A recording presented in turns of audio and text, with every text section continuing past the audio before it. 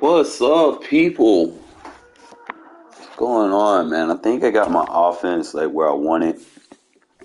My issue is, even when you throw it a lot, you're bound to make a bad read here and there. And I think I cleaned it up for the most part.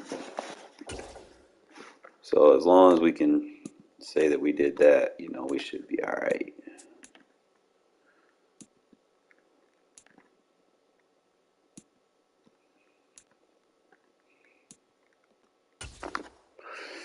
Just gonna play it by ear at first. The NFL is on EA Sports, and we're at Raymond James Stadium in Tampa, Florida. Coming up, we've got what should prove to be a good one between the Las Vegas Raiders and the Tampa Bay Buccaneers.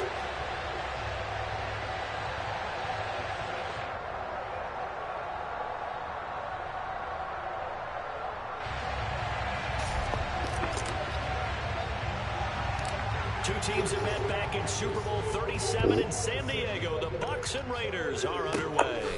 From just inside the 20, a short kick. That man's scared already. He got the Bucs and he playing scared already, fellas. What's wrong with the world?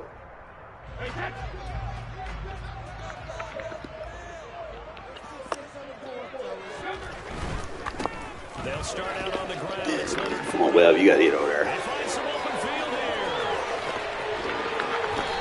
This shit Crosby. A big play there on the first play of the game. 44 yards. Well, welcome to the party. First carry of the game. How about that?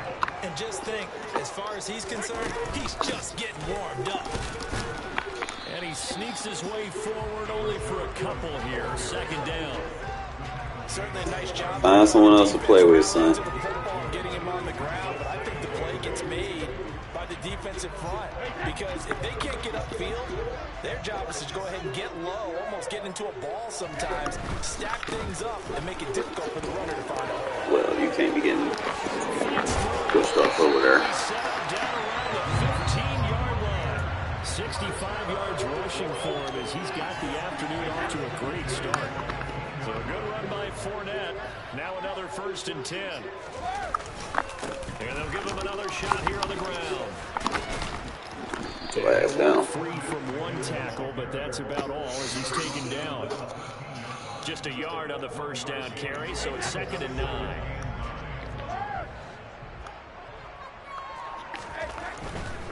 They'll run it again with Fournette.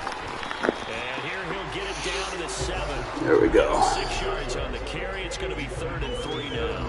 A quick burst there, and he nicely bit off a pretty decent gain. Coming up here looking for 3 yards to pick up the first. Brady going to try and throw on 3rd down. Throw ass down. Throw ass down. Shed one tackle but could not get away from there. So give him 2 yards there on the completion.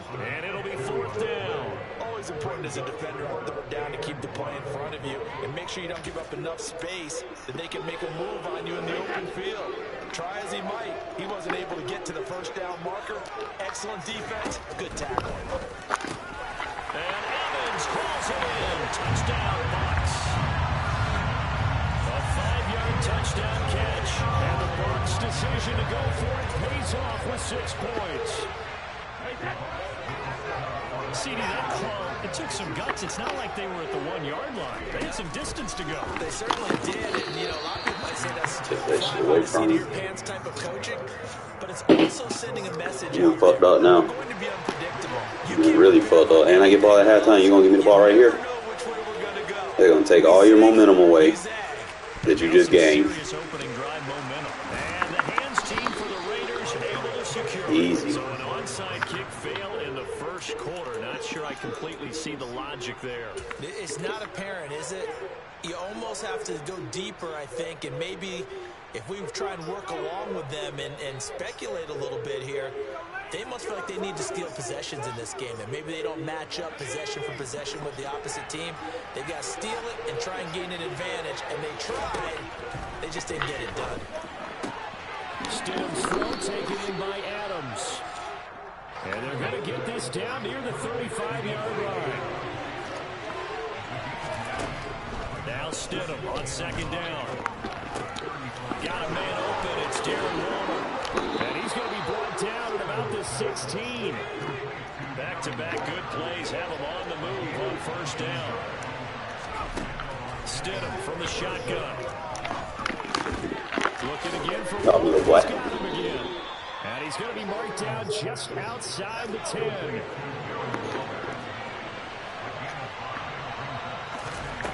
Stidham will throw again. On the out route, this is so when they press, every time he press, he's going to give me that out route. Down inside the 5 to the 4 before he's out of bounds. Press again for me, please. Thank you. Appreciate it. Now it's Stidham. Press, you give me that out route all day, bro.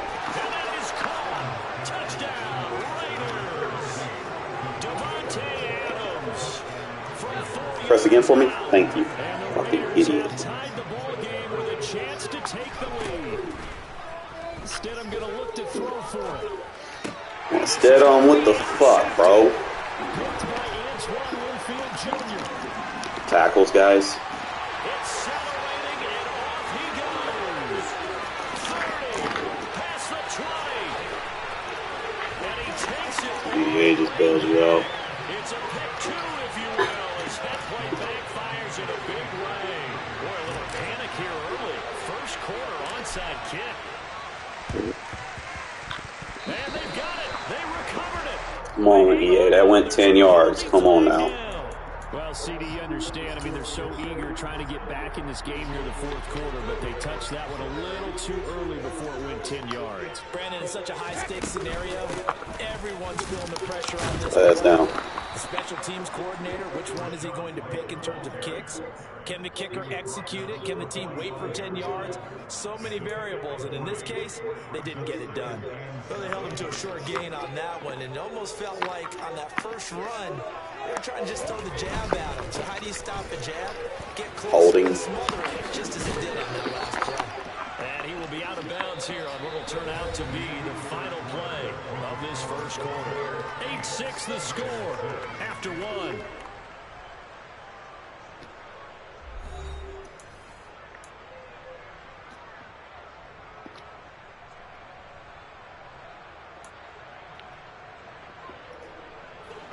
So 3rd and 2, this quite possibly 4-down territory, though, if they're stopped. To throw, it's Brady. And down he goes, brought down a Raider sack. Micah Kaiser with a big-time sack on 3rd down. It's a loss of 7. Even keeping the back in for extra protection on 3rd down, they still couldn't prevent the sack. Now it's 4th and long thanks to a terrific individual effort on defense.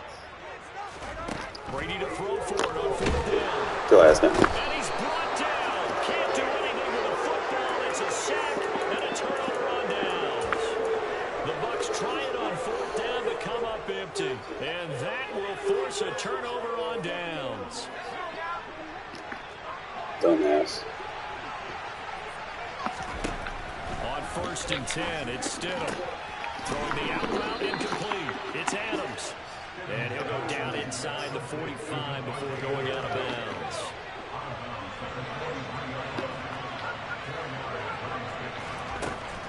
Second down, Stidham to throw. Oh, come on, Devontae. You got him. Well, the defender all over him that time. It's going to lead to 5. Or when he started using them. You had to switch it up on their ass. Here's Stidham. Throw left side, taken in by Renfro. And they'll wind up getting this with Can't guard them all, bro. inside the 20. So the ball down to the 16 here for 1st and 10. From the red zone now, they'll look to throw. And Waller taking What do about Waller? it in the middle. And he's going to get a solid gain of 9 before being brought down. 2nd and right at a yard.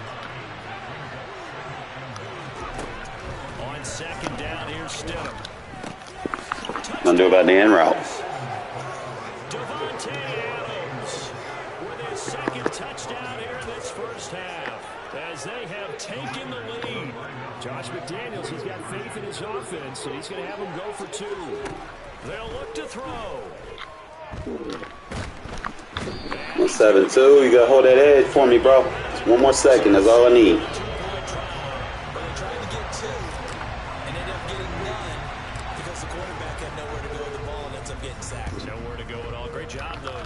defensively, they were ready. That ball should not be bouncing like that. Now that'll be a little too hot to handle as it will skip through the end zone for a touchback here. The Tampa offense ready to get their drive started. A kind of a lucky break on the prior drive, Charles. The turnover on downs that the offense had didn't good shit, Hive. Lock them up. Their defense came through, was able to hold them without any points. I would agree with you, partner. A little bit of a lucky break indeed, but you know what they'd say to us? No luck, just pure skill. We rose to the challenge, and we didn't permit a score. That's how we roll. I'm kind of curious, Charles, if they might temper their aggressiveness now offensively if they get in that fourth down spot again. Yeah, one would think so. Maybe because they held it, they might go for it again. And he slips up past the 45 before being tackled.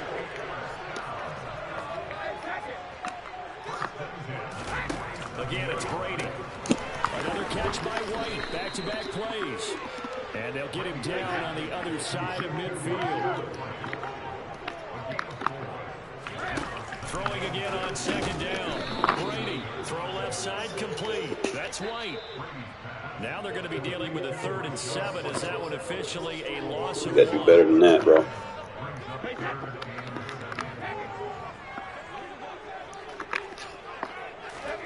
From midfield, here's Brady. Really, yeah. Well, knock it down. Don't pop it up. First down as the tackle comes at the Raiders 21. A big gain of 28 as the drive continues.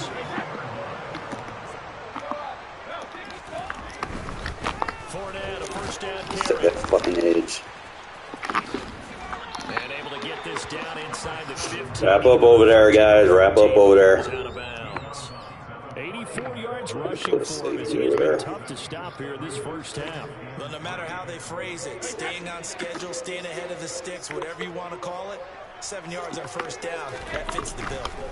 On second down, here's Fournette. And that'll hurt the average a bit as this time they're able to get him behind the line. It'll go down as a 2-yard loss, and it brings up a 3rd down. That's a really alert defense there because they saw the heavy look come in from the offense, countered it with extra linebackers who brought a little bit of speed and effort, and able to really make a big-time play for their defense. So it's 1st and goal and a great opportunity to get that lead back before the break.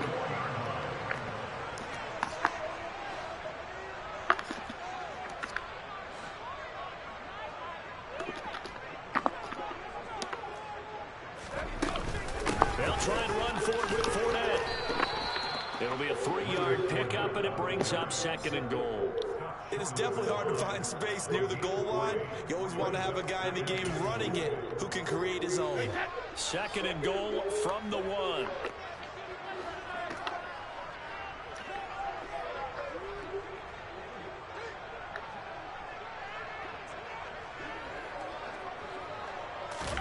Brady's going to sneak it. And he is met at the Come on, man. and he goes down right there.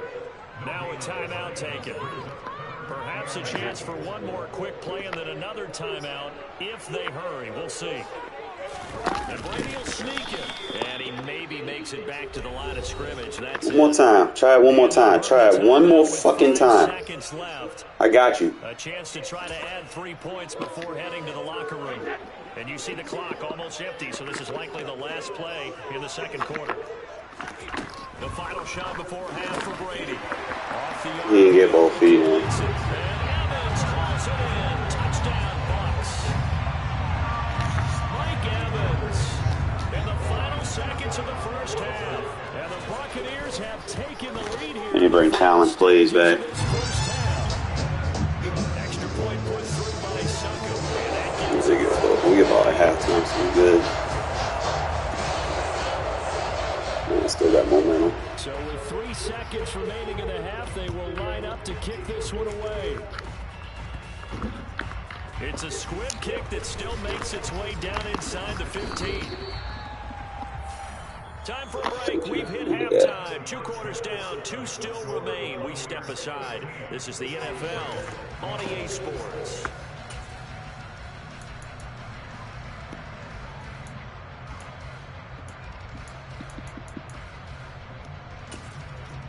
And we welcome you back now. Alongside Charles Davis, I'm Brandon Gunn, getting set for quarter We number about to get 3. more momentum. Appreciate it.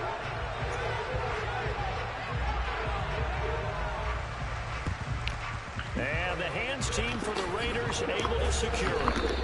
The bar just fill up. Exit the locker room with a lead, tried the onside kick, it didn't work. And you just wonder what the gain was there. They were already in the lead. They were in control of the game.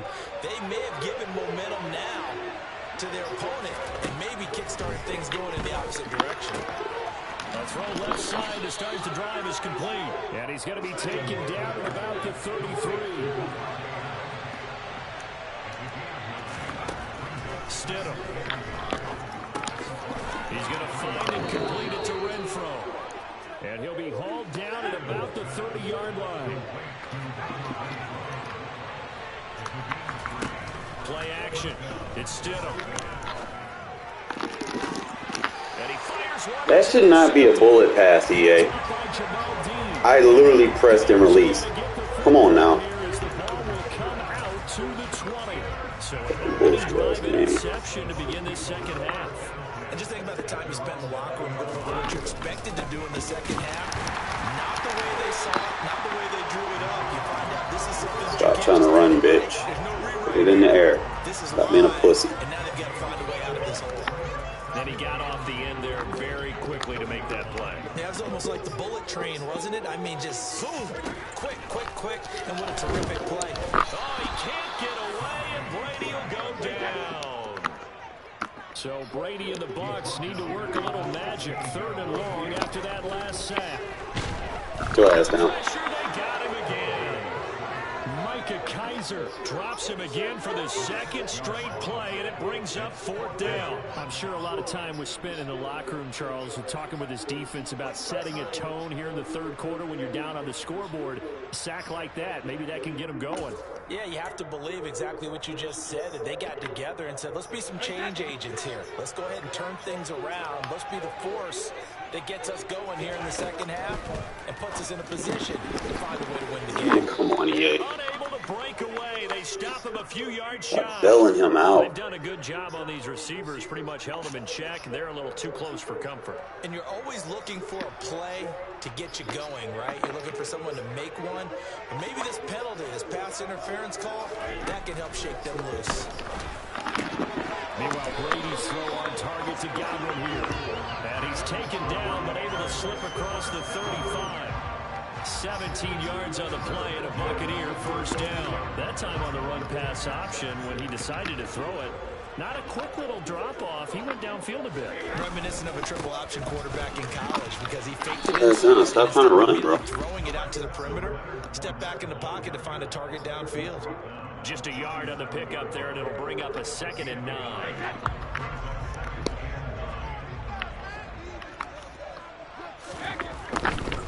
Again, it's Fournette. But we gotta do better over there, bro. And he's able to get this to the 40-yard line before he's out of bounds. 109 yards for him on the ground now as he has been terrific here this afternoon.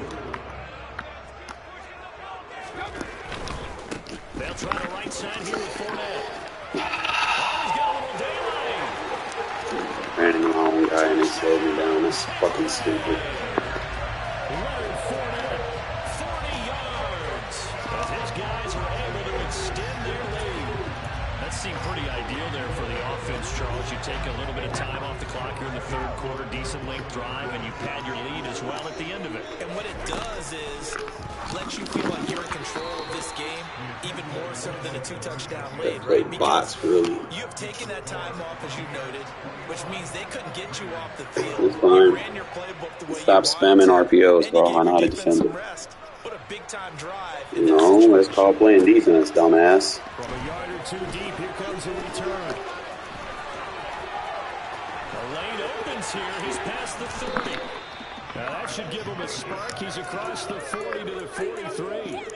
It's the 3rd quarter. They're down on the scoreboard. While no one wants to hit the panic button just yet, points are a necessity on this drive. What a great way to get set up. The Raider offense set to get this drive started. So the offense back out now, coming off its first interception of the game the last time out, trying to reestablish some momentum here, Charles. But they're trailing defensively. Maybe these guys smelling the blood in the water a little bit. Yeah, I think that they probably are. But what they need to do right now is just make sure they don't force the action too much themselves. They've got them on the run a little bit. You just want to be in a position where if they make another mistake, you're there to capitalize on it and take it away from them. Stidham. The open man here, Renfro. And they'll get this down to around the 47-yard line. This offense in desperate need of a conversion as they come up on third down.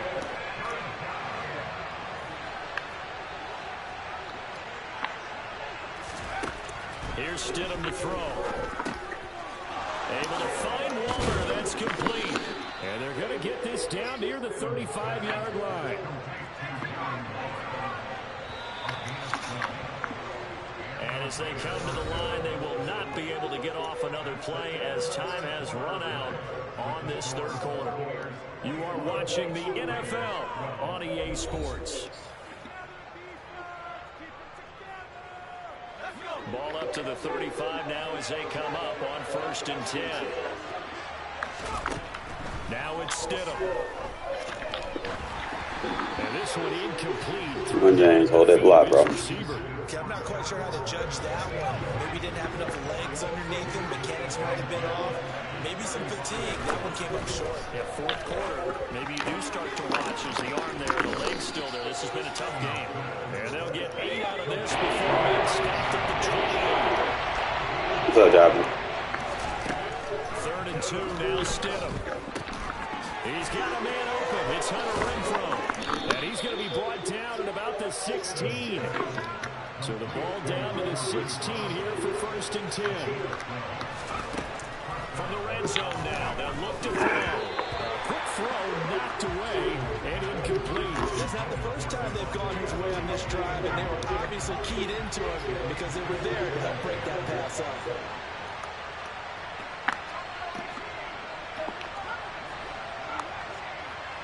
They'll send a receiver here in motion right. Again on 2nd and 10, it's Stidham. Renfro bringing it in over the middle. And they've got this down to about the 12-yard line.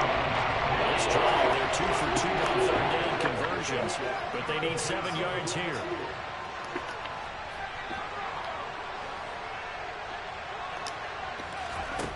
Out of the gun, Stidham. They swing that out wide to Jacobs. And they're able to stop him short.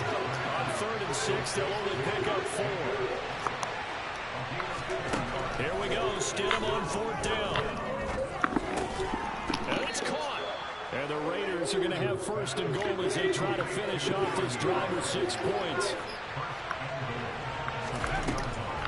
Jacobs will cross the line. He's in. Touchdown, Raiders.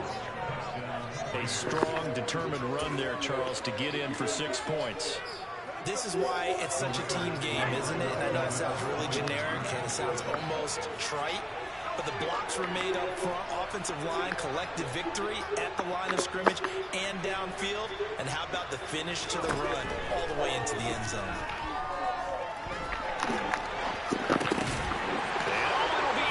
Yeah. Picked up by Levante David.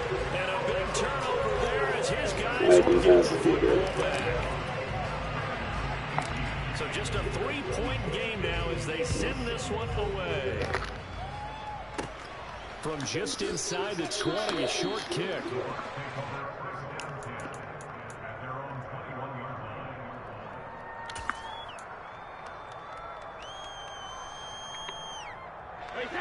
The Bucs offense set to begin their next possession. After the touchdown we just saw, we have a brand new ball game. And now look at the situation. You've got plenty of time on the clock. Defensively, they have 3 timeouts. So do you run the football here or do you throw? I think you have that full conversation with your offensive unit. You tell them, here's the situation. They've got all their timeouts, so we are not going to play this conservatively. We've got to attack them. We've got to make them use those, gain the ground that we need in order to put this game away. If you think we're just going to run it 3 times, That same energy. we got another thing coming. Yeah, and by the way, also the 2-minute warning in play, so essentially 4 timeouts left. They have to be aggressive here. They'll try and run some clock with Fournette. The solid stick roll. And he's going to be out of bounds right at midfield. Boy, 179 yards rushing for him now as he has been tremendous all day long. Not totally home free yet, but it's looking good as they come up 1st and 10. Fournette running right. And he's going to get this one down to the 45. 5 yards is the tally on 1st down. That brings up 2nd and 5. Well, at this stage, that's exactly what you want offensively. Good run on 1st down, stay in bounds, keep that clock rolling. And look at that play chart that the play caller has in his hands right now. That's what you got to focus in on because That should have been a pick. Right now, he's under that 4-minute offense section. What running plays do we have to bleed down the clock and take care of the football? Right now, they're executing really well.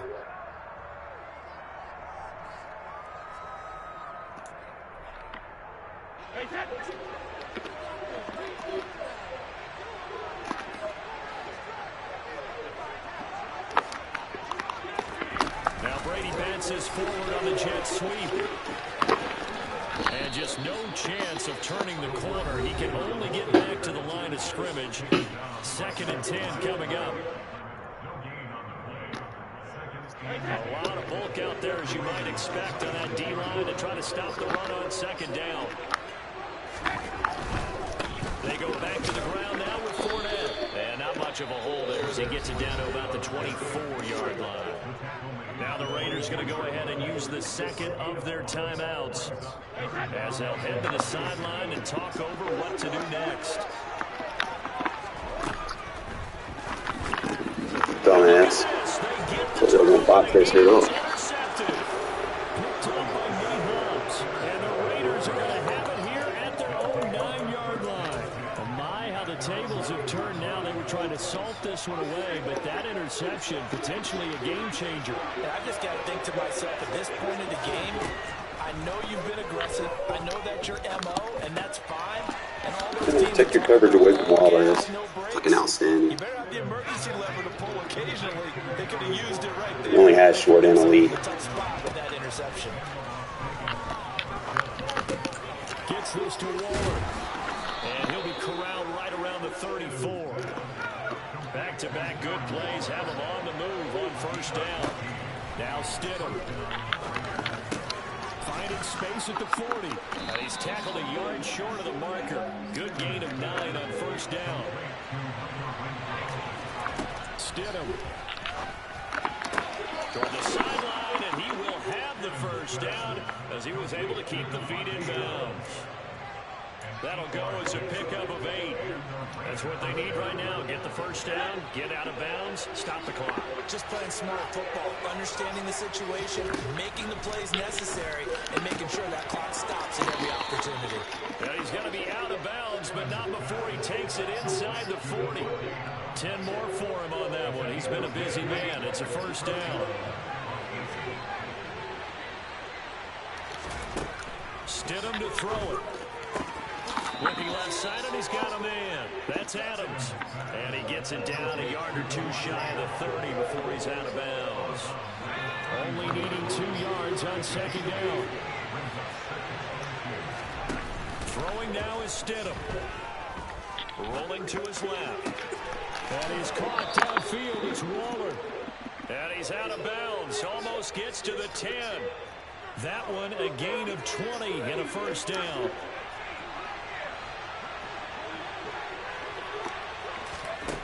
Now Stidham.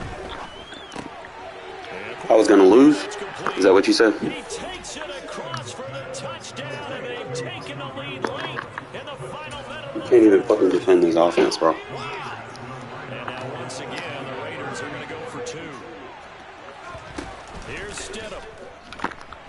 And no, it's incomplete. So they can't convert for 2, but they still have You got to pass offense. as we get toward the end of the 4th. On as the Raider kickoff unit now as they will send this one one away. Fields this way up at the That was 17. dumb.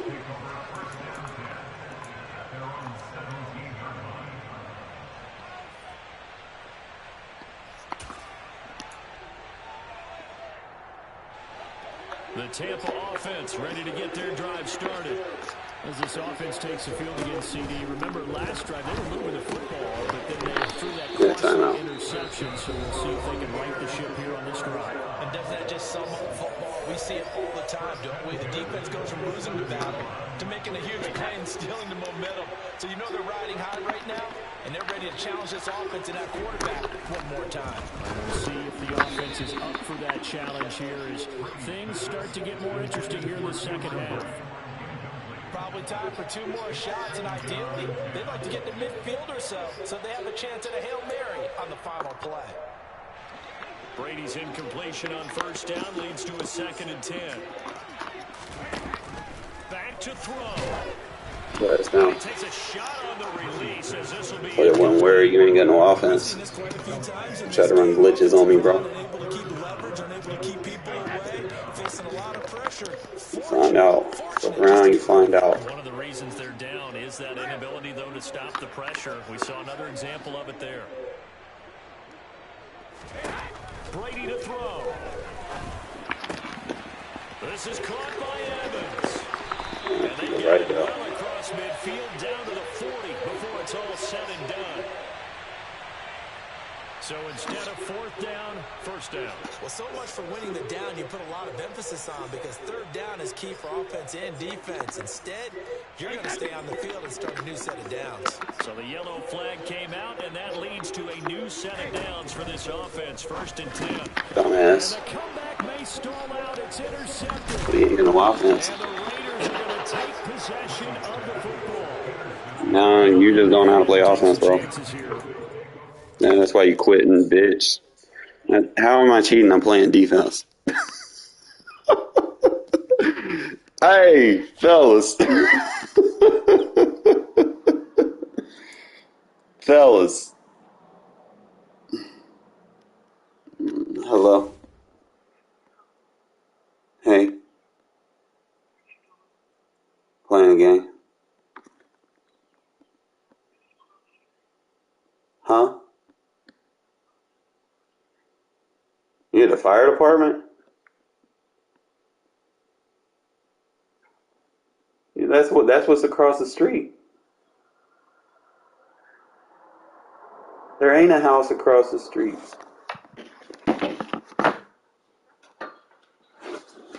Which house?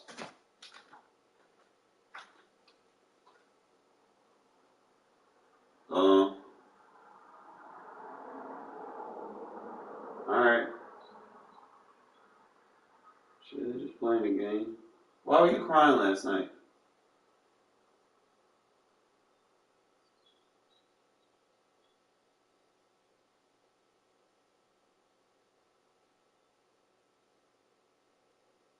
I mean, you had a job, but you have to understand, like, people gonna be assholes. You know, you just gotta learn, like, when you go to work, like, don't pay no mind. You don't go to work and make friends or anything. You just go there and get paid.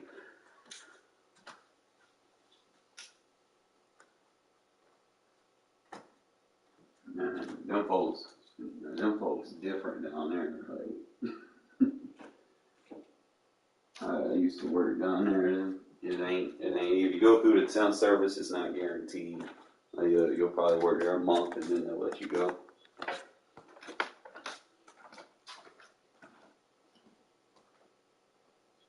I'm not sure. I really have to stream it on YouTube right now.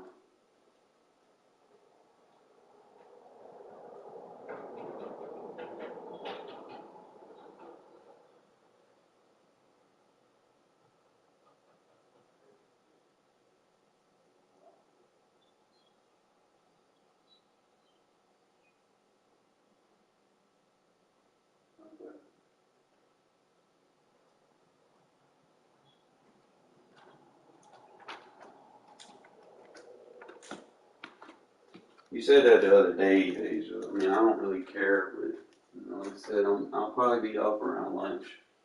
Maybe. It's usually when I get off so I can get some to eat. I'll probably do some things around the house, I reckon.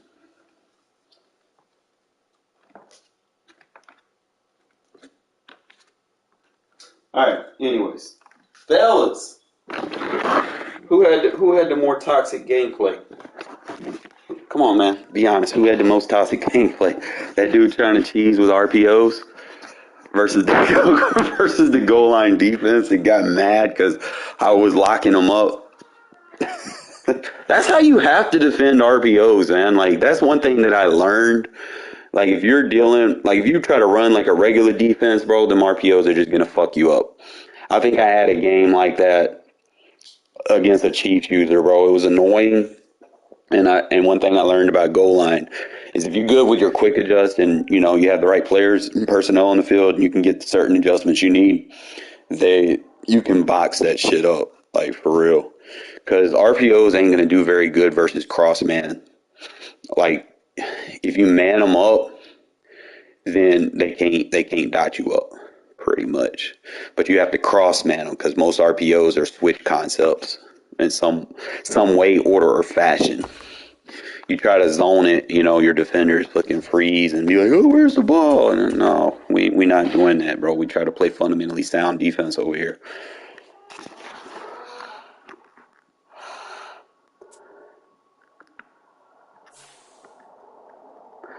He had to have been like 20-something, 20 or 30-something, I don't know. But he literally thought he was going to run RPOs on me, bro. And I told you, man, you going to fuck around, you going to find out. Oh, look who it is.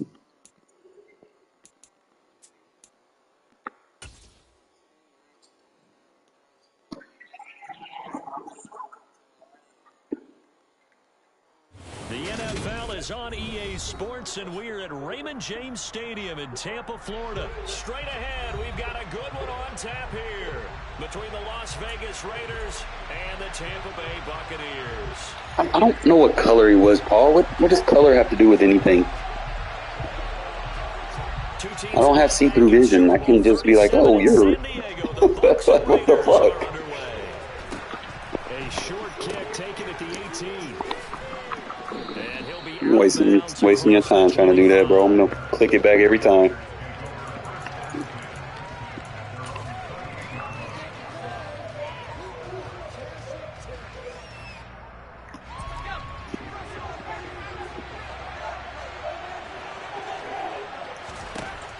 Stidham sets to throw on first. He gets this to Devontae Adams. And past the 40 before he's out of bounds. A good start offensively. 15 yards on his initial play. One play has him up past the 40 already, and another 1st and 10. Here's Stidham. He goes right back to Adams. That's complete. And he's able to take it across midfield before going out of bounds.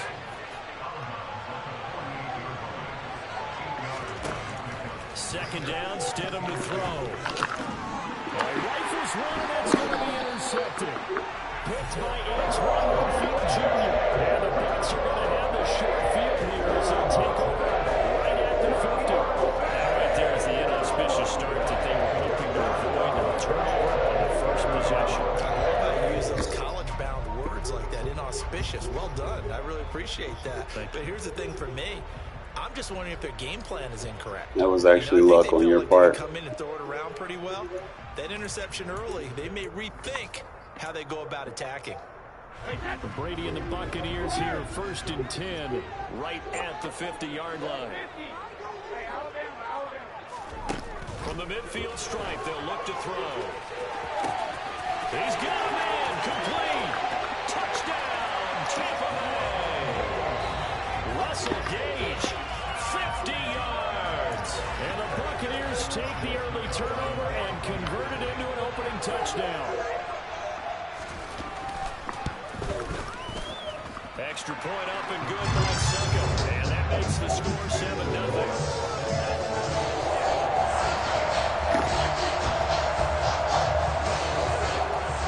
That is the kickoff unit as they run up and send this one away. Field gets this way up at the 17. And he will be brought down here inside the 20. Good coverage as he's dropped at the 17. The Raider offense set to get this drive started. They threw an interception the first time they had the football, wound up leading to a touchdown the other way. How do you approach drive number 2? Going back to your game plan coming in, everyone has matchups that they like better than others, where they think they have an advantage. Dial up some of those plays. Try and go to those spots and get your offense moving. Now Stidham. Catch is made by Hunter Renfrow. And they work this well upfield across the 45.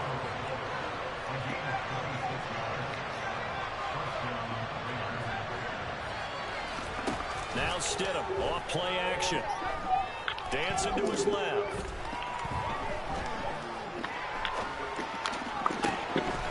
And that is incomplete. The coverage a little too good there, and it's second down. They certainly did a nice job improvising there, extending the play, hoping someone would come open downfield, but they never did. So now 2nd and 10 after the incompletion on first down. And they'll bring the big tight end across the formation left.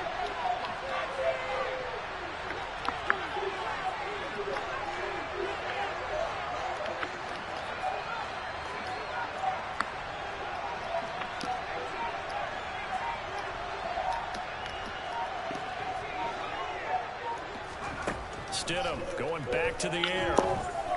Too much that time. It's incomplete. I know coaches tell us all the time how a powerful arm is the main thing they look for.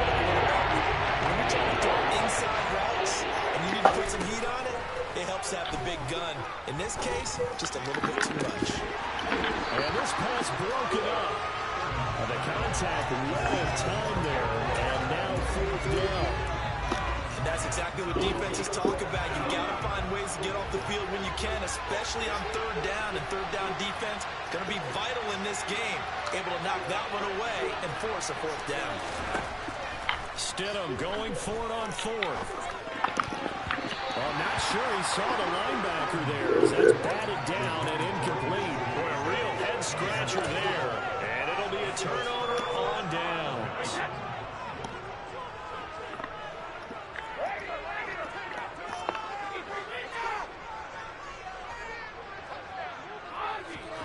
On first down, Brady looking downfield for Godwin. And this is caught. A big play that time for Tampa Bay. 46 yards.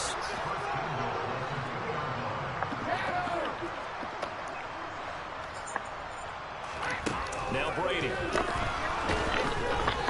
Hit as he throws there, incomplete. Partner, what we're seeing so far is the defense is certainly coordinated.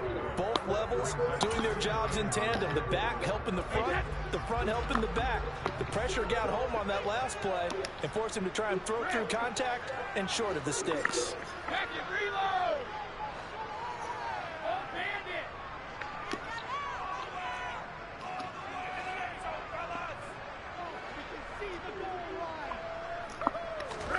On 2nd and goal, Brady, and this is going to be intercepted. Picked up by Rocky Sin, and the Raiders are going to take over here on the INT at their own 5-yard line. And as we've seen, points have been precious so far, and they just threw some away on that snap. And look, let's face it, as we advance further into this game, that play will be on the minds of everyone who's watching it. They wonder if this is the turning point. Is this the spot where those points were given away and could cost them a ball game? After the interception, here's Stidham. The open man here, Renfrow. That'll go for a gain of 7, and it's 2nd down. Stidham steps away. A quick throw there going to be batted away and incomplete. This is what defensive coaches ask of their defenders every single ball game. Get a hand on every throw in coverage. They make the deflections right and afterwards. Pick it yourself if you get it, but at least knock it down and guarantee it's incomplete. There's the stiff arm, and he will be knocked down hard, but he will have the first down.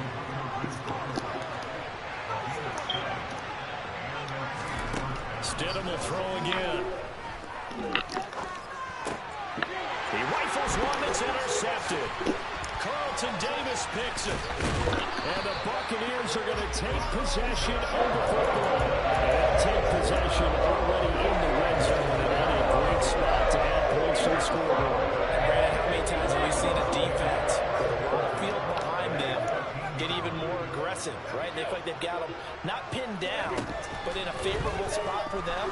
And they took advantage of it there. Got a nice interception and set up their offense in great shape. And Brady's throw there, incomplete. And to put it mildly, this is a tough spot defensively. They have to come right back out and defend their red zone.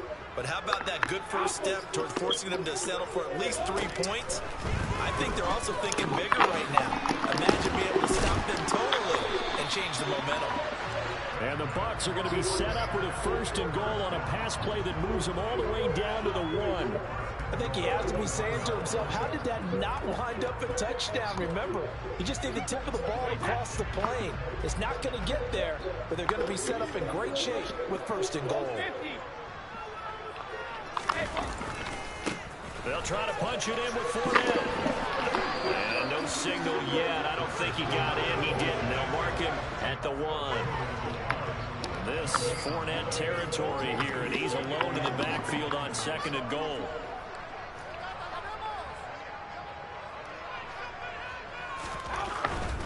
He's going to get it again. And the reinforcements come in as they're going to stop him behind the line. After 1, 7-0 on EA Sports.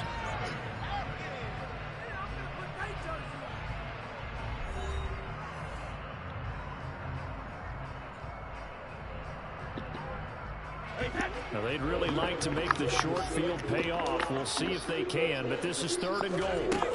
Play action. Now it's Brady. He drops it off for Bernard. Able to hold him to just 2 yards, and now it's 4th and goal.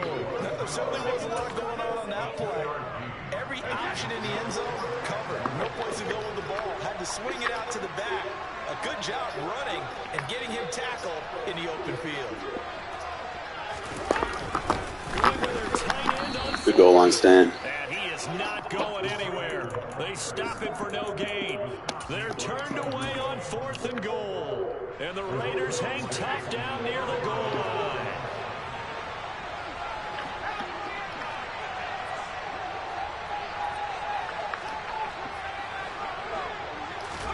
Trying to shake off the interception. He'll look to throw. He'll swing that out wide to Jacobs. 6 yards left on 2nd down.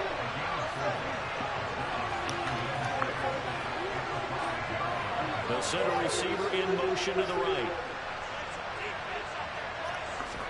They go play action with Stidham. He's going to find and complete it to Renfro. So just 3 yards on the completion. Make it 3rd down.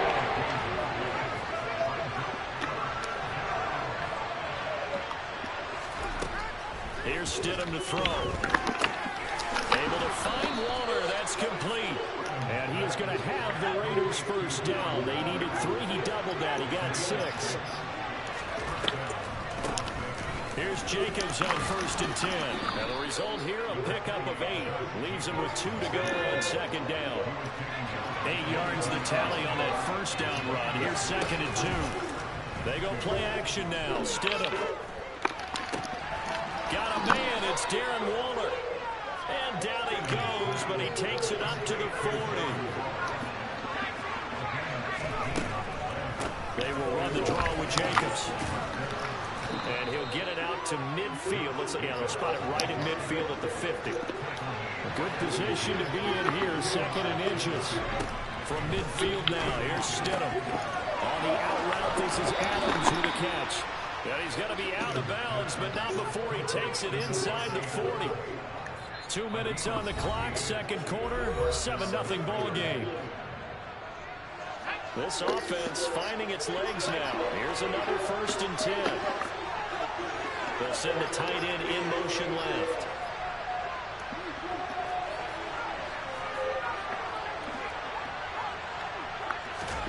On 1st and 10, it's Stidham. That's caught by Waller out left side. And he gets us down inside the 35 before going out of bounds. They'll send the tight end in motion.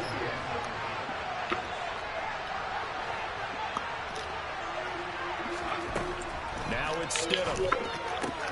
Delivering another one here to Darren Waller. He's got it again. And he is out of bounds inside the 30. Back-to-back receptions for him, and it's another first down. And the tight end goes in motion left. Again, Stidham. Will get this underneath to Jacobs. This will be a short gain of 3 before he's brought down at the 22. And they'll send the tight end in motion here.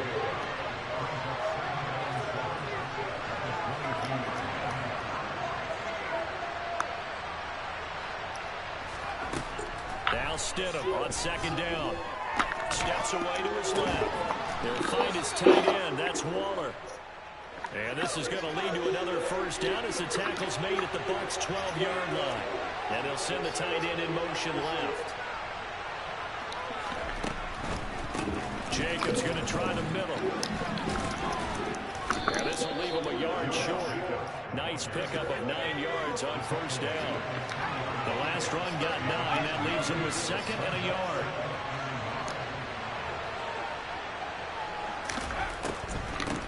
They'll stay on the ground with Jacobs. And he's going to get this back to the 3-yard line and no further. So they just need 1 yard here to pick up the first down. And that is caught. What up, my man?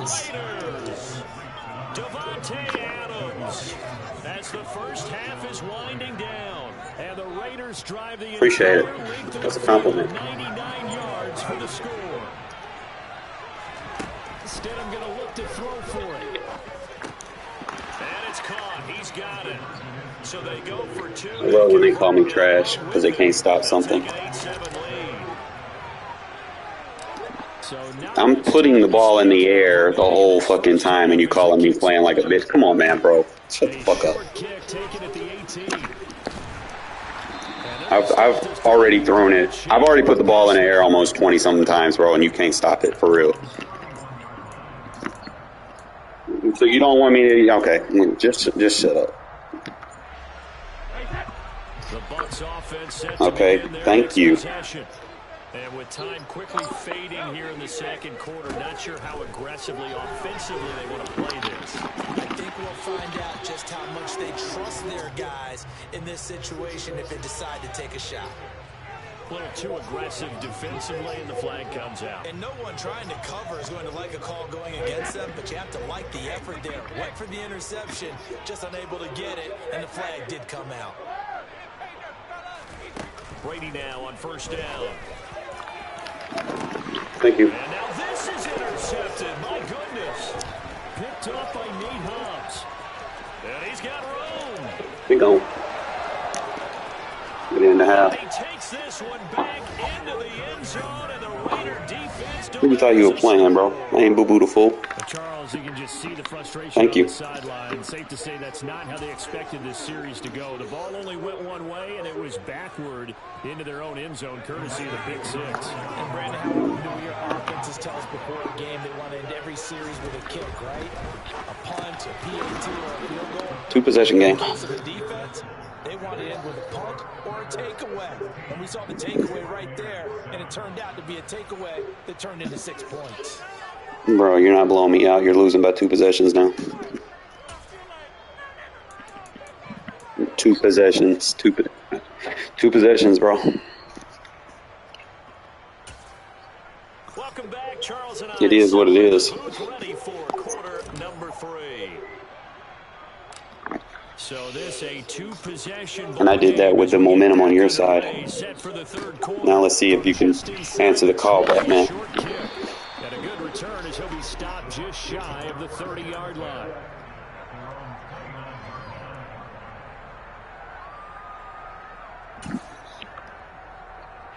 The Tampa offense ready to get their drive started.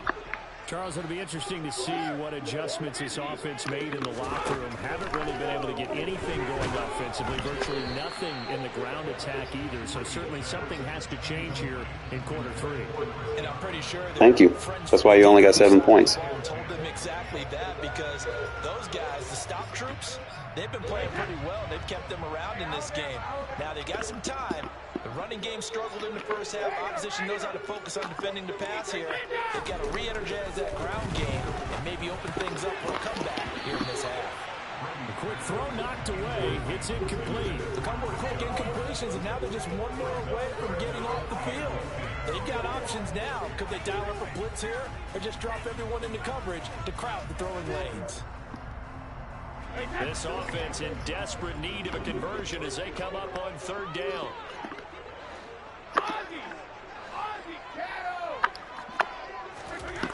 To throw, it's Brady. Looking downfield for Godwin. And this will be caught at the 30. And they work this down inside the 30.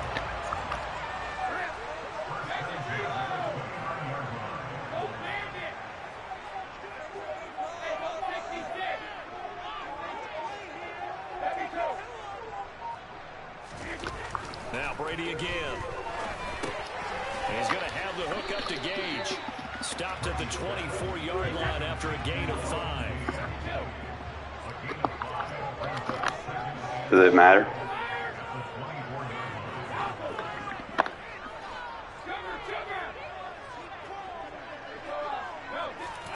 To throw again on 2nd down.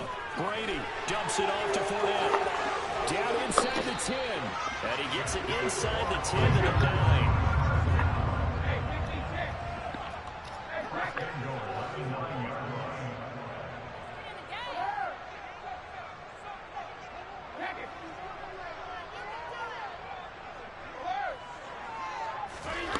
Now Brady.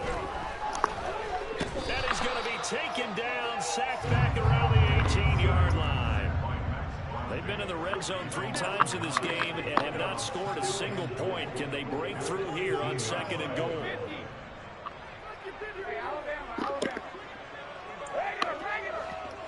Now Brady, maybe a free play here.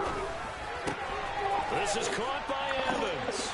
And he takes it into the end zone across the chalk. Now there is a flag down, but I think that's offsides on the defense. Yeah, I think that's going to stand, partner.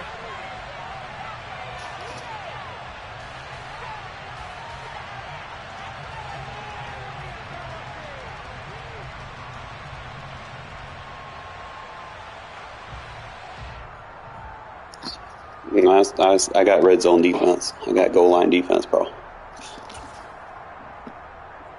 Todd Bowles leaving his offense on the field. They're going to go for 2 here. And I made adjustments.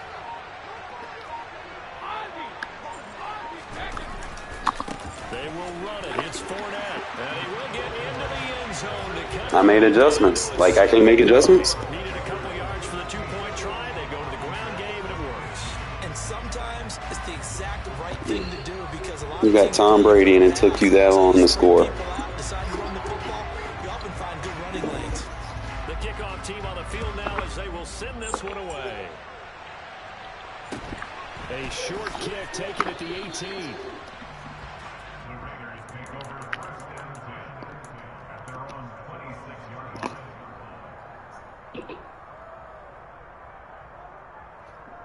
You're not nice like that. The Raider offense set to get this drive started. On 1st down, Stidham. The left side throw complete to Adams. You're not defending it. You're in a cover 3. I'm gonna annihilate that shit all day. Main goal, get a couple of first downs, run some plays, run some clock, allow their defense to get a chance to catch their breath, settle down, and relax a little bit after they just gave up the score. Stidham's throw complete here to Waller. And he'll be tackled. You really gonna take coverage away from Darren Waller? He has short and elite. You really want to do that? Back-to-back good plays have him on the move on 1st down. From the gun, it's Stidham. Throwing the out route incomplete. It's Adams. The defense is trash. And he is out of bounds inside the 35. A good gain again. That's now 31 Beating yards cover combined 3. on those last 2 plays. But one of the ways that quarterbacks keep all the receivers alive in a play, never lock in on any one guy. Make sure you keep your eyes moving, scan the field, and here he finds the open guy for a nice pickup. Running straight ahead is Jacobs. And this defense not ready for that one as he'll take this down inside the 25. Under a minute to go in this third quarter as they come up 1st and 10. Once again, it's Jacobs. And this time the yards won't come so easy as they'll in fact tackle him behind the line. On 2nd down, here's Stidham. Throwing the out route incomplete. That's Adams. And he'll be marked down right at the 15-yard line. 3rd and 1, Stidham. Waller taking it in over the middle. And the Raiders are going to have a 1st and goal coming up as they find a way to convert there on 3rd and 1. It'll be 1st and goal when we come back. We'll return with more after this break. You're watching the NFL on EA Sports.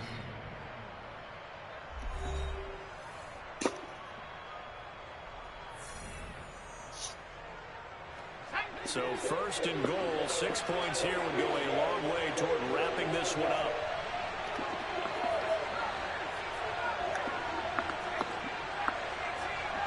They'll bring a receiver in motion right.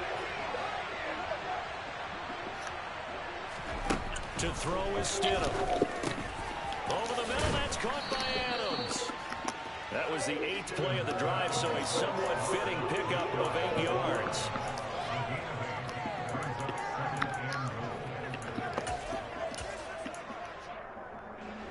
Two of their 3 red zone trips so far they've come up empty on. They'll look to reverse that trend on 2nd and goal. They'll run it with Jacobs. And nothing doing. He's immediately taken down at the line of scrimmage. The ball mere inches from the right line on 3rd and goal. Jacobs again. And he's in. Touchdown, Raiders. No, they don't update the rosters after the Super Bowl. It'll be the last one. Extend their lead here in this 4th quarter. So the 2nd down run didn't work. They run it again on 3rd down to get in. I wasn't sure if they might pass it, Charles. We know that they like to mix it up down here around the goal line. It almost felt like the offensive line said, forget mixing it up. Let's call our favorite running play over our best blockers, and let's get this one in. On is the Raider kickoff unit now as they will send this one away. I mean, people have, like, you can't play online with them. Like, people have their, you know, the fan base rosters. I mean, you can play franchise and stuff with them, but you can't play online with them. And they don't really be accurate, you know. It's like they be overrated. The Bucs offense set to begin their next possession. Well, that last touchdown we just saw, what an important one. Now it's back to a 2-score deficit for this crew as they take the field here, and they are in desperate need of finding the end zone. Throwing on 1st down is Brady. That is caught. It's Chris Godwin. And able to get this one across the 45 before he's brought down. That play going for 16 yards to start the drive. 1st down. You cannot write these guys off just yet. Not with a quarterback like that under center. You mean it actually crossed your mind with him running the team that you could actually maybe write this game off? Not yet. Not. Oh, he can't get away, and Brady will go down. So after the sack, here's 2nd and 14. From the gun, it's Brady. Looking downfield for Jones. Oh, that should have been a pick, EA. Come on now. That should have been a pick. I'm sorry. Execution, and now they're set up nicely. Are they ever? Red zone? I wonder what the next play call is going to be, because after a big play like that, a lot of teams like to use the momentum to launch another one. On 1st down, Brady. And he'll be hit as he releases it, and that'll fall incomplete. Thank you. Tell you what, partner, after he ices down, he's going to need a nice long soak in a hot tub after this one. He's been under duress the entire game. And once again, hit as he throws. Fortunate that one wound up incomplete. On 2nd and 10, Brady. And this time he's got the hook up. It's complete. And the Buccaneers are going to be looking at first and goal as they move this down to the 4-yard line.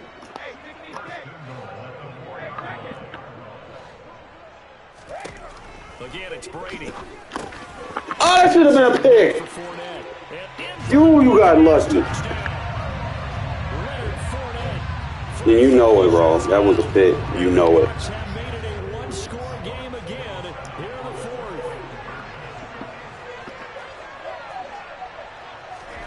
Brady's going to look to throw. And now the pressure gets there, and he goes down. Guys are eating it well. That deficit stays right where it is. You know you like that defense. It's got you frustrated over there. Brady can't move. He a pocket quarterback. And you know it. And now defensively they're going to burn their first time. And that why you gonna keep seeing it, because he can't move. He can't fucking run. All I can do is just send more than what you can block. It's in the air. And a short kick taken at about the 16. And he's up past the 20 to the 22-yard line. The Raider offense set to get this drive started. And the football changing hands here as this offense takes the field. Charles, they'd be fine with more of the same on this upcoming drive. Last time out, they found the end zone for 6. And they're certainly hoping for more of the same, but the game plan, I doubt it'll just be a carbon copy of the last drive, because I think this offense is ready to break out some new wrinkles and try some new things that might be hidden in their playbook. They want to use that confidence to its advantage, while also keeping the defense from anticipating what's up next. You was up, bro. Like, you was up. That's the thing. Like, why are you saying if you was up? You was up. You know what I mean? Now, whose fault is that? Whose fault is that? Whose fault is that, bro? You was up. And they get him down, but not before he takes it across the 40-yard line. Not totally home free yet, but it's looking good as they come up first and 10. There's a handoff to Jacobs. I mean, what? And he's able to get across midfield and down into Buccaneer territory. Another yard would probably put this thing in the books. It's 2nd and 1. On the handoff, this is Jacobs. And he'll be brought down at the 45-yard line. 2 yards on the pickup, and that's all they needed to move the sticks. But they picked up a little bit of yardage there, and now, in this situation, should be in no hurry to run a play really fast. Let the clock wind down. Now a carry for Jacobs. As he's got this down inside the 40 to the 39. Now the Bucs going to use the... When you're up, you can run the ball. As they get the stoppage with just under 50 seconds Thank you. remaining in the 4th. Now Stidham. Slant to Adams. Now we got you in an uncomfortable situation. You can't run my defense. From the 32 now. Here's 1st and 10. Stidham's going to set up to throw this. Throwing middle, and it's complete. And they're going to get this down inside the 20. Now a second timeout called for by the defense. You can't run my defense stock. You got to make user adjustments. We'll holler at you. Oh, if I was up. Look at you, man. You're on the quit screen. Look at you. You're up on the quit screen. Look at you. Look at you. Look how many times fucking Stidham threw the ball, though. Look how many times I threw the ball with my quarterback. The 32 attempts, and you couldn't really stop it, bro. Come on now. Okay, you could have defended it. Stop playing cover 3. Stop putting blue zones on the field. Stop putting blue zones on the field, bro. Stop putting blue zones on the field and you won't get dinked and dunked on. That's why your ass quit. These motherfuckers want to play cover 4 and cover 3 and 2 high safeties, bro. They're going to get a handful of it. Dink, dunk, dink, dunk. We gonna peg and twist. These motherfuckers can't handle it.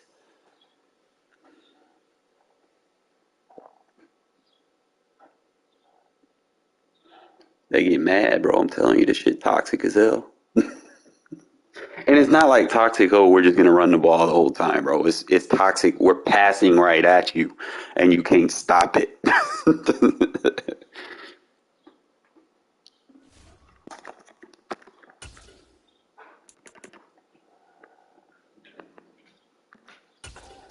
Ooh, baby.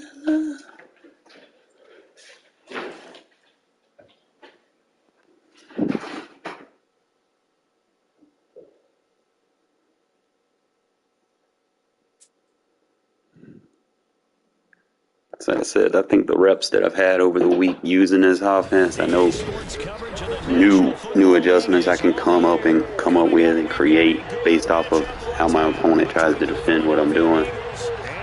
So it's not like you're always going to do the same pre-snap adjustments. You know, you just kind of make adjustments based off of what you see in the defense and how they're trying to use her. Most people tell on themselves, and the quicker you can get them to tell on themselves, the better. Because then you can just start doing whatever you want out of it. And we are underway here in Las Vegas. A short kick taken at the 18. They're going to take this up close to 30, so really good starting field position.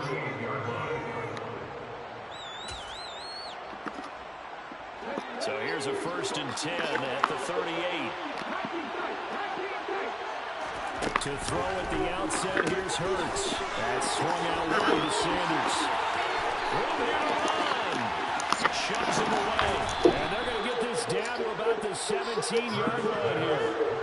Well, and this is where quarterbacks' passing numbers sometimes get a little bit more inflated than they should, because this is a short little pass, but it goes for big yardage.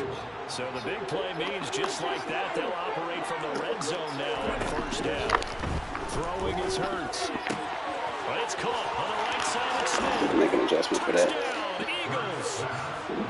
Devontae Smith on the receiving end from Jalen Hurts. And the Eagles are on the board first here in Vegas.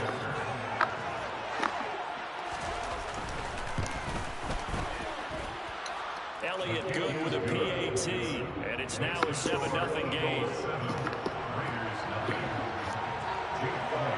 Now after the touchdown, here's Elliott on to kick it away. And here comes a return from the middle of the end zone. Ooh, them boys small. Now increases, he's past the 30.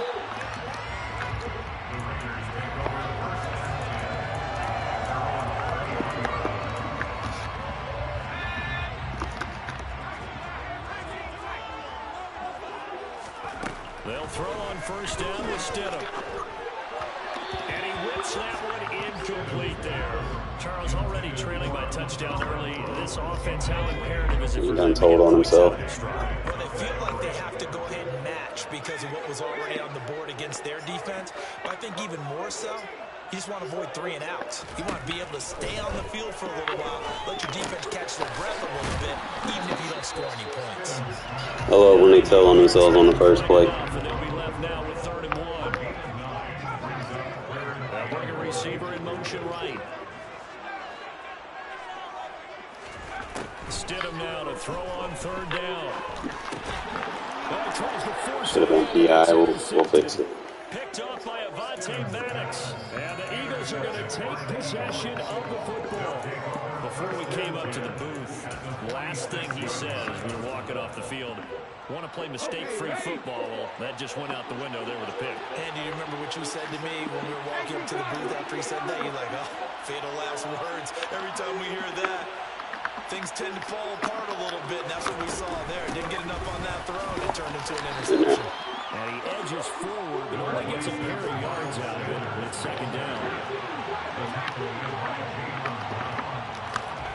From the 44, Hurts. He's got his Kaiser, you're supposed to get that now. And he goes down, but not before getting this inside the 25.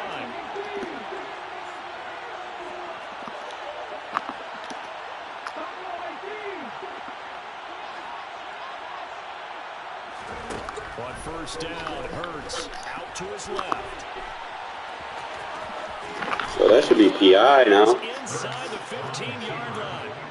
Nothing open downfield. He keeps it himself for 11 and a first down.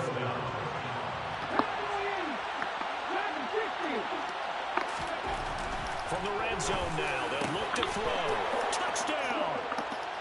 Jalen Hurts on target to Dallas Goedert. And the Eagles have taken a 13-0 first quarter lead.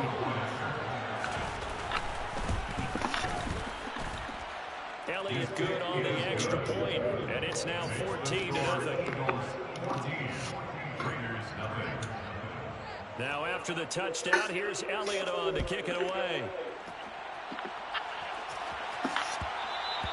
And that one will bounce out of the back of the end zone, so we will start here at the 25. Good in the phase, too. The offense for Las Vegas about set to begin the drive.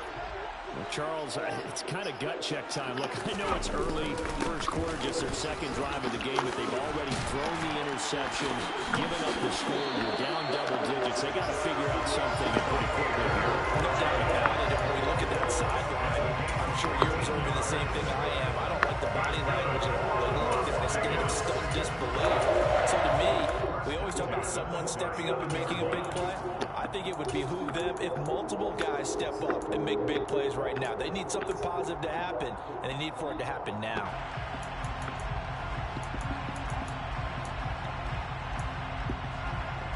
So from the 39 now, they'll come up on a 1st and 10.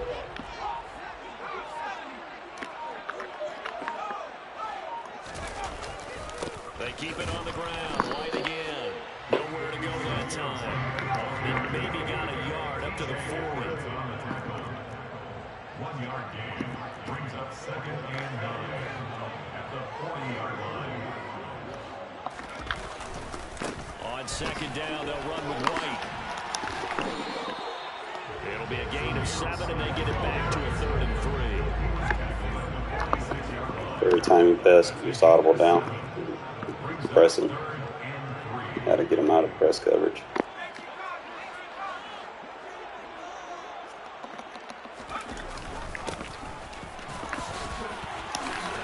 You can run all over press coverage. Press me again. Like an audible down. Thank you.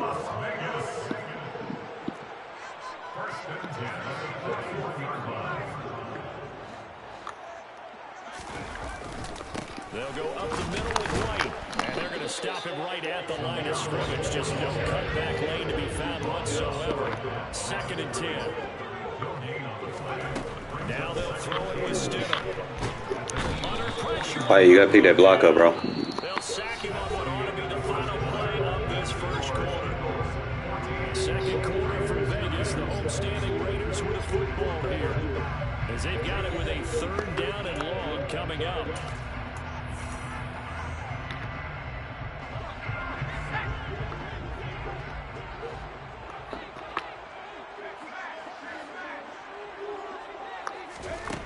Here's Stidham.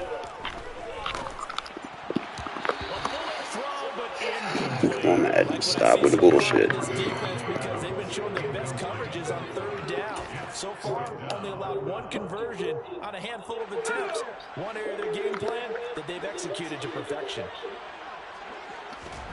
They'll try and throw for it with Stidham. Adams, you got to catch that now. Cannot convert, and they turn it over. The Raiders trying on 4th down, but to no avail. And this defense is going to get the football back near midfield, right at the 48. The Eagles offense set to begin their next drive.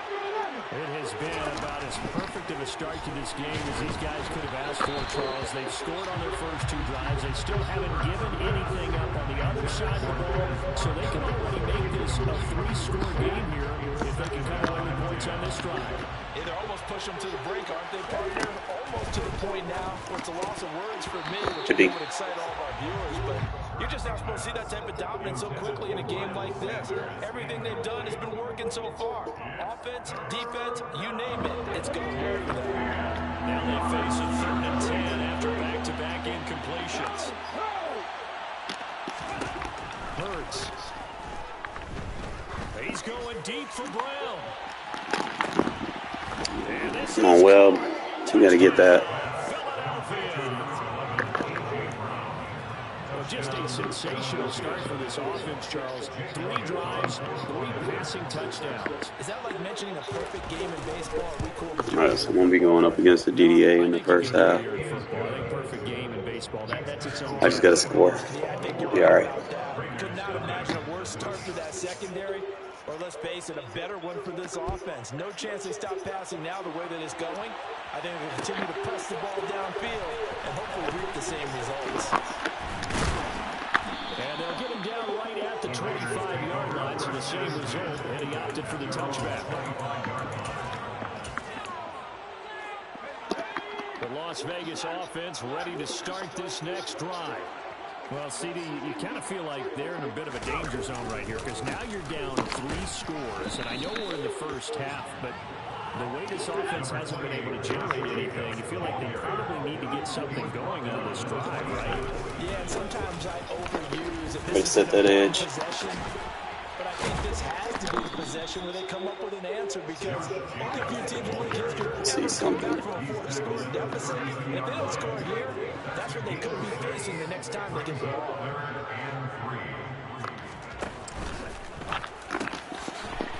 Here's a quick throw caught out wide. And able to get this one across the 45 before he's brought down. First and 10 at the 48-yard line. Jacobs now. On a determined run there as he's going to take. Got to beat those corners up. This offense finding its legs now. Here's another 1st and 10. Going on the ground with Jacobs. And just no chance of turning the corner. He can only get back to the line of scrimmage. 2nd and 10 coming up. I know the speed is the hallmark of today's NFL game, but the key to good rushing defense is still having your linebackers set the edge. Now Stidham. He gets this to Devontae Adams. And he's going to be taken down at about the 33. This offense on 3rd down today, they've hit 2 for 4 thus far. Here it's 3rd and 2. Got a man open. It's Darren Waller. And he has another 1st down as they'll get the ball down to the Eagles 17-yard line. So from the 17 now, here's a 1st and 10. Every time he presses, he's going to give me what I want. Look to throw. Looking again for Waller. He's got Press me again, bitch. And he'll get 7 yards. Please, I want you to. Come on. Press me. Press me so I can get a wide open receiver.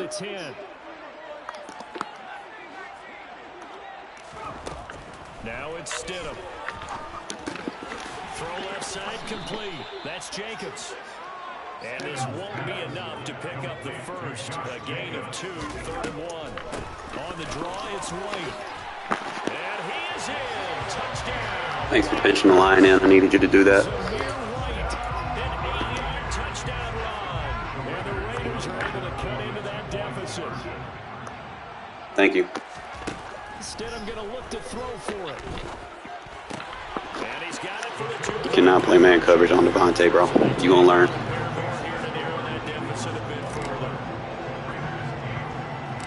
The kickoff unit is out on the field, and they will send this one away.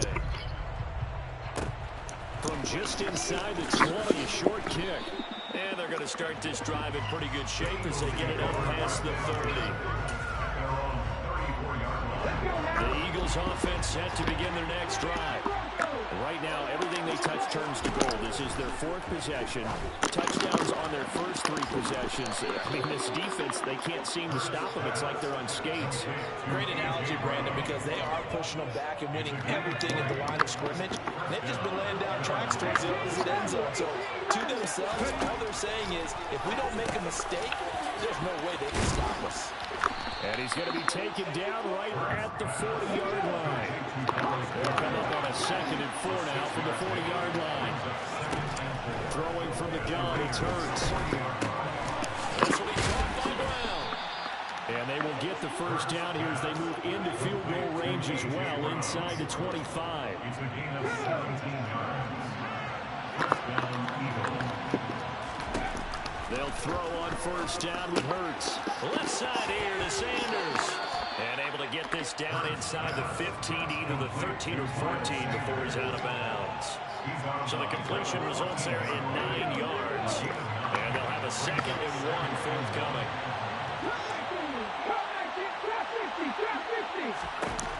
Here's Hurts to throw. And this is caught by Watkins. He's got his first catch here before halftime, and it goes for a first down. First and goal at the 9-yard line. And we're going to get a timeout with 2 seconds remaining in the second quarter.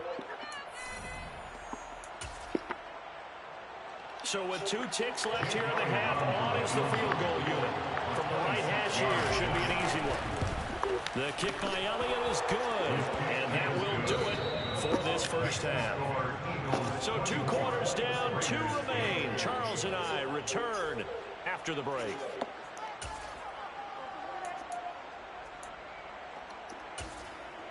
And we welcome you back live now inside the booth alongside Charles Davis. I'm Brandon Gunn, set and ready to rock for the third quarter. The Raiders are going to have it first, and they trail here as we get back to it in this third quarter of action.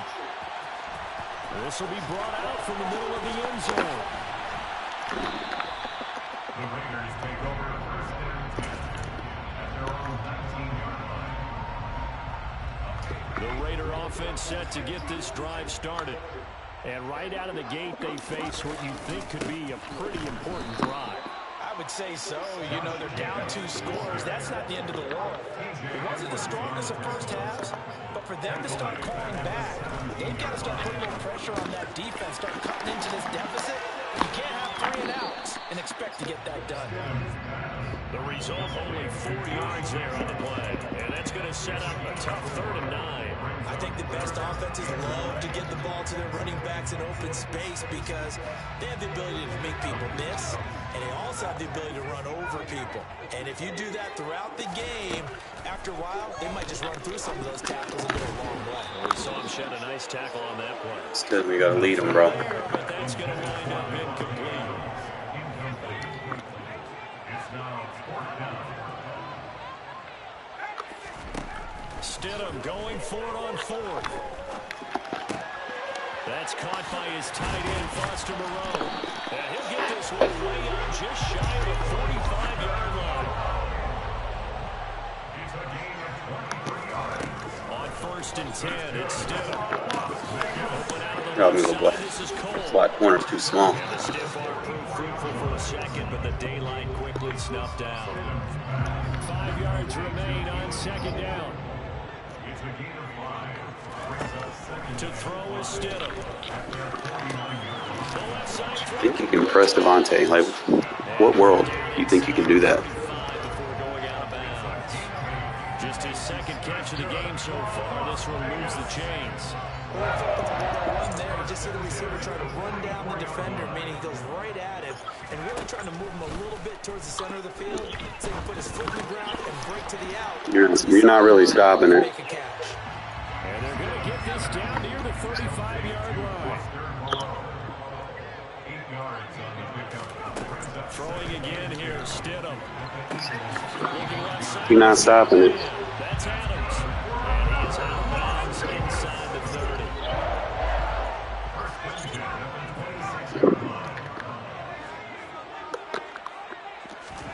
Now Stidham on 1st down. Letting one go deep for the end zone. And that's going to be too high. Out of bounds and incomplete. But you got to think that sooner or later, they're going to hit one of those. But the coverage has been excellent thus far, and it was again on the last play. Stidham's throw taken in by Adams. He'll get only 3 there, so it leaves him with a 3rd and 7 ahead. So 7 yards from the first down here as they come up to the line of scrimmage. Working the middle here, that's complete to Moreau, the tight end. And he has Here's another first down as they'll get the ball down to the Eagles' 14. Inside the red zone here, they'll look to throw. The throw taken in by Cole. They'll give him 4 yards there, and it'll be second down. Stidham going back to the air. Touchdown Raiders. Foster Moreau from 10 yards out. And the Raiders are able to cut into this lead as they score on the opening drive of the second half. Josh McDaniels, he's got faith in his offense, and he's going to have him go for 2. They'll look to throw. Escaping the pressure right. Protection was great. He had time to set up a campsite. But in the secondary, though, they were ready. And I think that in most places on the field, if you have that much time to throw the ball, someone's going to shake free and you'll find an open receiver. But condensed, near the goal line, on a 2-point conversion, all that extra, there's not any extra field. So it kind of closes in on them, and that allows you to cover a little bit better.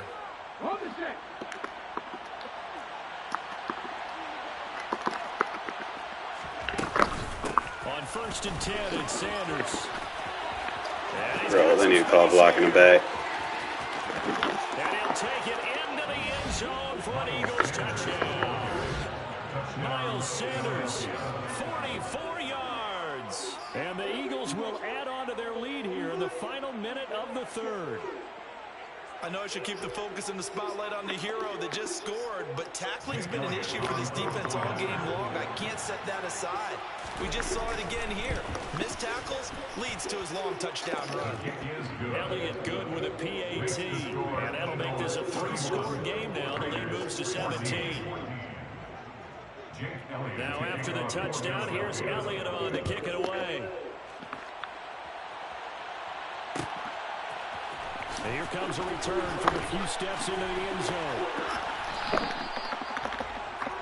The Raiders take over the first and 10. The offense for Las Vegas about set to begin the drive. I kind of feel like they've reached a do-or-die point in this game, Charles. If they're going to try to pull off an impressive comeback, it has to start right here, right now. Yeah, now they've got a final chance to get out of this situation, but they also understand they've got to move the ball and move it fast. In addition, they need to save as much time so they can get 2 more possessions. And they're not going to get to the line to run another play. Back now in Las Vegas. Welcome back, everybody. It's Raider football here, but they're on the short side of the scoreboard right now as we begin the 4th.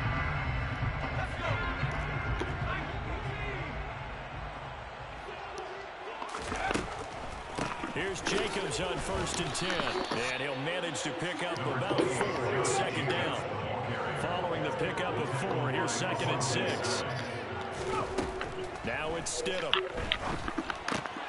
On the out route, this is Adams with a catch. And they'll get him down on the other side of midfield. The offense on 3rd down, they've had good success, 5 for 8 to this point. This time they face a 3rd and 2.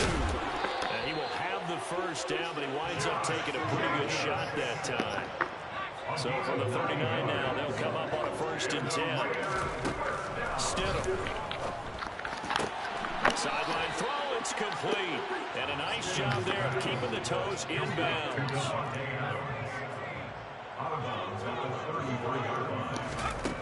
Now Stidham.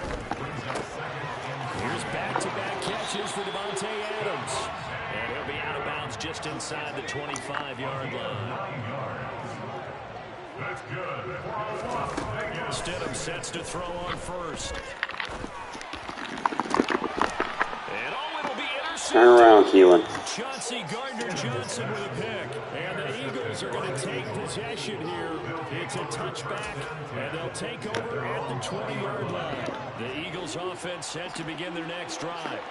And after the interception, they are sitting in an even better spot with the ball and a comfortable 4th quarter lead. On 1st down, Hurts. It's caught by Sanders. And they're going to get this beyond the 40 before he's taken down. One play has him up past the 40 already, and another 1st and 10. Hurts a handoff to Sanders, and he stopped immediately there. Officially nothing on that last run. They'll try again, 2nd and 10.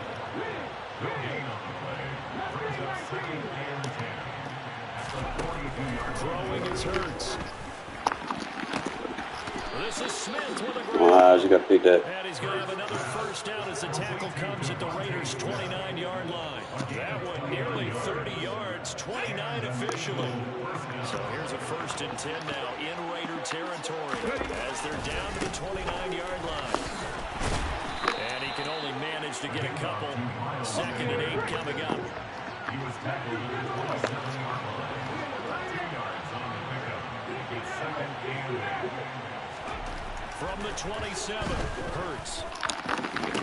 Look at that. Trying for Brown, and it's intercepted. Picked off by Nate Hobbs. There he goes, right side. 20.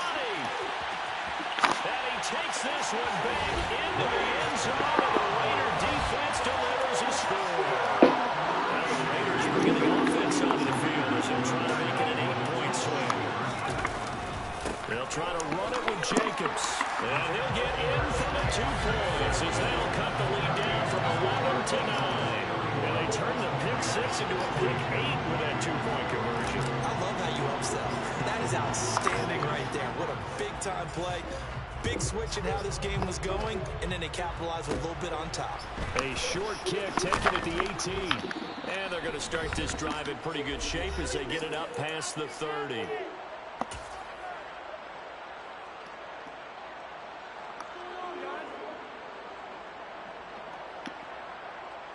The Eagles offense set to begin their next drive.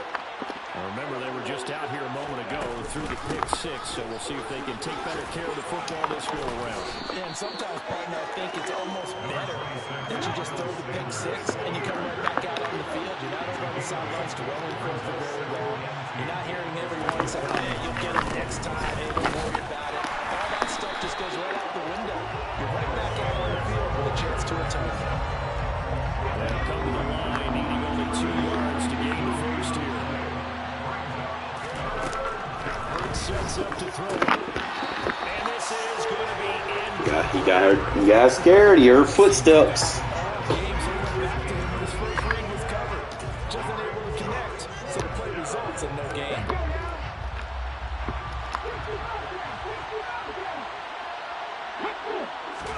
They'll try and throw for it with Hurts.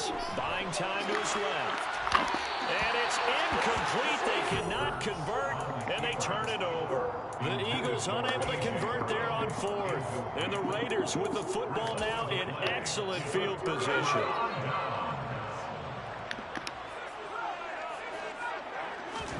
Stidham. On the move to his left. Looking deep for Adams. And this is caught now for a late touchdown. So hold everything here. This one's not over yet.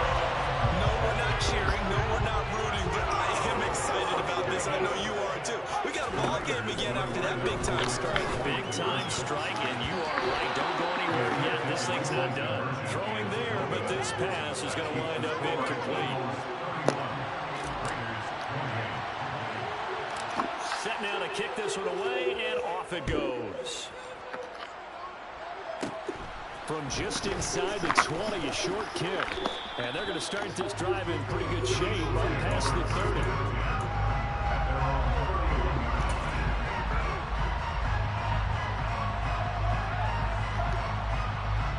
The Eagles offense set to begin their next drive. And this game not quite in hand yet. We'll likely see all 3 timeouts defensively and then reassess where we are. Found a little room there as he's up to about the 37. So they come up on 2nd down and they can get another run like we just saw. We'll likely put it into this thing. And this won't be enough to pick up the first. A gain of 2, 3rd and 1. Heavy set out there on 3rd and 1. They'll try and run forward with Sanders. And he is going to have the Bro, he first didn't. down. Whatever, Madden. Suck the life right out of this crowd. 1 yard is the gain. And it'll be a Philadelphia first down. Another run with Sanders. And the second wave of tacklers is going to get him as they stop him behind the line. And we've got a timeout. 9 seconds remaining. Now they contend with a 2nd and 12 after the loss.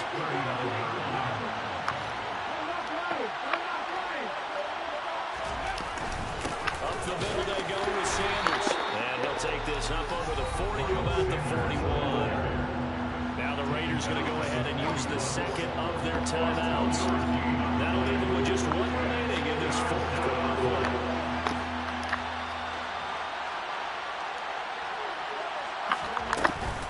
On 3rd down, they turn to Sanders.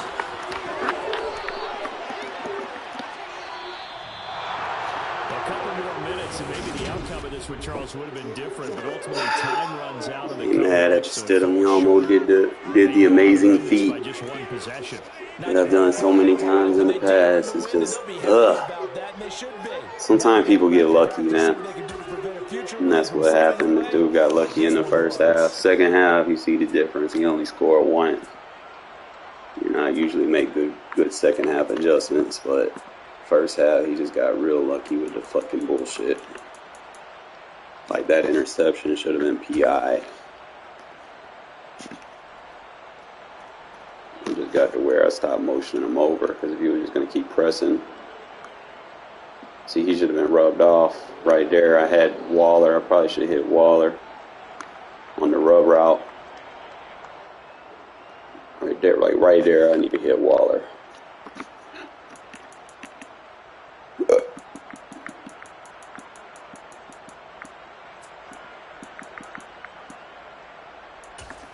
Some of these passes, bro, should have been contested.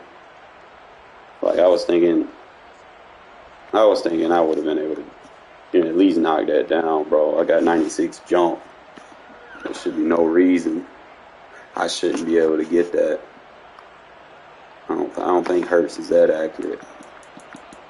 He wasn't accurate in college, so why make him accurate now? Their offense is based off him running. Like, why are you giving him like accuracy and shit? Like, come on now.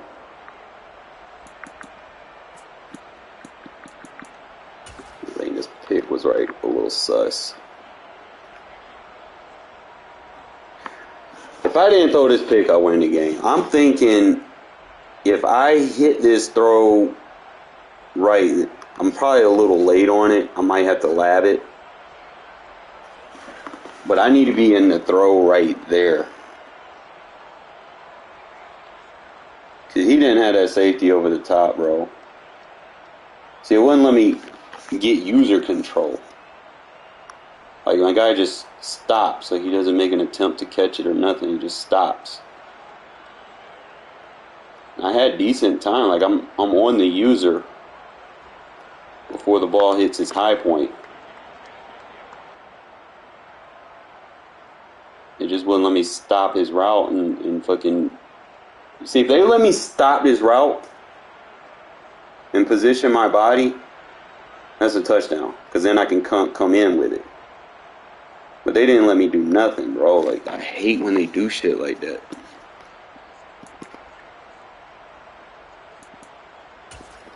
Ended up picking them off, though. The ball didn't lie. Try my user. Like, y'all got to start using y'all DBs, bro. I'm telling you, that middle linebacker lurking, let them play their run fits. Let them play the box. You lock up these receivers, I'm telling you. It's game changing. That's how you have to defend certain formations. You got to get on them corners. This play almost got me back in the game, bro. Like, I made the big play. Oh, my God, I didn't see 84. What the fuck was I thinking? I knew he was in cover 3. I should have hit 84 over the top, bro. Fuck. I mean, I still got the touchdown. 84 was gone. We just monsters user with that one, though, because it's Devontae. But I should have hit 84. It is what it is, though.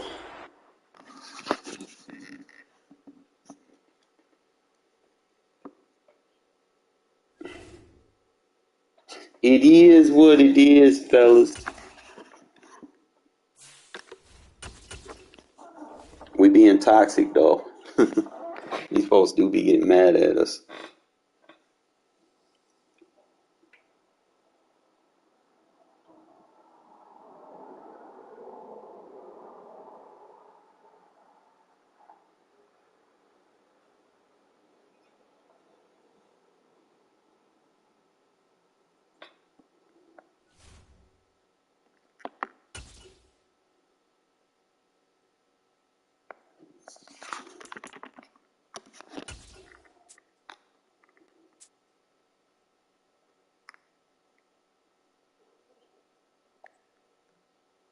EA Sports coverage of the National Football League is on the air. Today, we're set for a good AFC matchup between the Buffalo Bills and the Las Vegas Raiders. I hate getting balls first.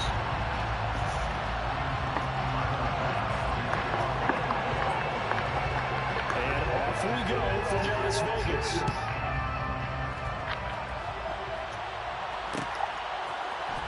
This is going to be returned from the middle of the end zone. And a good return is he'll be stopped just shy of the 30-yard line.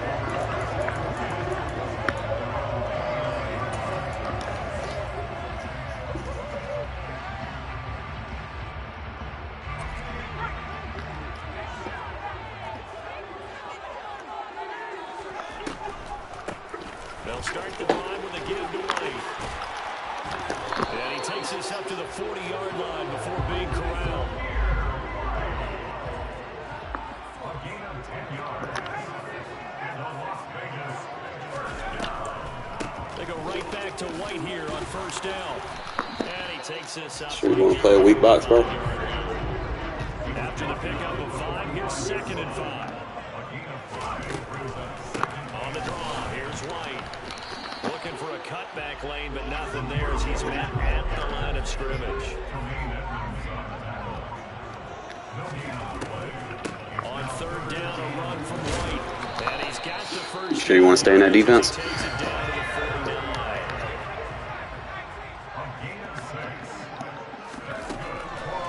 First down, here's White. And he is going to lose yardage. Get you some rest. And Oliver through the line and hitting him for the loss. When a draw works, it can be a thing of beauty. But when it doesn't, oh, it can be ugly. And in this case, loss of yardage ugly.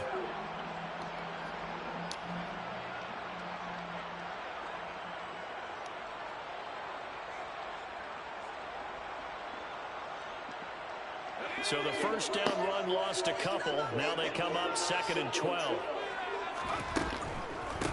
First carry for Josh Jacobs. Oh, he's got some breathing room. You might want to get out of that defense. There he goes. And he will score. Touchdown, Las Vegas. Earlier in the week when they had their scouting report meeting, this was the explosiveness that they talked about trying to contain. I see a weak box, bro. We taking off. Yet he still did it to them. Wonder how that's going to carry over the rest of the game. Stidham going to look to throw for it. And that is going to be caught.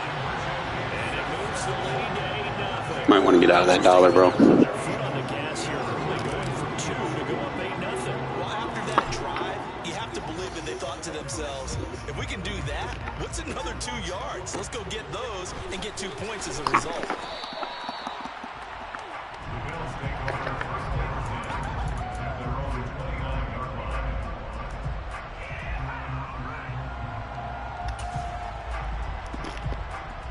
Allen and the Bills now with a 1st and 10, just shy of the 30. Throwing to start the drive. Allen. This is brought in by the tight end, Tommy Sweeney. And they'll get this well past midfield before being stopped just before the 35. On 1st down, Allen. That's caught by Gabriel Davis.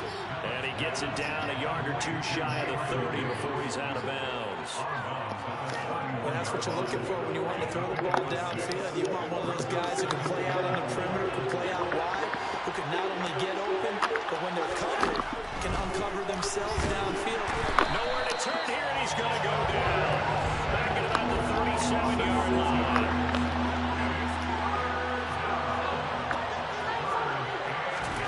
Throwing is Allen on 3rd. Isaiah McKenzie hauling it in. And he's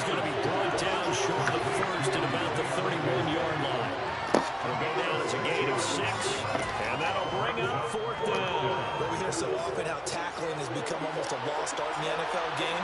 But it's so important to tackle well on these receivers, especially in a play like this one. Third down. And he fires one that's intercepted. Picked off by Rocky Sin. And the Bills are going to get the ball back on the turnover as they hold on fourth down.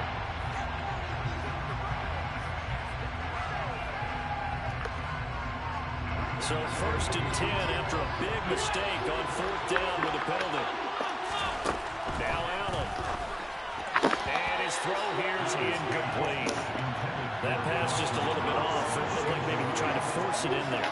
Game speed, always different, no matter what you do in practice. You can't simulate it, right? So your decision making, everything has to be a little bit quicker.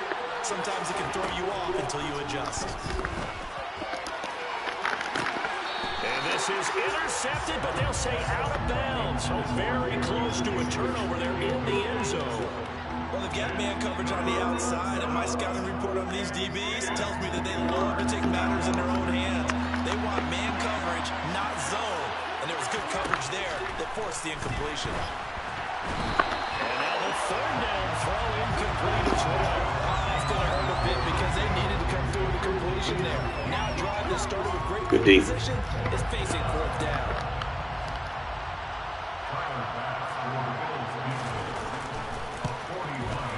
The kick by Bass is good. And they get on the board, trailing now 8-3. So the interception set him up with terrific field position, but 3 points, the end result. Yeah, we can make this one pretty simple, partner. You always want to end drives with points, but that's one that you're going to look back on and probably say, we should have done better there. And here comes a return from the middle of the end zone. A dangerous return man showing it here. Past midfield, look out. Get it, Jacobs. Still going past the 30. And he'll bring it back all the way. Touchdown.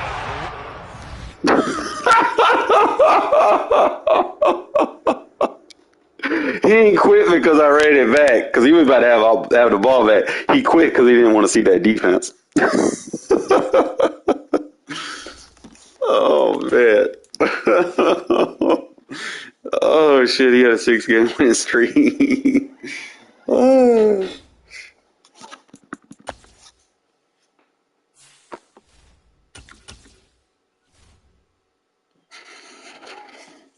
And then we get to play him again.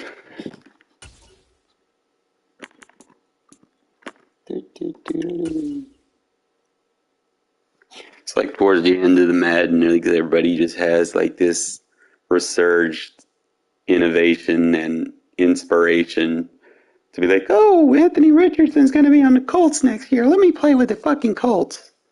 It's the NFL on EA Sports, and we are inside of the very spacious Lucas Never fails. Stadium in downtown Indianapolis. Today, They probably gave me a disconnect loss.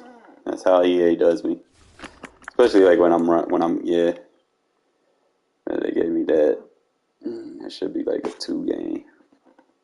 Because I won the last game. Hold on, what's going on? What's really going on? Yeah, I figured they would give me a disconnect loss. I mean, most of my games have been pretty competitive, bro. They had that one blowout game, like there was no defense, bro. That's just how the Chiefs are, bro. Like second half, Chiefs are tough. But for the most part, man, I've been pretty on par. I mean, I had a couple games that were just, probably came down a couple turnovers or whatever, but to be honest, like next gen, like Chiefs are a little bit tougher than they are on current. Like you can go into halftime with a lead against them, bro. That comeback's a little bullshit that Mahomes be getting. Like I be trying to blitz them and try to, unnerve them a little bit, but to be honest, the Chiefs, they pretty tough.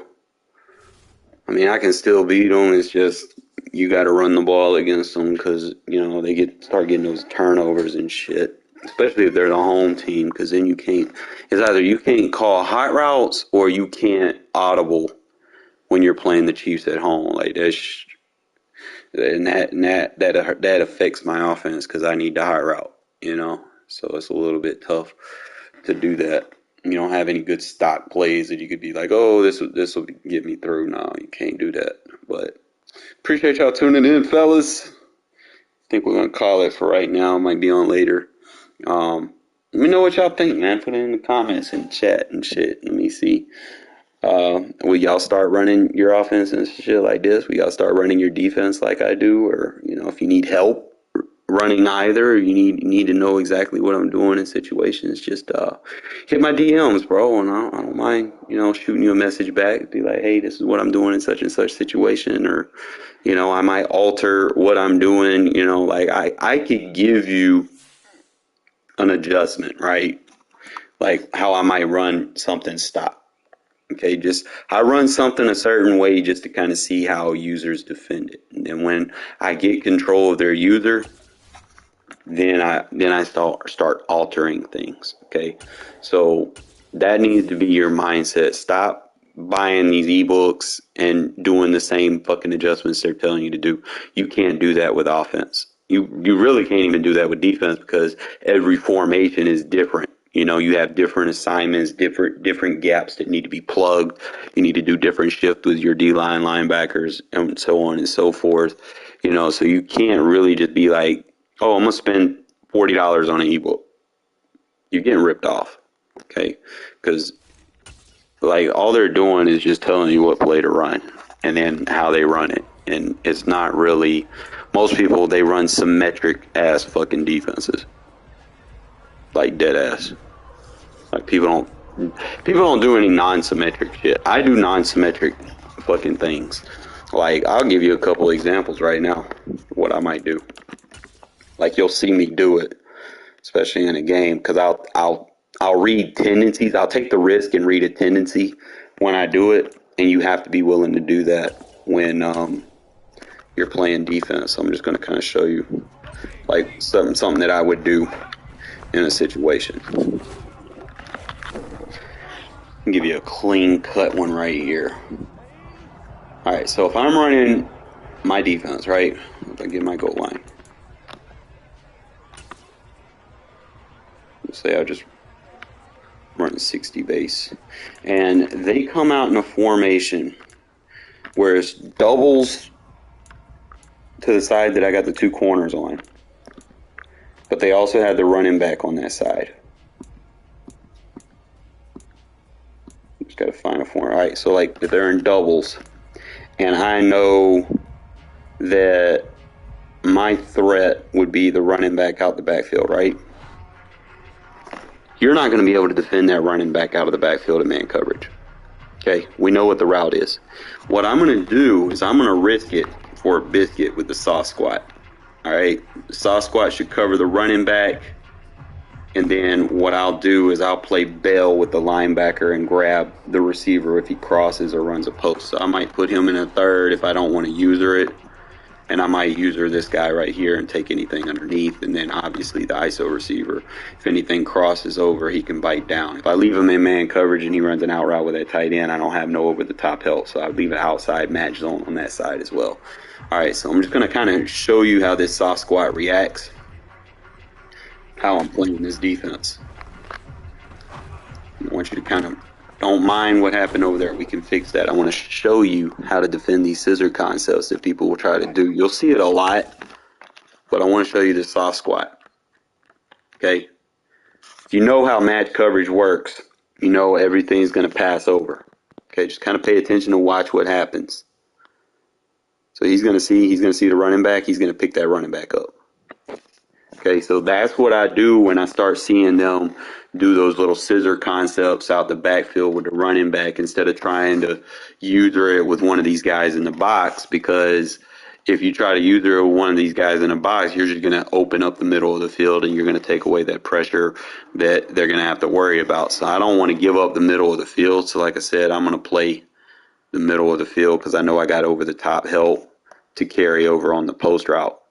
So sometimes I might alter or change how I might do something because, like I said, if I don't have the safety on the field, I can't put that quarter assignment on to pick them up. So I have to improvise with the third. Now, what I could do is I could run the deep half, the soft squat, and then just man him up like that, and then play the third over like that. I could do it like that. And then, like I said, if anything comes underneath, I just play with it a little bit. So I can man the tight end up. So I'm going to have to do that so he doesn't throw that. Just kind of play with it a little bit. So it should look like that. You got the saw squat. We'll take the middle of the field. Box. It's really boxed. So that's just some things that you guys might, like I said, you can't write defensive ebooks for those situations. It's just something that you have to understand the concept. If you've been watching my channel long enough, you know I know how match coverage works. Okay, so if I see 3-by-1, 3 receiving threats on this side, I'm going to run the soft squat on that side because of the running back to the flat threat or whatever. Even if he's not to the flat, if he's just running like a wheel route, I know he's going to be covered. Now, what I could do is I can make a change. Like, see how he's trying to run that little whip route? So watch with this now. Now what we can do is soft squat, cross man, and then man him up, and then put the deep half on the other side. So I could run it like that. If that's the concept that's killing me, that's how I'm going to defend it. Okay, so we'll take the middle of the field. You're not going to get it. Now, if I feel like that man, the guy in a man assignment, is getting beat just too bad with the shake route, I might put him like in a little hook or something. So like,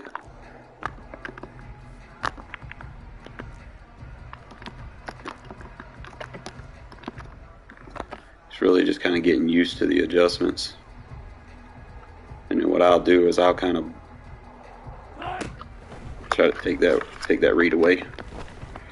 He ain't got nowhere to go, and that's that soft squat. When you put a match zone on the field, remember their eyes to the ball, so they're going to have the advantage if the ball comes to them. Just kind of look at the adjustments. So I didn't necessarily need to put the hook there.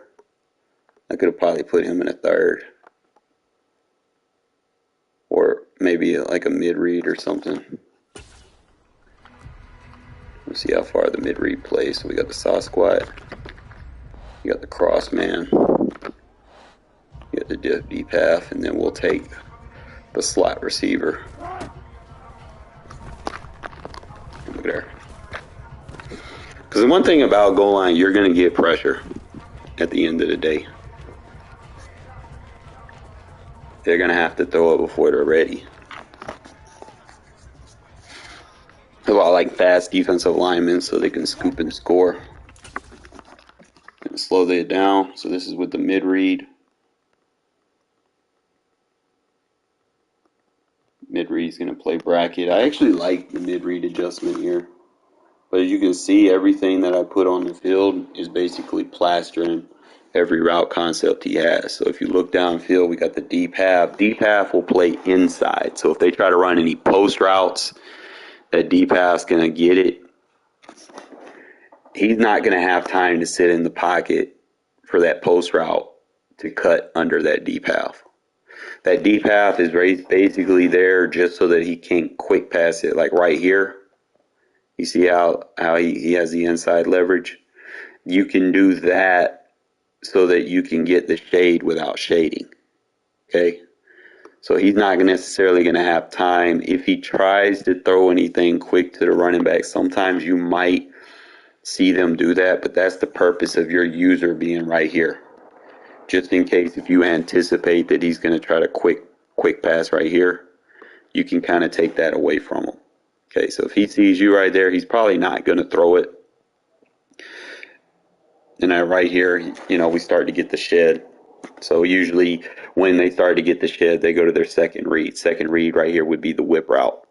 So we take the whip route or whatever that foot shake route is, and you take that away. Now you're looking for a third read, and you got pressure coming from the right side. Okay, if he tries to throw this at this point, is going to get picked off by that soft squat. If he tries to throw that post route off to the left, I got two guys playing zone on it. So he's not really going to have anything. You're not going to be able to throw it into the pass rush to the flat because it's going to be an under pressure throw. And he just got caught with his pants down. So it's just, like I said, you got to get good with your user adjustments based off of tendencies or whatever.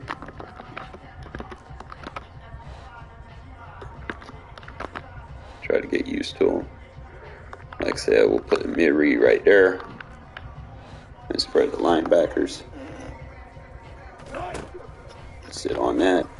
If I don't take that, he's going to quick throw it. So just something you might want to be mindful of.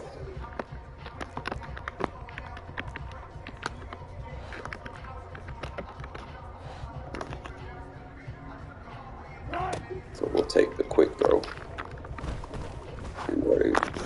I could have picked that. I was watching the pass rush. My bad. We all do that sometimes.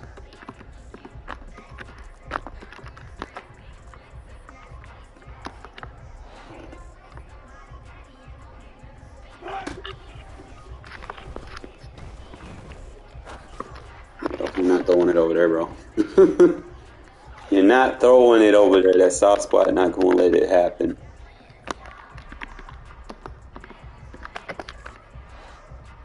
But you can do that if you don't want to use or something, you know.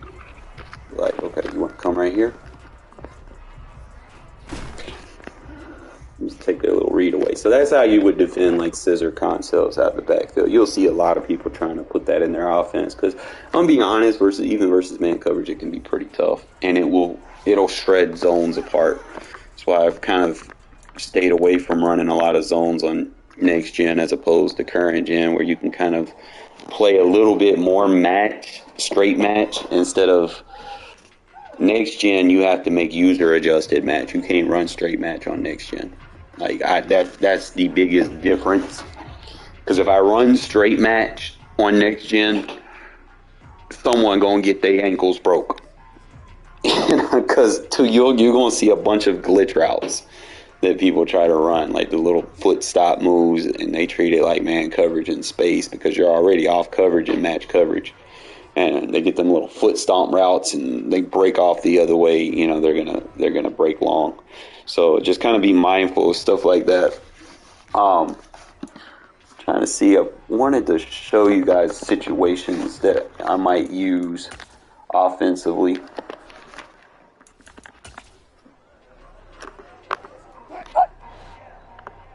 Let him run this play.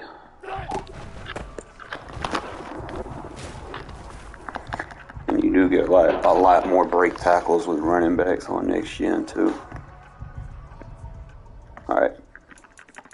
So I'm going to give you like a clear-cut example of what you would do offensively. Like you might see me, first thing I'm going to do is I'm just going to make one hot route, and I want to see how you adjust to it. Okay, so I'm just going to put that out route on the field, and as long as you don't put an adjustment over there to stop it, I'm going to keep hitting it, keep hitting it, keep hitting it.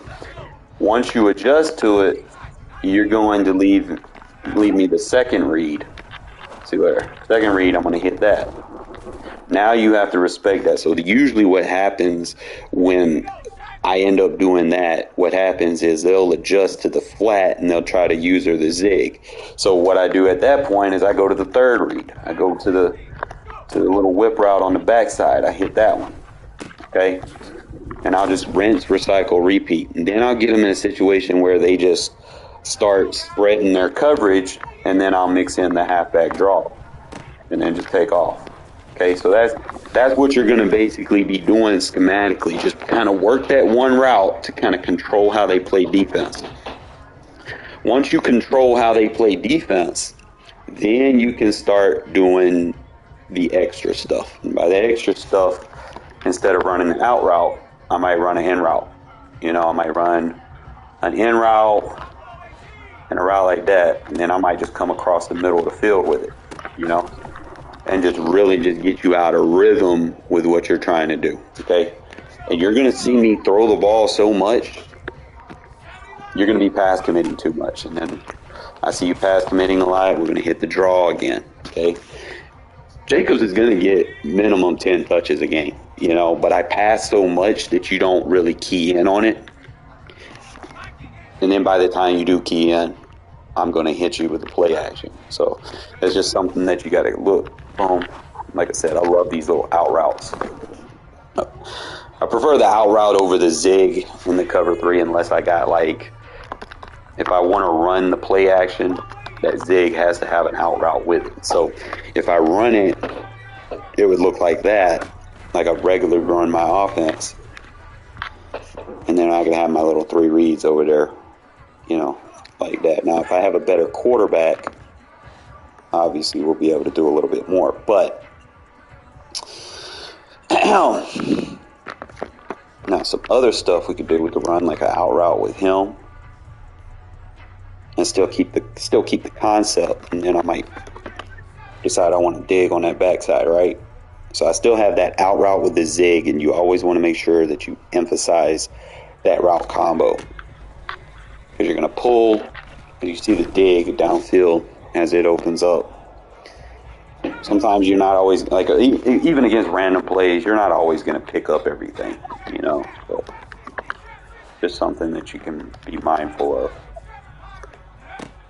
So if I see boom, boom, boom, I actually have a lot of reads right there. I want to get used to throwing that out and up route. I'm wondering if I throw it before he cuts. I got to get used to that because sometimes it'll be open on the cut.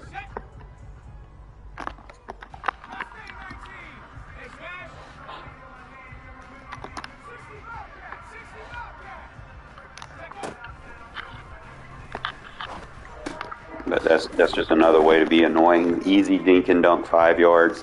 Especially if your opponents are playing cover 3 and shit. They got deep zones on the field. That's all you need to do. And then, like I said, they start pass committing too much. You can run the draw. I love the fucking draw, especially on next gen, because it'll just catch people off guard. Because they're so worried about all the little quick dink and dunks to the sidelines. They're going to spread their coverages and put hard flats and shit on the field. It's going to open that box up. Okay, so it's just one of the reasons why I'm starting to like this offense a little bit more. Is because of the variables that you can do, and you can still run out of it. I know the pass protection isn't necessarily going to be the greatest. That's why you want to emphasize getting rid of the ball as quick as possible.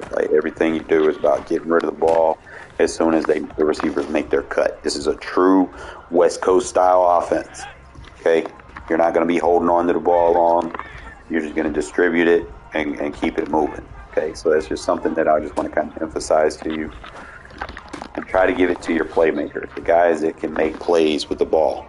You don't want to be you don't want to throw it to guys that have drop ball traits. So for instance, Keelan Cole, I'm not going to target him much, especially downfield, because he has that drop open ball trait. So if I throw it one-on-one with him, he's not going to be, have a high chance of kept coming down with it. So sometimes I might run this if I throw it to him, he has to be wide open, at the end of the day. And then, like I said, I might try to get extra creative. I might run a drag like this and create a mesh concept, boom, boom. And just, you don't know where the ball is getting. Even if I get 2-3 yards, it's fine. My idea is I don't want you shading over the top. I don't want you, basically just putting everybody over the top of my receivers. I want you to play down and low so that I can set you up. Usually, like I said, if they play man coverage and you got a route tech receiver, you see this route by Adams. Route tech feeds off of that route right there. Okay, not the crossers, not the post routes. Those, it don't eat like that. Route tech on them type of routes like that is going to highlight if they're in man coverage. So if you catch them, even in zone, it's not going to highlight. But if you know it's man coverage, that's just going to highlight. That's really what you be wanting. I got to get better with them throws, though. Like, once I get them throws down, I'm going to be nice. And I think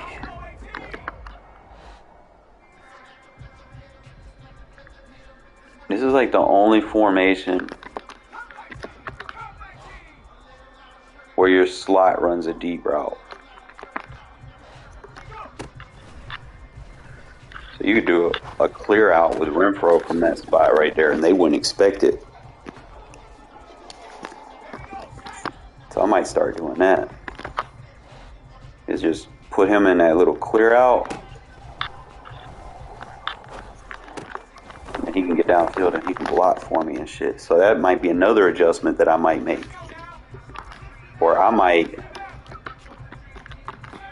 run the clear out and keep that out route, right? Who are you going to defend? I'm just going to have balls and reads all over the place. If I want, let's say,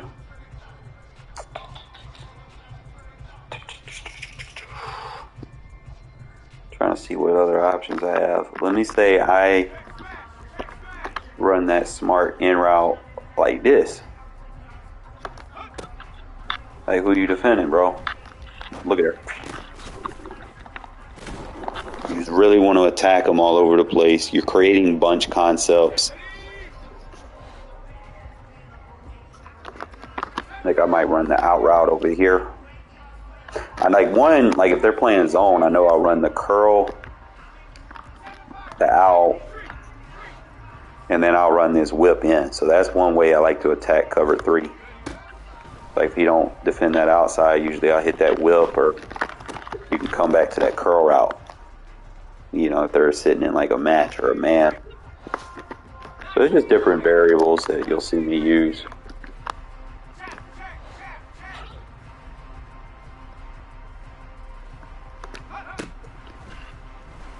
You know, look at that curl route. Boom. So like I said, just kind of get used to doing it. Really, it'd be the reps at the end of the day. The reps is what makes or breaks you. I want to say I could run that curl and then what I do, like if I know you're not blitzing, I'll run it like that. And then we got that wheel route on the field. You got to respect it. If not, we come back to that curl route. What I might end up doing, though, is I might put Devontae on that side, because if I want to read that, then I definitely need to make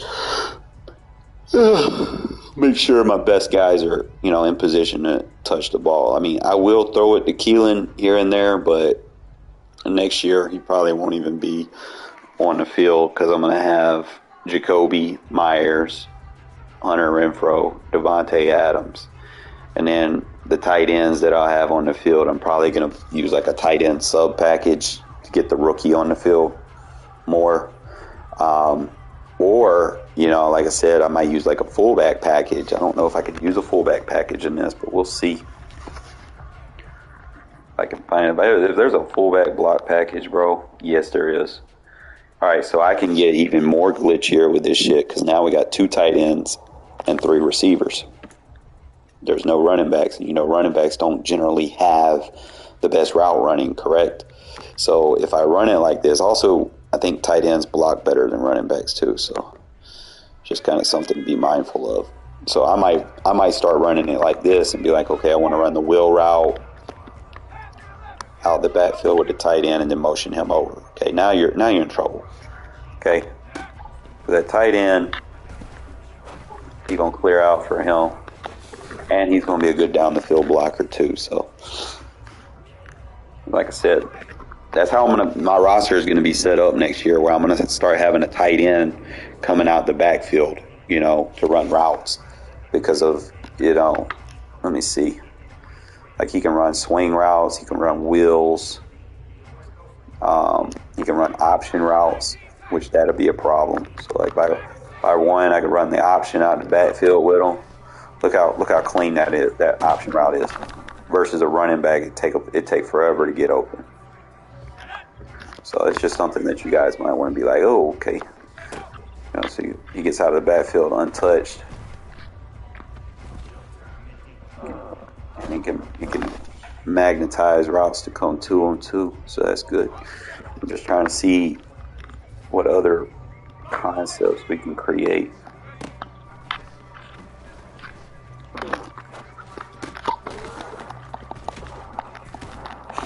Try to get those tight ends out in space versus those corners. Trying to see if there's like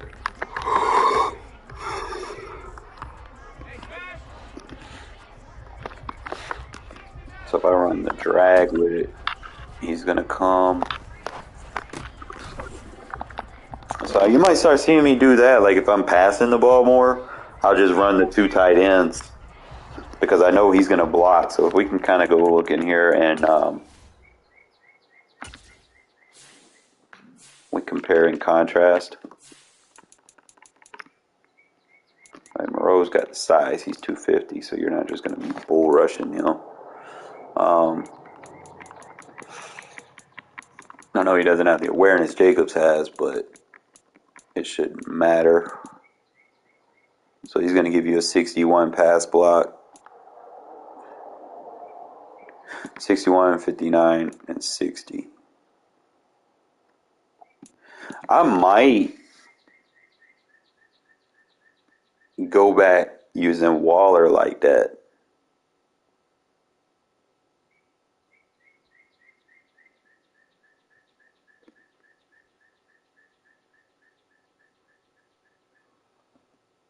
I don't know. I might. I'm not sure. Moreau's just a better run blocker, though. So I'm thinking.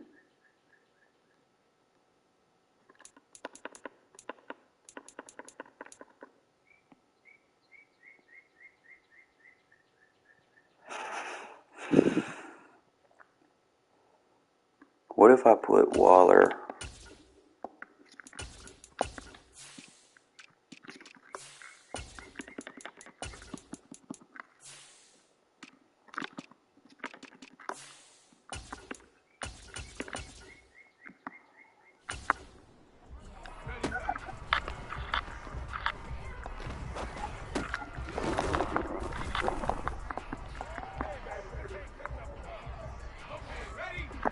Now we got Waller in the backfield. Let's go. He gonna run that route a little bit better.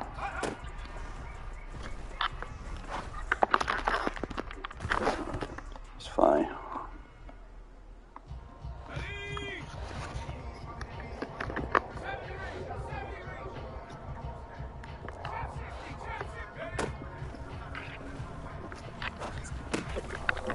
It's really just trying to be creative and annoying at the same time. So if I do it like that, and I let Waller, I just want to see what he can do as a run blocker.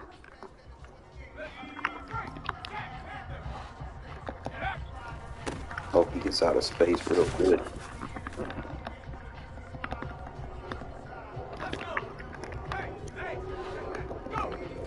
So all I need him to do is just pick a guy up. There we go. So I might do it like that, fellas. Use Waller as a lead block on a fullback.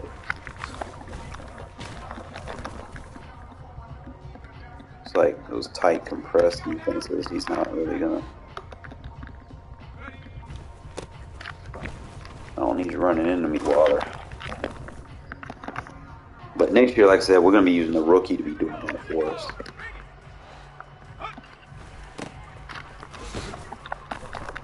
I just need him to pick someone up.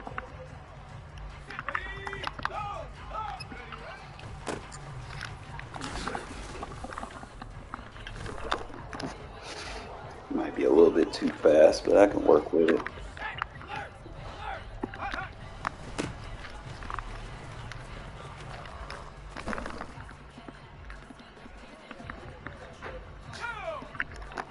What y'all think, man? I should use Waller as the fullback. But really, it just come down to me wanting to pass out of the backfield anyway, because like I'll be like, okay, I want to do so on and such forth. I know he gonna get out of the backfield real fast. Gonna be a problem.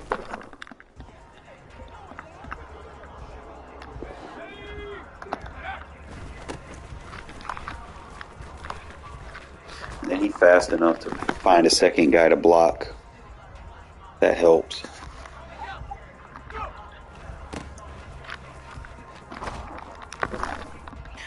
So far so good. Ooh, good block.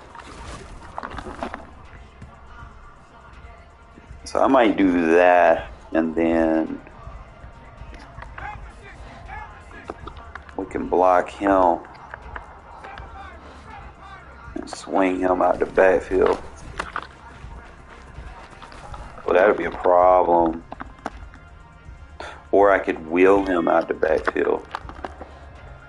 Let's say I want to run that slant, so we're going to block the tight end.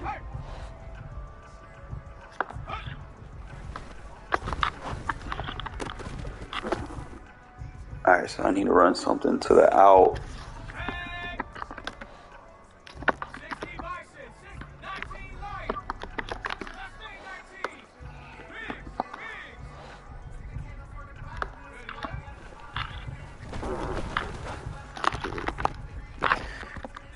Gotta fix that click on.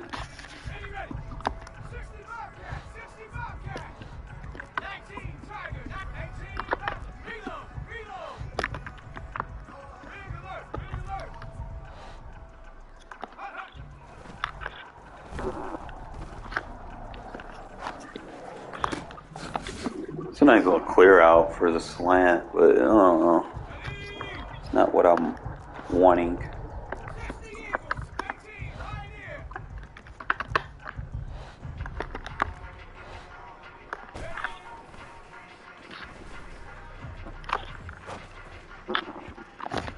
Yeah, quarterback can't roll out of pocket very good.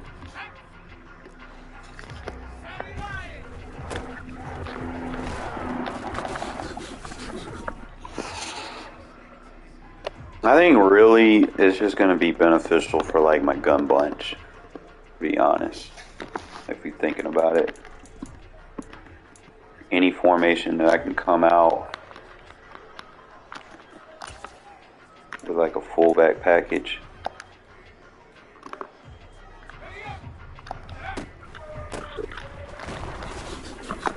Trying to see if he can run the ball at least.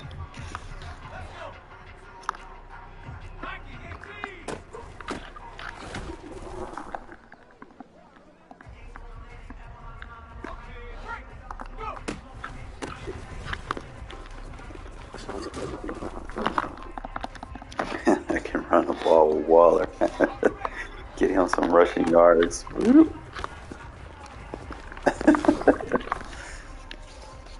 He's actually a good running back, bro. 6'4", 250. Don't need King Henry, bro. I got Darren Waller. King Waller over here.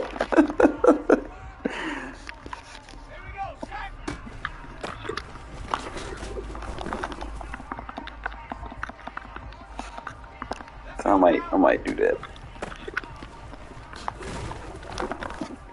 I probably won't be able to do it as much because tight ends can't take beatings for some odd reason. They feel like tight ends can't take beatings like that.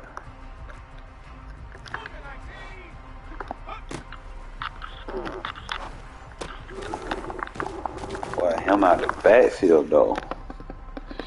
It could be a problem. I'm gonna see what other things I can do with it.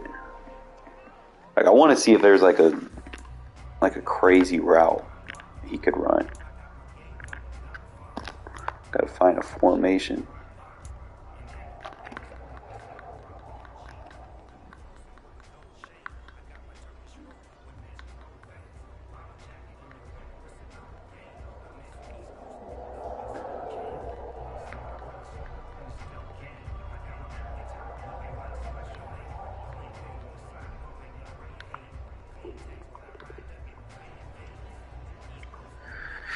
So Gun Bunch doesn't have a fullback package.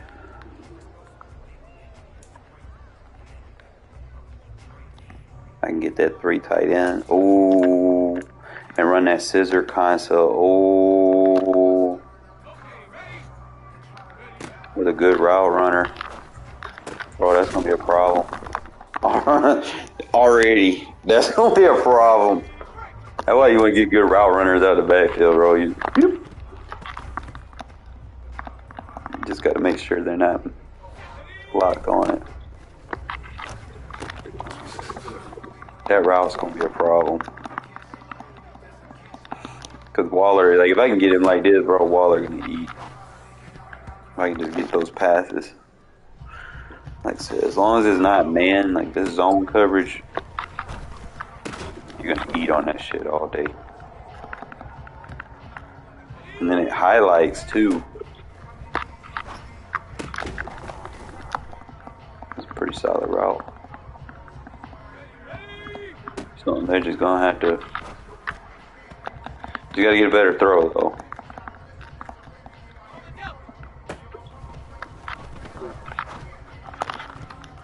You got to make them throws, bro. Like, that'd be my biggest thing with, like, Stidham on next year. He can't make fucking throws I need him to make half the time.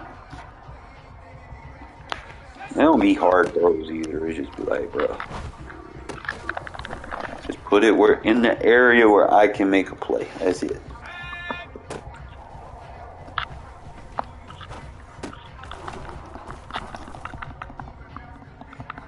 I think that'll be how I run it.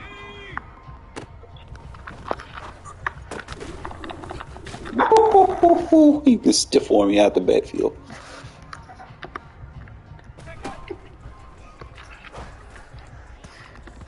Alright, that I don't know. I don't know. That look catchable. I don't know, but Waller be doing shit like that too in real life. Like he be dropping like catchable balls. So I'm not too worried about him going to the Giants.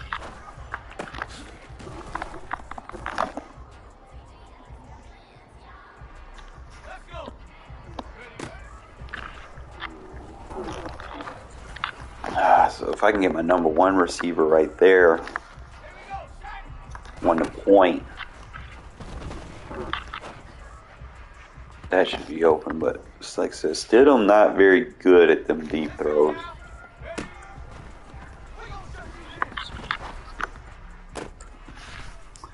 I gotta freeform it up and then tap it so it's a touch pass.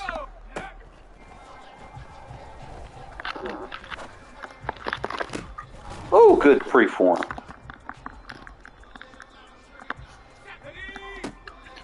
Freeform it up.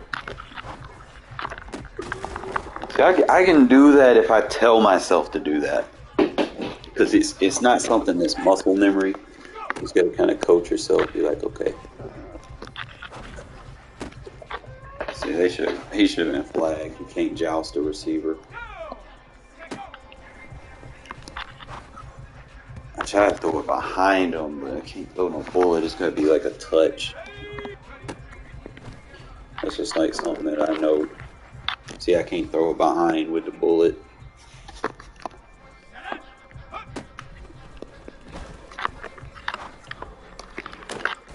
There we go, good freeform.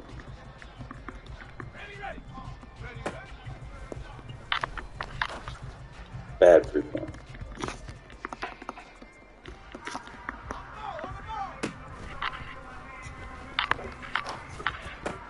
See, I try to throw it behind him, and the receiver don't react.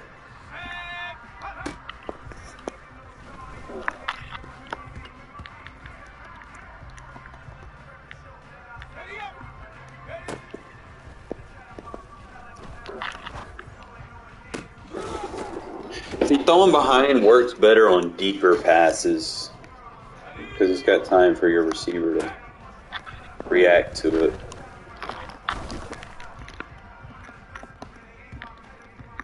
So that's something to kind of take note of.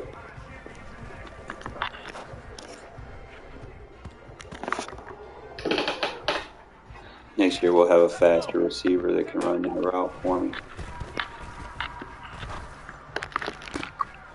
Good freeform.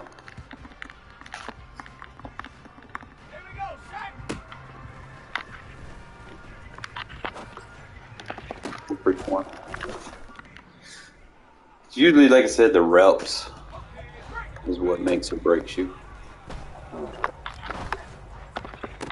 I gotta get better at them over the top freeform passes, because that usually be my weakness, is I'd be trying to throw it without freeforming it, and I throw picks. I'm like, bro, and they be like wide open too. It's like, bro, I know I can make that throw. So I'm getting better at this freeform passing. Obviously, it's going to be a little bit tougher against users in certain situations, because a user is going to basically chase that route. So I'd have to freeform like the square route or something. So it'd be like, boom, hit that. Just got to get in the mindset of, I know it can beat cover 3. I just got to execute. If he stays in cover 3, boom, boom, boom. As soon as he highlights, a lot of people, like I said, they're going to chase that mid crosser. They're not going to expect that throw right there. Like I said, you see 2 ISATs. We're going to throw the cross. I should have hit Waller. Out the backfield on that one.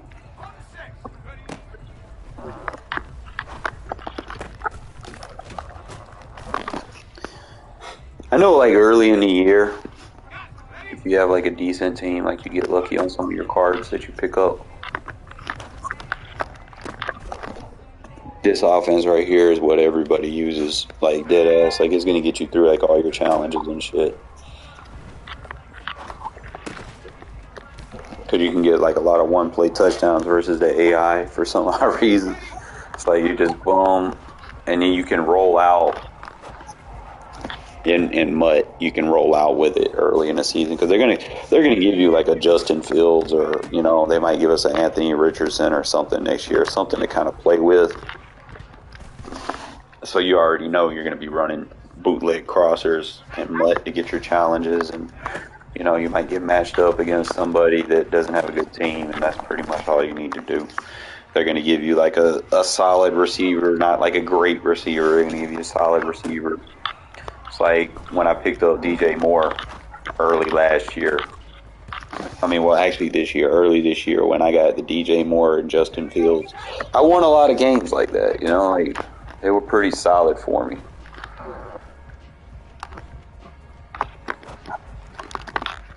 Just, these pocket quarterbacks aren't going to be what I can't use pocket quarterbacks in MUT. You can't. It's just not viable. Because you got to be able to get to the sideline and make some of these throws. And pocket quarterbacks, when they roll out to the sideline, sticks still rattling. And they're not going to make a good throw. I just got to get out of them bullet passes. If I can throw like a lob pass,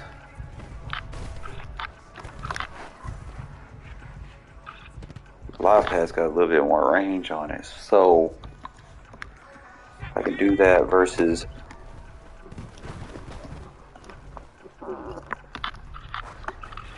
poor accuracy touch pass.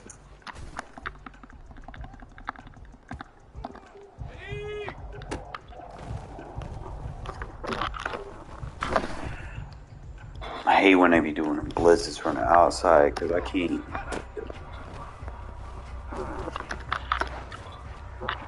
Poor accuracy live pass.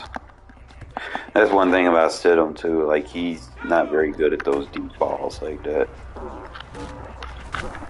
My line doesn't block 4-man rushes. That's just fucking outstanding. It was 5 of you.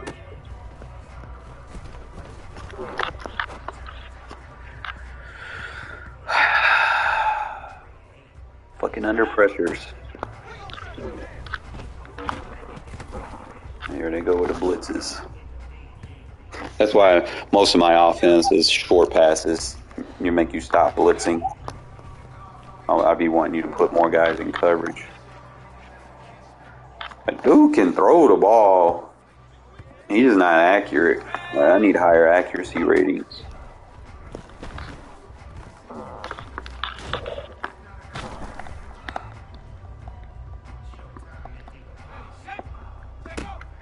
means if I do that, I mean I gotta pull back on it. I gotta throw it deep, but pull back on it.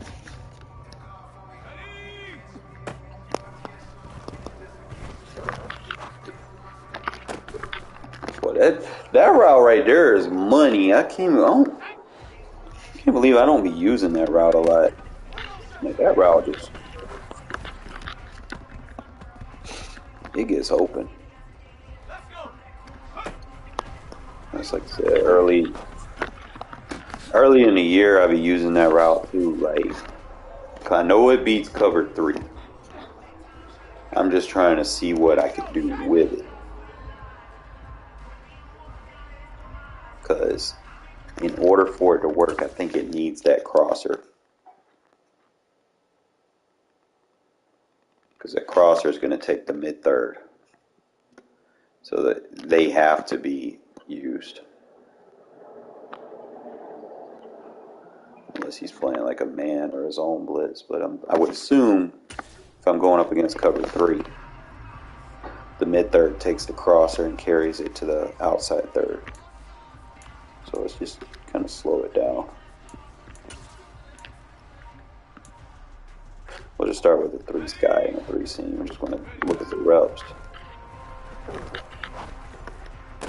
Okay, so the mid-third switches to the backside in a sky. So we know who the third is. That means we can go to the crosser underneath. Or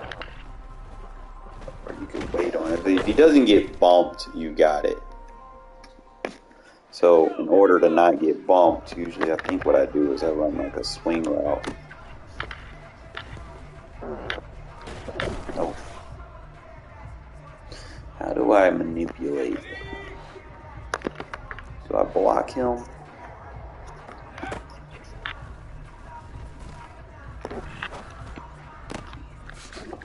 Alright, so sky, but you don't see a lot of sky defenses. So you can block the backside. You know.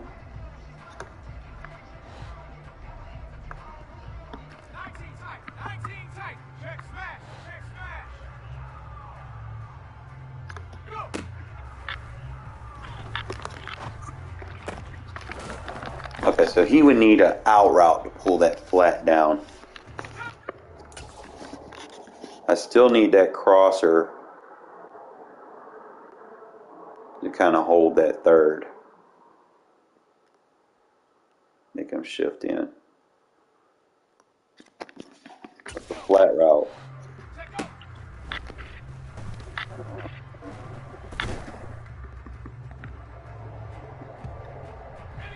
Or I could block and then do it like that.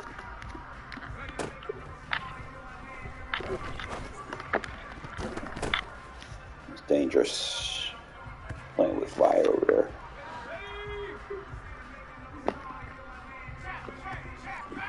So I motion him out and just run the zig.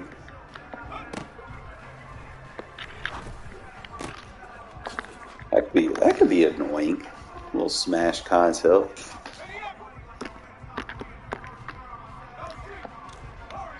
Maybe do it like a little out route instead of the zig. 2-3 yard gain.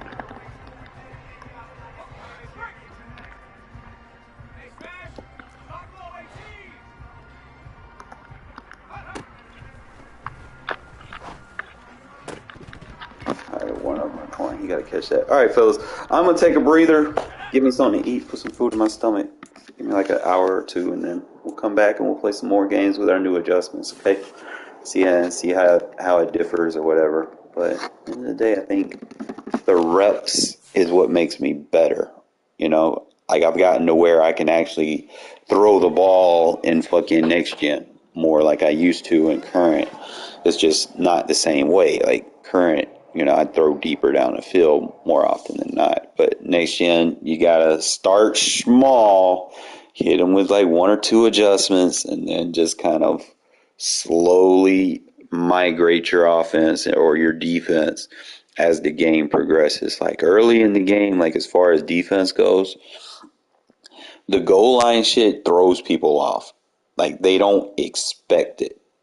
I don't have issues playing defense until after I get like 5 or 6 sacks. Then they like, okay, they went through their playbook in some cases, and then they start doing the max protect and the single back 3 tight ends, and then I've got to kind of alter or change certain things that I run. I'm gonna have to put zones on the field to defend stretch runs and shit like that. So it's more of you guys, you just got to tune in, and see what I do versus certain situations so that you can understand how I adapt.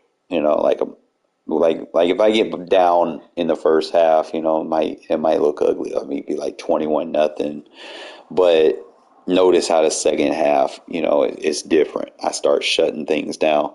Like sometimes I'll let people score just to see what route concepts they're trying to get or see who they like to throw it to. Like sometimes I'll do that because it's not going to take a lot of clock off, if I let someone score quick, and it's not like I'm like, hey, you go ahead and just score a touchdown. No, I try to defend it, but it'll get to a point to where I want to see what his route concept is. If I'm getting beat with something constantly, sometimes I'll just let him score just to see, and I'll kind of take snapshots with my eyes of what route concepts are on the field. Like I won't even try to use or anything for real, because really I'll just be looking at his routes on the field, see where they're at, so that I know what I need to be defending. And then at the end of the play, I'll kind of glance at the recent play art, so I'll know where his check downs are. And I want to make sure that you don't have check downs, especially if I'm running a goal line. I don't want you dinking dunking on me. I'm going to take the check downs away, and then I just want to see where the route concepts are for like the deeper passes that I'm getting beat by, so I can make the adjustments to stop those. But first and foremost, you're not running check downs on me. I'm not going to let you do that. I will box up the RPOs. Like I've learned that you can box up RPOs in this defense. I'm probably not going to be leaving it anytime soon. But other than that, I think I have a franchise that I got to join. I almost forgot. I think I got one.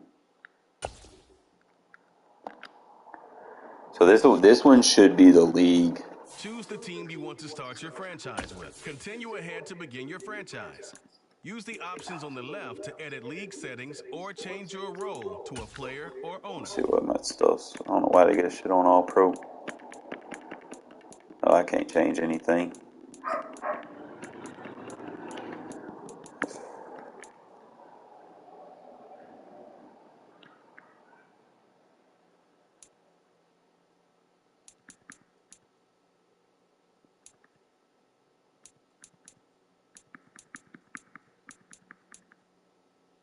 Okay, cool. They got them off. So this should be good.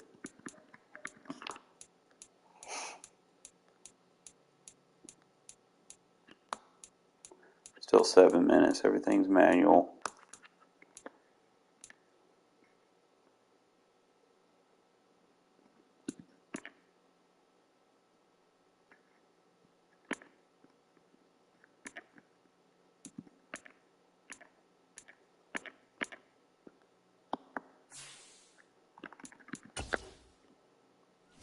All right, so we in now. I want to see. Oh yeah, they got a fucking OJ Howard on there. He's gonna be my blocking tight end. Off the rip.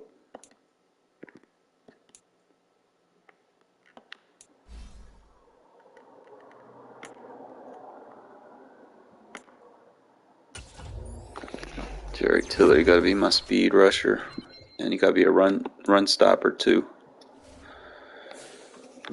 All right, let's see what these rosters look like. And we'll kind of work with it. Okay, so I got. Okay, he's 77 speed. So I guess I'll use him as a starter. I was just praying to God that he wasn't slower than Jimmy G.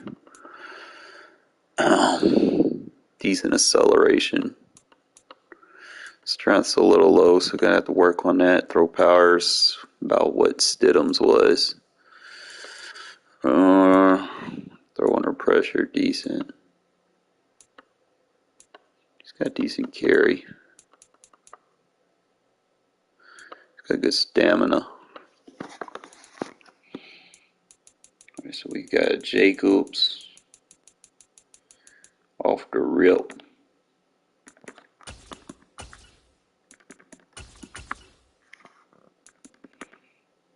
We got Austin Walter.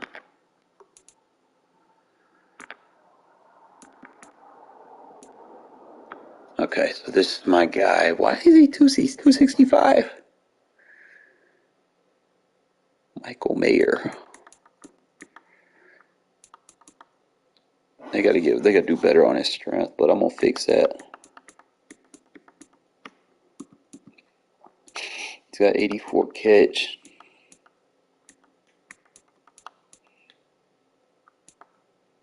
Got good stamina. Alright, so I'm gonna be using him as my fullback. We'll just fix that as we go.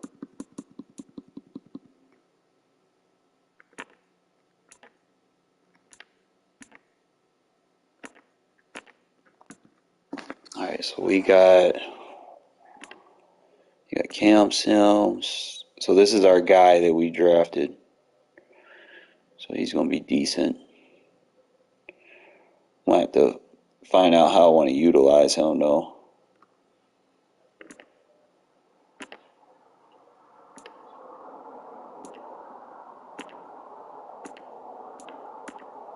I want to see the defense, what they got my boys rated at. Because I want to put Mayer as my number 2. So I can start him as my fullback. I might even use Howard as a fullback, I don't know.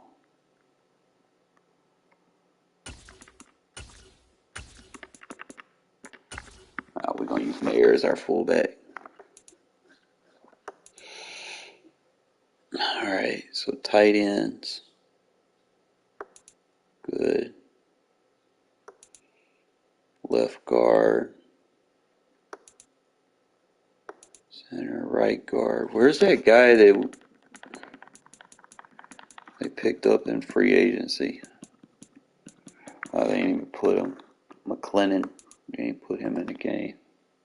That's fine. Who is Tisdale?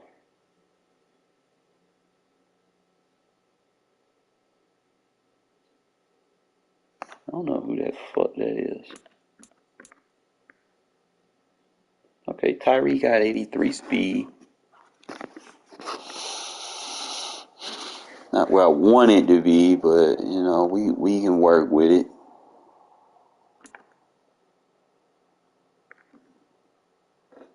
Obviously, Jordan Willis, he gonna get the reps.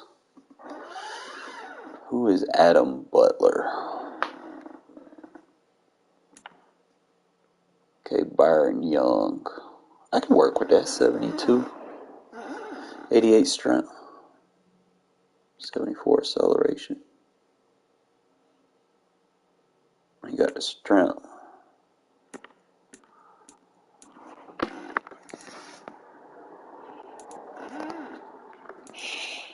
Alright, let's see what we got linebacker wise. Okay, you got the Bernie guy. Change of direction needs some work. And you got good tackle though.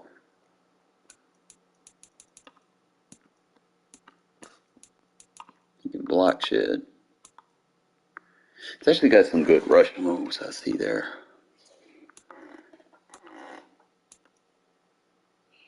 You can play zone. He can press a little bit better than.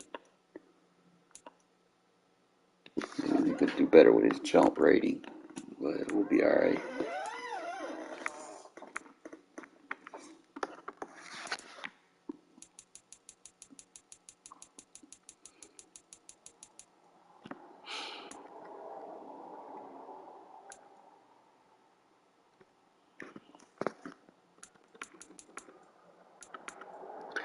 Why they got Jordan Willis as a defensive end, bro?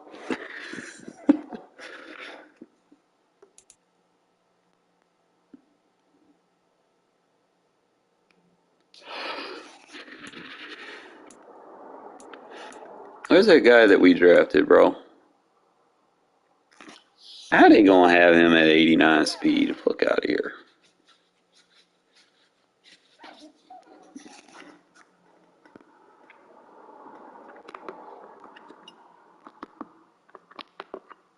That man ran like a 4.3 something, but you know, at the same time. So it'd be Hobbs.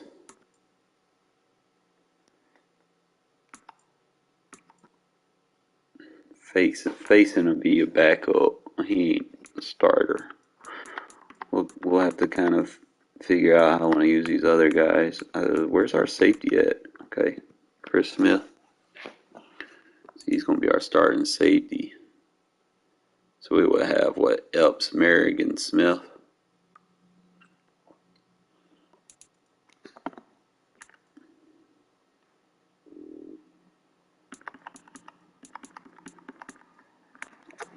See what he has is beneficial that I could use. It change the duration, could use some help. Coverage can use some help.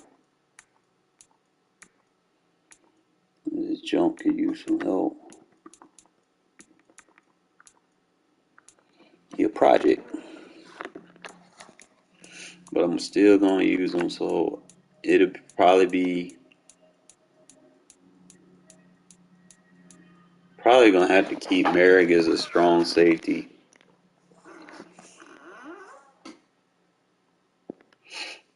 So he can match up with the tight ends. And then we'll use Epps as our free safety.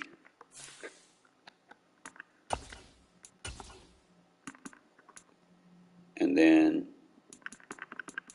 debating on this guy, how I want to use him. He ain't got no strength though, so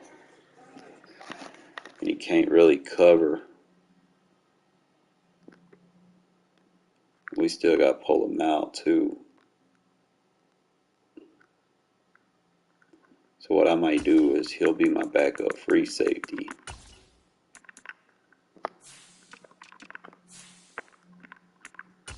We'll let Polamalu handle the duties over there as strong safety. And then as far as our number 3, we're playing 3 safety defense.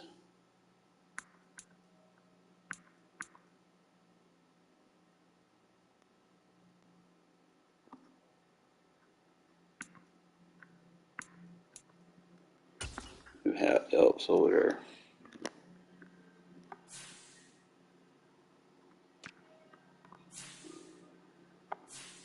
Or no. We're going to take a chance. We're going to let the rookie start over Elps. Let Elps be the big nickel defense.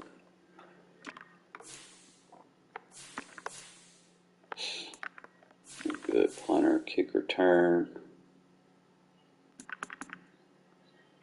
I'm thinking I'm going to use the rookie here, Trey Tucker. He'll be that guy that gets the ball. And then right here, you need a guy that can also kind of do some damage as well. So I don't think I got another guy with top tier speed. So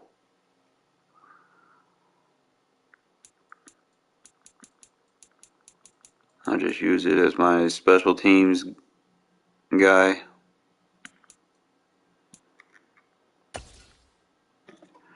Have him and Abdullah, and then it'll be, I want to say, we put Carter back there with Austin Walter, and then just put DJ Turner back here. Like, Turner, what's up, pretty boy? I'm just setting this franchise roster up the way I want it.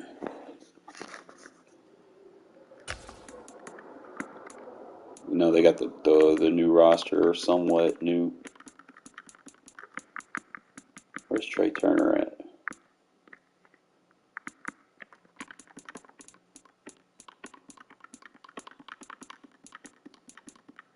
Tucker, I mean.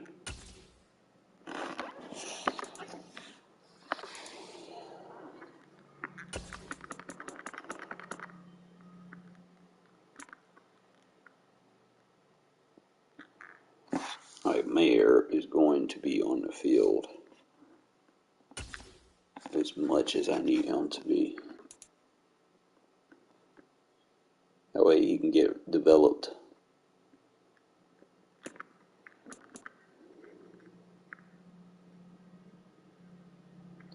Really don't see anybody on this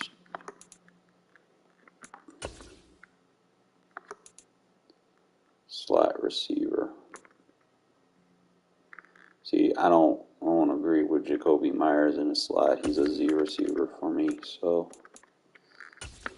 I'll let Trey Tucker take those responsibilities. He's gonna start over Carter. I'm gonna cut these rosters down. Just kind of looking to see what I have.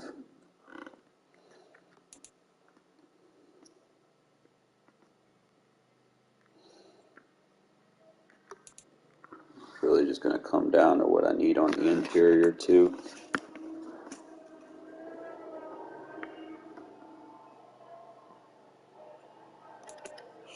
Tillery got the speed and acceleration, and he's got the size.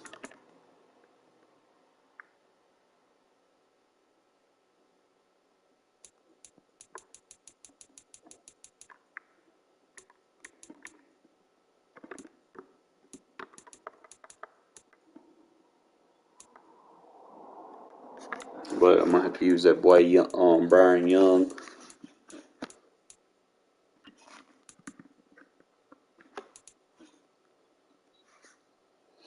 They really got Marcus Phillips as a sub linebacker. I don't do that, my guy. It's gonna be Diablo and that boy Bernie.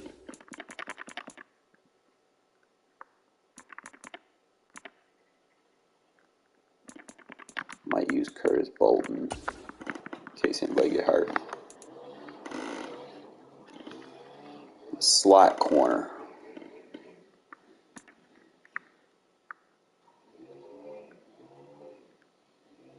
He gonna need some development like a motherfucker.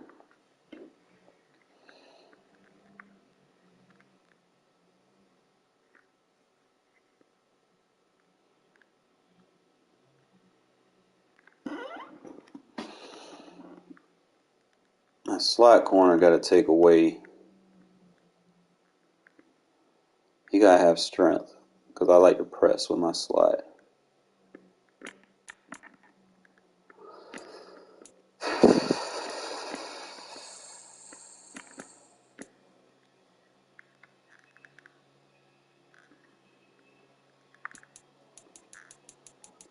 I want to use Webb on the outside. So I'm decided I'm going to use O'Connell.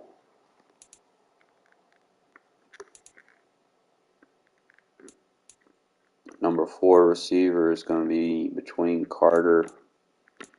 I have a lot of options that I can use. It's like, who do I want to keep, right? I mean, you got your physical receivers. You know, you got your Cam Sims.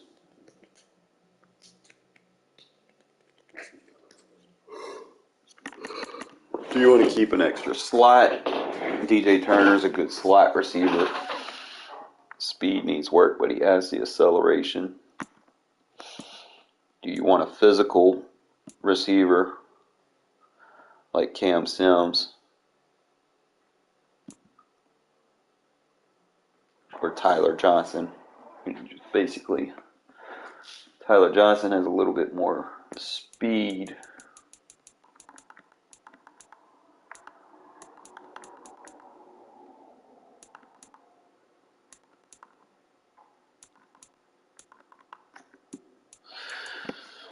basically who's going to be the starter. I think Tyler Johnson is younger, so he's more of a development. He's already like 70 something overall, so we gotta work with that. Dorsett's like he's not gonna make the team. Keelan Cole, he's not gonna make the team, so I might take Johnson over Cole to be that number 4. And it just really comes down to, okay,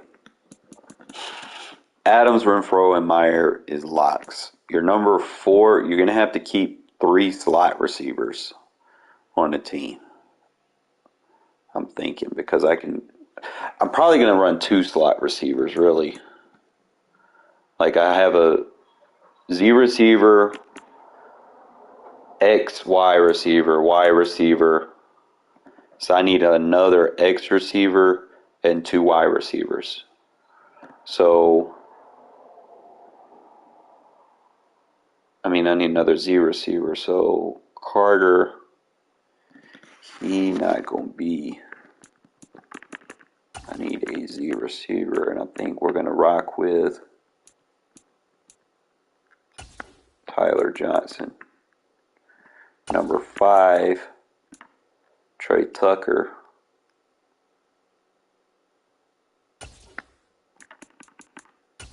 And then number 6 is basically just that extra spot if you need depth. And I probably might keep DJ Turner. Like if I'm being honest, because I like to keep those, I run a lot of tight slots and stuff, and they get the bulk of my touches, so that's probably the guys that I'm going to keep.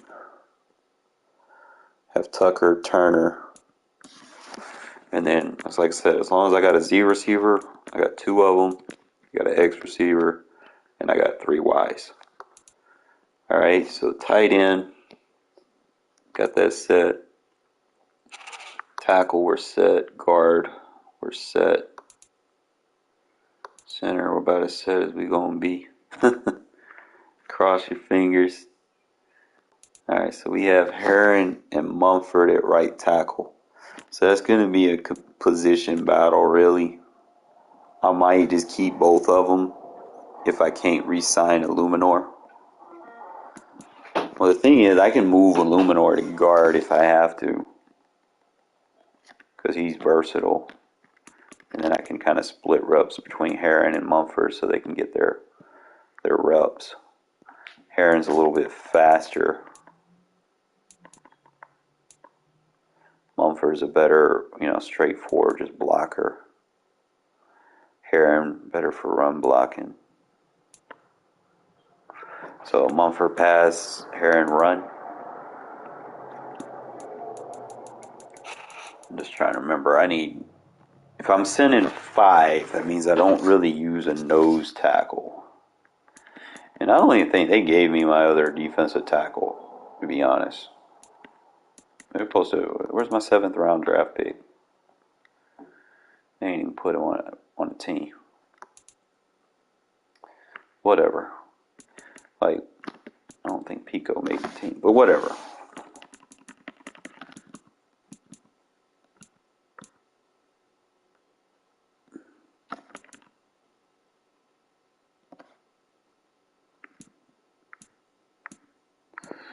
So it's really just going to be that interior has to be set. So Byron Young, he's going to be set in that middle for me. I only use John Jenkins when I need a nose, so I can set him somewhere else. So my number 2, I want to use Tillery.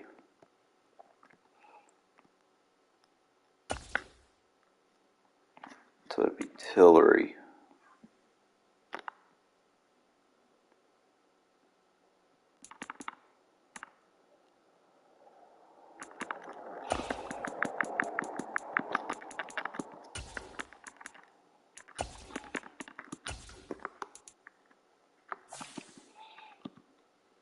Alright, so now I gotta fix it.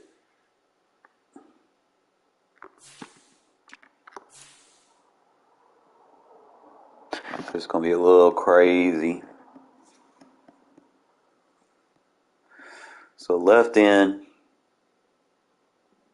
has to be able to set the fucking edge.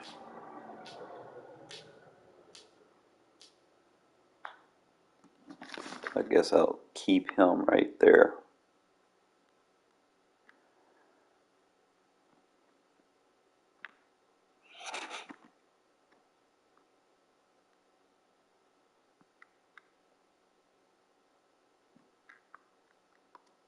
Left end. Right end is the weak side.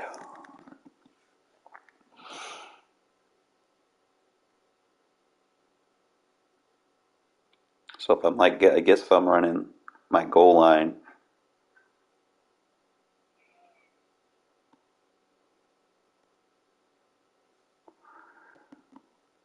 see, I want Tyree to generate sacks though.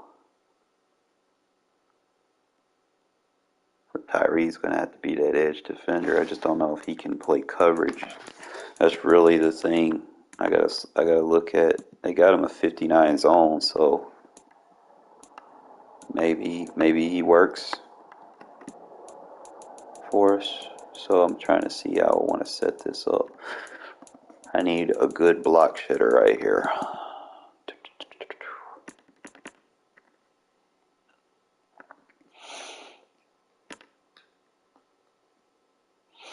Boy got an 83 block shit.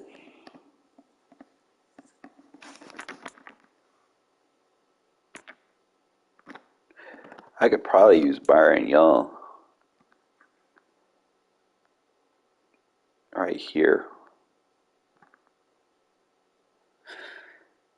Thinking about it.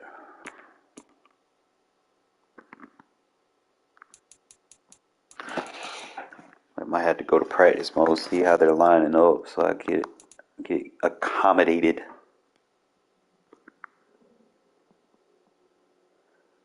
So I got to work with Combs.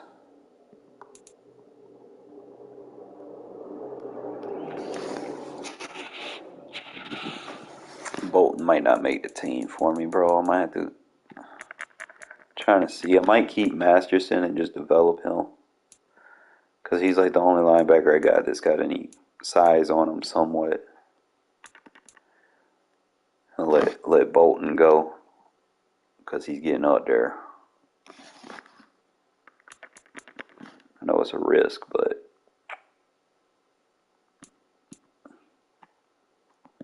you can develop Masterson because he's young.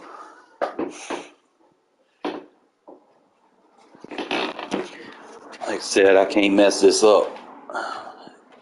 I'm getting them from the start. Unlike that last one, bro, I had to take over somebody's shit from the get-go, and that shit was fucking ugh. Give me one sec. Let me get something to drink.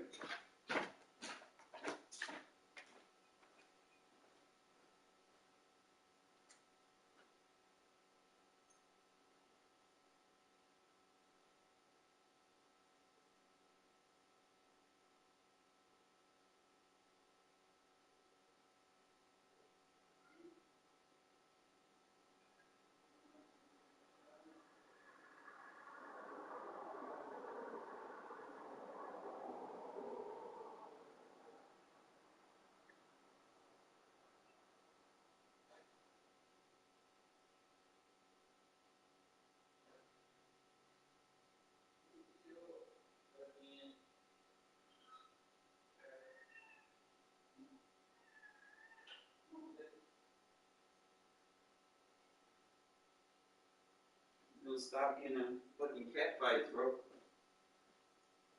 You'll learn one day.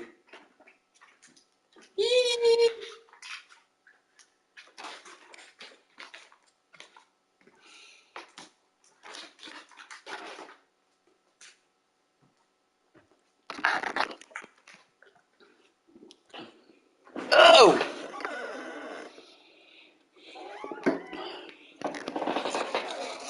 Fellas, what y'all think we do here? Masterson got the hit power. You can't just coach that, so we'll keep Masterson.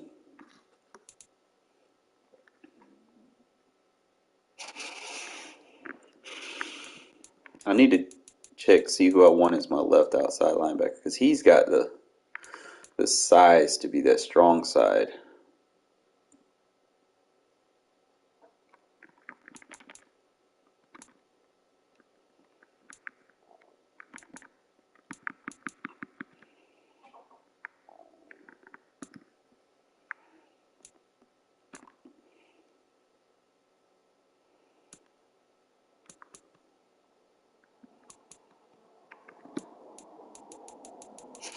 And I feel like he could probably set the edge for me since he has that higher block shed.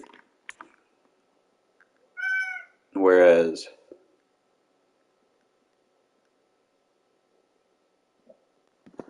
this would be different.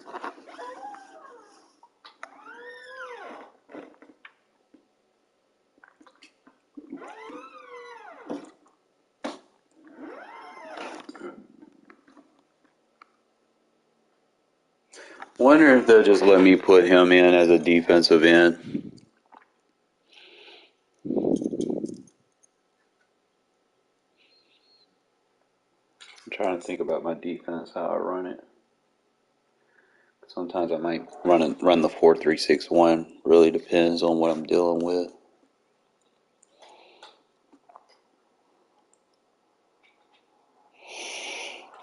Got the block shed. He can produce sacks. What we gonna do?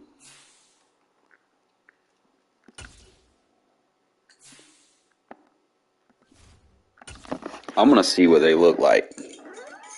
Cause I don't know. I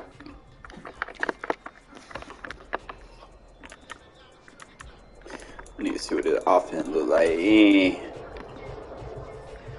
So that'd be 81. Who's 84? 16.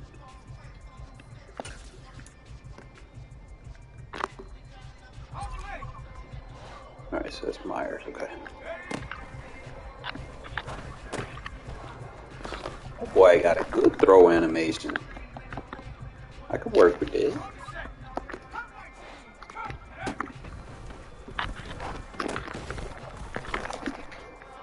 Get used to him.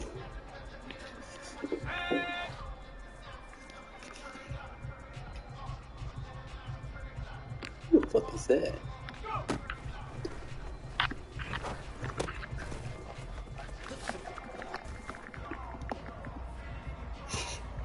I gotta give him a better number than what he has.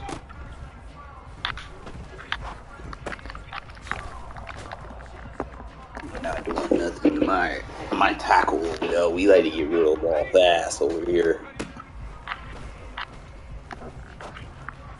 Okay, so he does have under pressure throws. Just be mindful.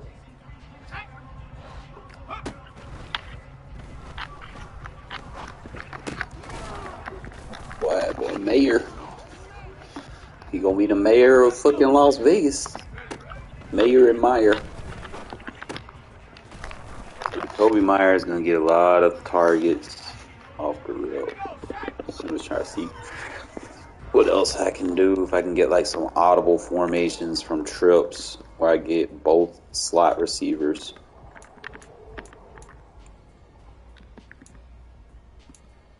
Okay, so if I come out and trips tight end, that's going to give me Tucker. Then I can move twice. And we can get Tucker on that outside route. He's not going to run it as clean. And Devontae going to run a clean one.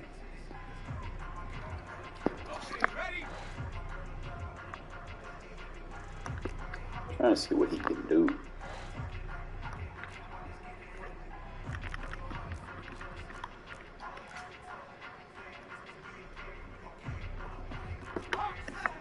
I don't have to go far to get that.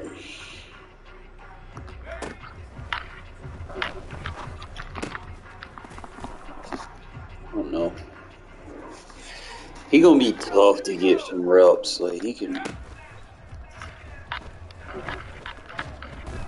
But Crosby nasty with a strip shot.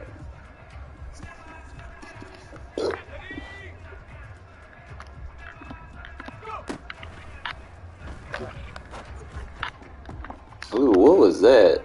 Why am I getting off the back foot throw? That nasty.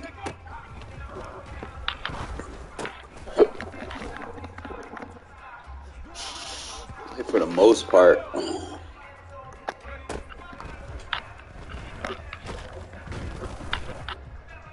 Ooh, he actually made a recover on his fumble.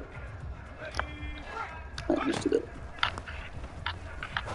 I don't like how those routes ran, like holding hands. Don't do that, please. So I might have to. Smart router, yeah.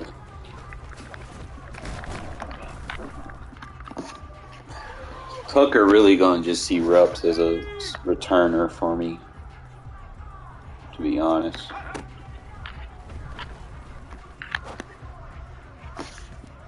Just trying to see what kind of throws this guy can do.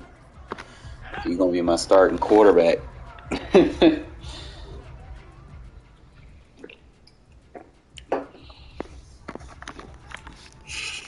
Alright, so I got.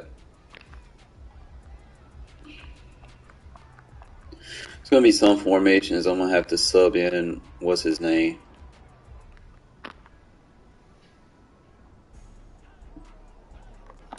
Who's number 84?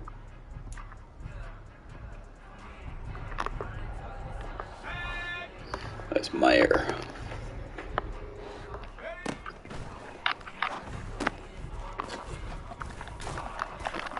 He gonna ball out in my offense. I'm telling you right now.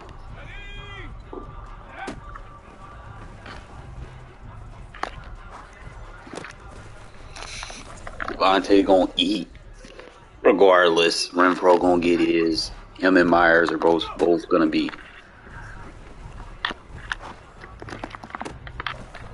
doing their thing, so I ain't gotta worry about them.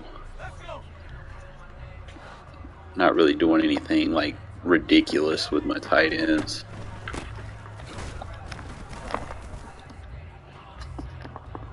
So I can work with like the offensive side of the ball. I feel confident in. Like I can work with these guys. Just trying to see. I might have to take Renfro out as a Z receiver though. So what I might end up doing is my number 2 receiver.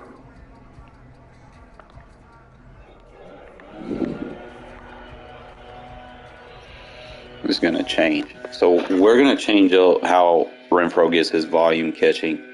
So I'm going to go back out.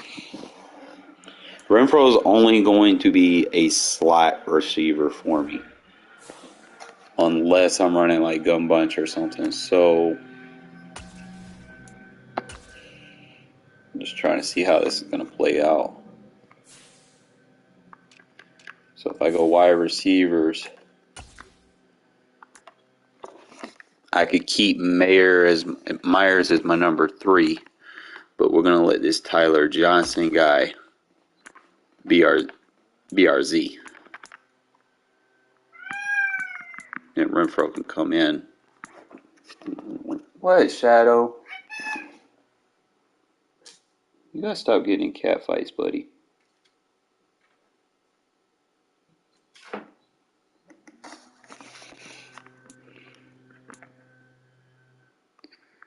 I think that's how I want to do it. Good on the tight ends. Now, as far as cutting people, that's what also something else that I'm gonna have to kind of look at. Because at the end of the day, you need depth.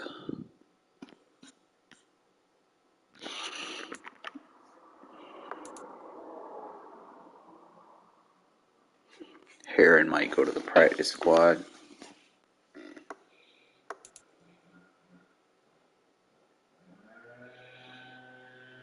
We'll play with the defense here in a sec. At Tisdale probably won't make the team.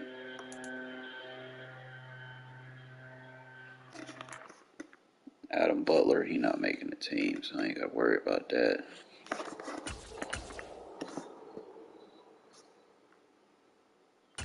It's supposed to be.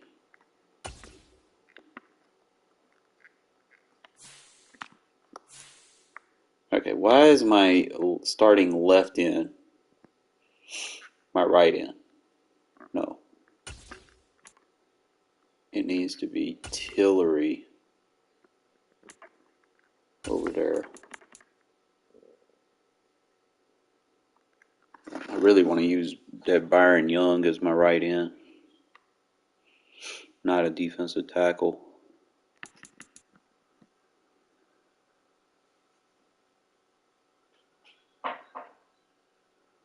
Actually, I want to use him as my left end. You know what I say? I'm going to go to my defensive tackle. I got to find someone that I want to start right there, so I might have to use.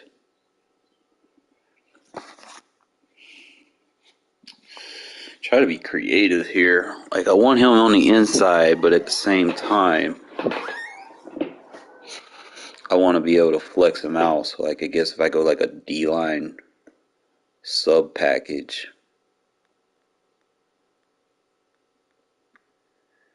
I can get him where I need him at.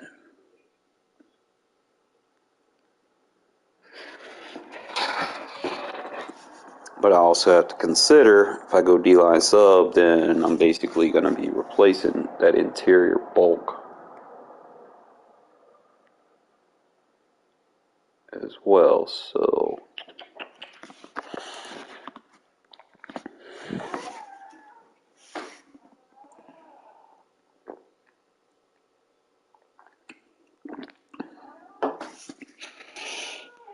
I'm thinking I'm probably going to put Kuntz in that role that I put Kaiser in, and I'm going to develop him for speed. Because I know he's got the size that I want for it in that goal line. But see, I have time to develop him.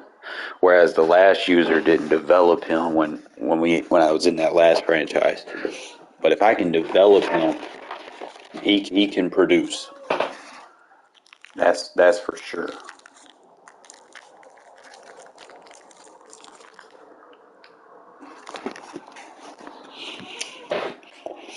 I'm just trying to see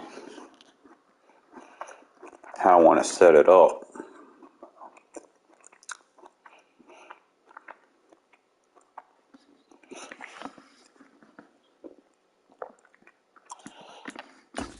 He's not going to be playing special teams for me, I know that.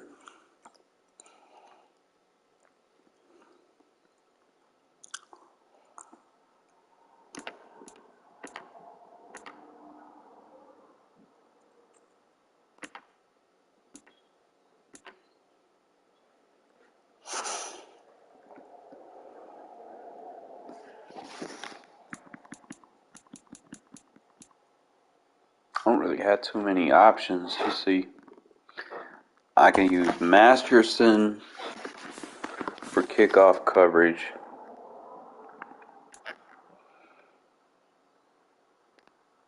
I guess Spillane.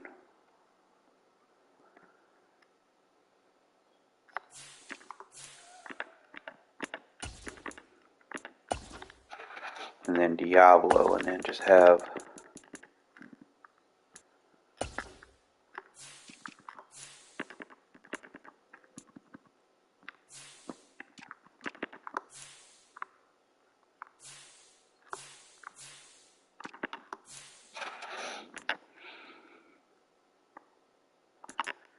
that rookie's got to start.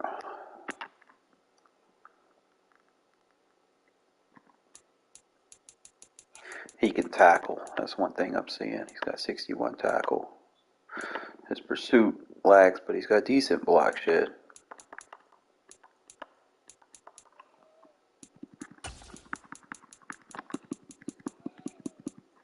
Kind of go based off of that on what you need. You got to be able to block shed. See, Long can't block shit. Now we got, so your number one has to be able to block shit. So we're going to let Bennett be our starter. We'll let Hobbs take the backside. So he's a slot corner. Long is a slot corner. So I'm going to have Webb. He's going to play special team because he going to fit that goal line scheme that I like so much. His block shit need a little work, but he got the size. We can fix it.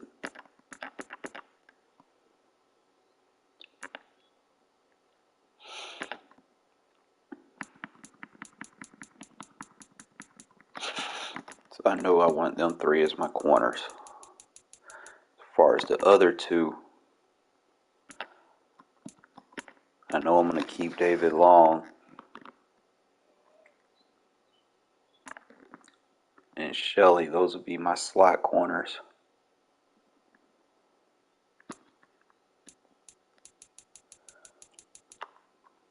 Like Long will be a good slot corner for me. Because he can help jam up.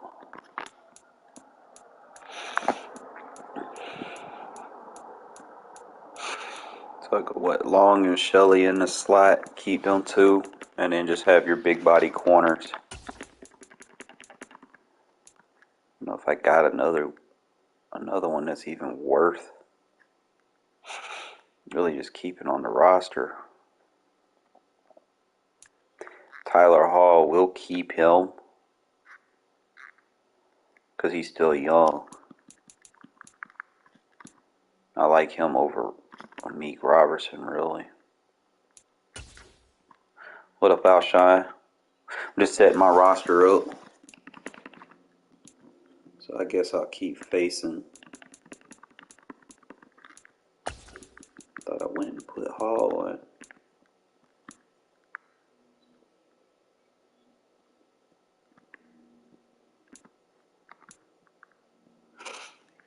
That'll be my setup. So we got my safety set up. Trying to stay within the rules. Only thing that I've got my kick returners.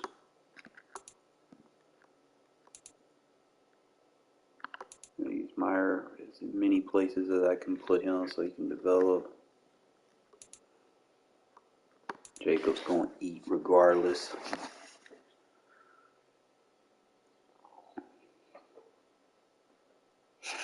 Tucker gets the routes when Renfro gets tired. This is where I need to kind of have depth set up. Because I'm going to go Chandler Jones, brush left in. Tyree and Jordan. See, Combs is going to be that odd man out, bro. I'm thinking he's going to get cut this year. But I'm going to try to give him a chance to make the team. I can't use him as an edge rusher. I got to use him as like an outside linebacker. Kind of like, Hassan Reddick or something like that. Just he'll be like a 3-4 guy. But we're gonna let him produce.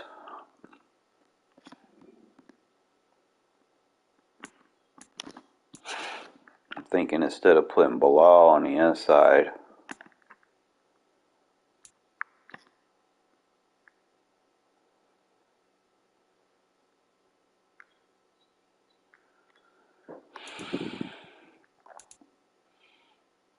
who is number 46?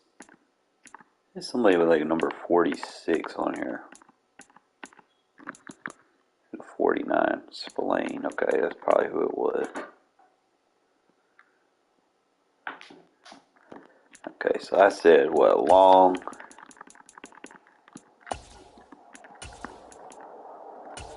And Shelley.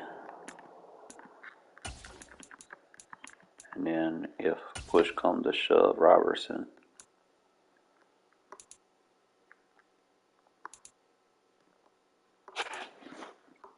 Alright, so I think we we gonna be all right with this setup. I think that's how I want to run it. Only thing now, I just gotta fix the D line. See how I want to set it up. So left end, strong side. I was thinking.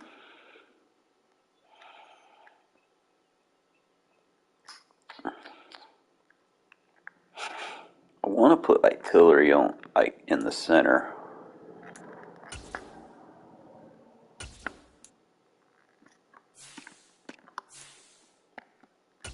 So I might swap these two.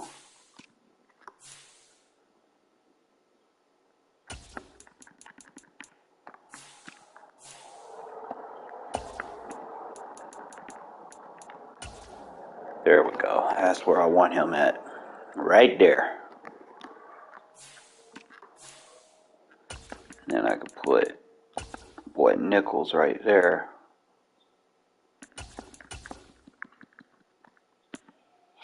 I'm probably going to use Butler as like a defensive tackle.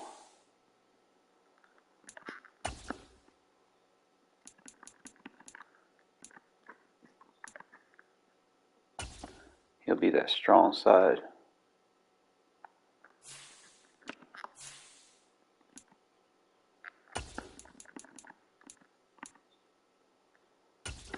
And then let Tillery come back in as a backup defensive end over there. And if I do that, we slide them around.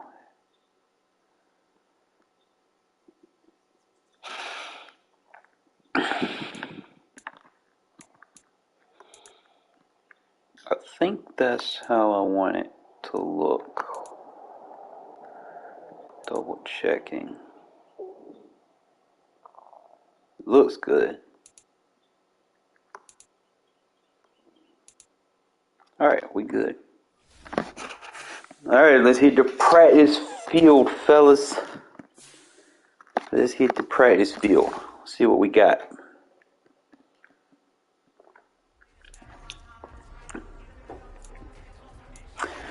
Like I was saying earlier, I was liking how that boy Connell throw the ball, so we can probably get like a lot of passing yards.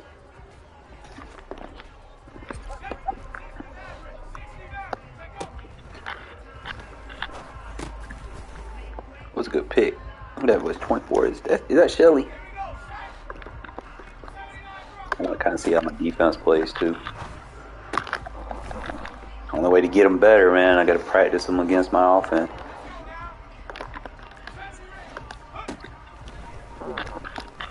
Who is that blitzing? Who did number 24 here? That longer? I think that long.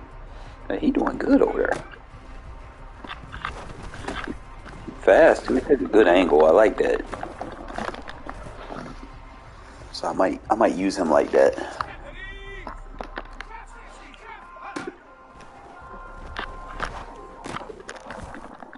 You got a good awareness. I think he'll play that slot for me real good.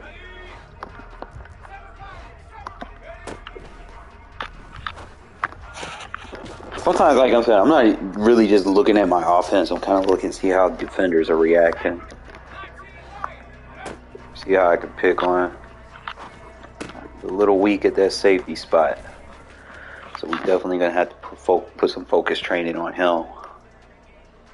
But I got to get him some reps early because like my safeties have to be developed. I can't just run with boo-boos.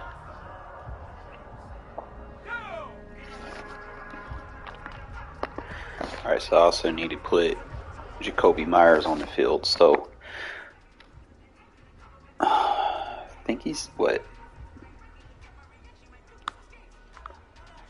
He's 16.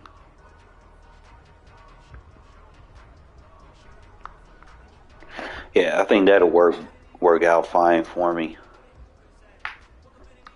Because I don't need Jacoby Myers. I don't need Renfro playing point receiver.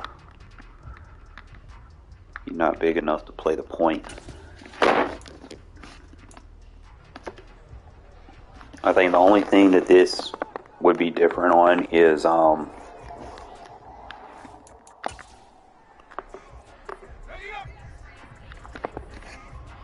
in gun bunch where the outside receiver is not a point. That would be the only thing that would be different. So I wouldn't necessarily use Renfro in this formation anyway, because the X receiver has to play point. That's the first thing that I'm looking at. So the X and Y plays point in this in gun bunch, and you can't play point if you're not a specific size.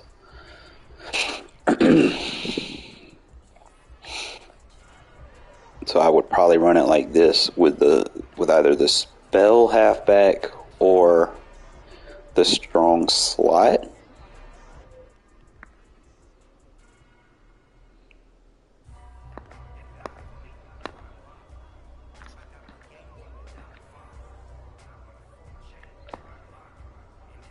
Who is 84? That's my tight end. Who is 16? Strong solo.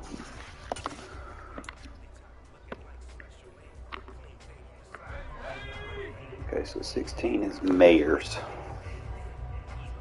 He should run a good route. So I could probably throw a lot of people off with my quick read offense. That's ultimately what you want. You should be able to get the ball to your guys, distribute the ball. I want to get as close to 50 plays as possible. Like, that's my mindset, is to get volume production. It's not chunk yards and, throwing the ball 10 times a game. No, we're putting the ball in the air. Like, it's almost like a college offense, it's just volume catches, volume reps, wear defenses down.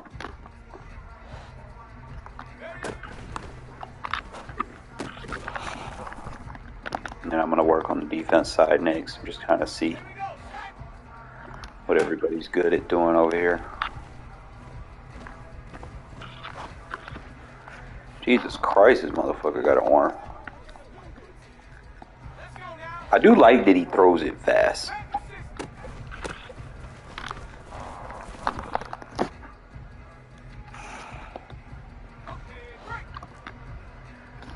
Try to see what options we have.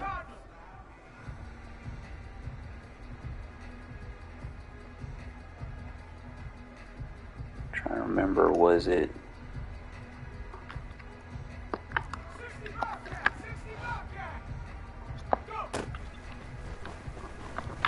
Ooh, yeah, that's a nice one. I like that fucking out route zig combo, like, bro. Like, that shit will fuck with people. Like, if I go into this Y curl, let's say I smart route that, and then do the out route zig combo underneath. So you got to worry about that, boom, boom, boom, and then look across the middle of the field, okay? So if I block the running back, we potentially have something here. Okay, so it'll be smart route, out route, zig. Get that route combo in the field. It's open, I just got to figure out who's not blocking on this line, because we got to develop people here. Alright, so our center sucks. Bad. He needs to be developed. He can't be giving up easy sacks like that. Out route, zig, block, slide protect, ID. That might help me a little bit. There we go. Oh my God. Who is that getting through? 96.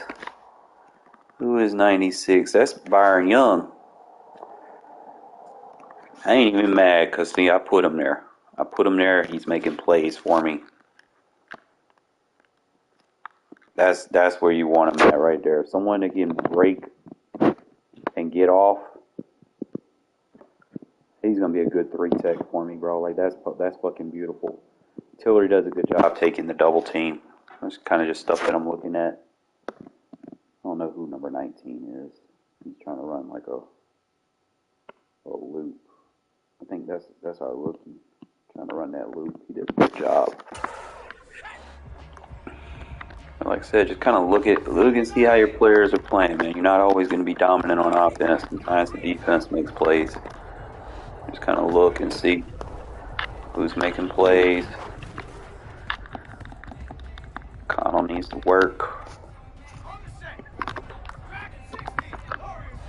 That's ultimately the combo that we want, and we can kind of play with it. I don't know if I can run the out route with that.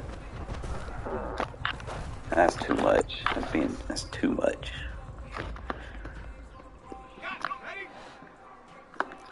Trying to see if we can run the bench pivot, so that means I could run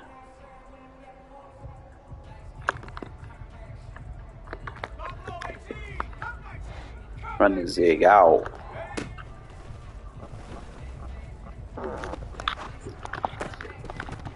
Brett Johnson, you gotta be able to catch the ball, bro. We're gonna have to work on that with you.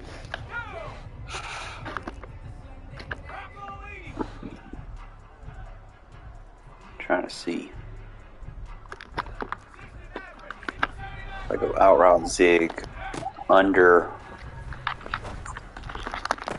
Gotta get better with that, Myers.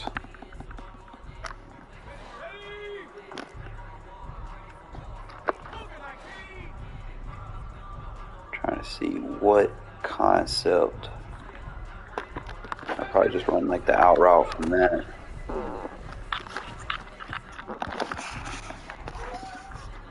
He does have a throw under pressure that we have to be concerned about. Like that is an obvious flag, but it's not anything that I'm not already used to, right? Just trying to see what he's good at as a pocket passer, because I know I'm not going to be able to roll out.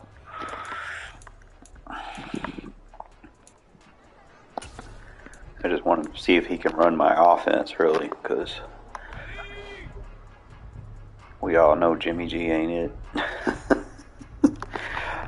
Right? Alright, so another thing is we don't have our abilities, so there's going to be routes that we're not going to be able to run. So we're going to have to improvise. So to get the routes that you want, you got to create them.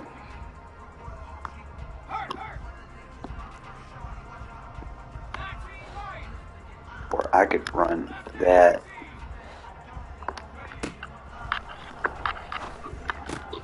Get those route concepts that you like on the field.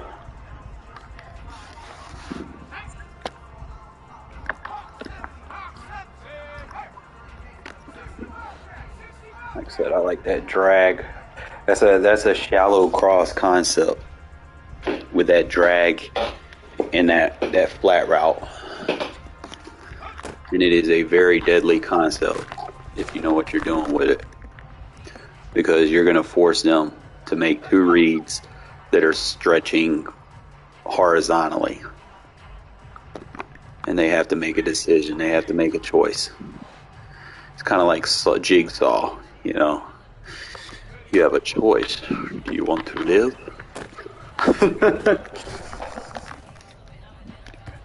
You want to be blind for the rest of your life and lived? Is it worth living for? It'd be tough choices too. Like, do you want to live the rest of your life blind? Is life that important to you? It's like, bro was fucking. He was with the shits, bro. Like, he really put you at them situations where you're like, man, you really just be thinking about things in life. Like, I don't know about that. Can we hit back shoulders? I need to see what you can do, Johnson. I need to see. There we go. That's what I need to see. I need to see, can you go up and get the ball? I gotta get better on that free form. So I could actually pass lead that inside versus cover 3. If that third isn't sitting there lingering on it. I mean, if the third's on the other side.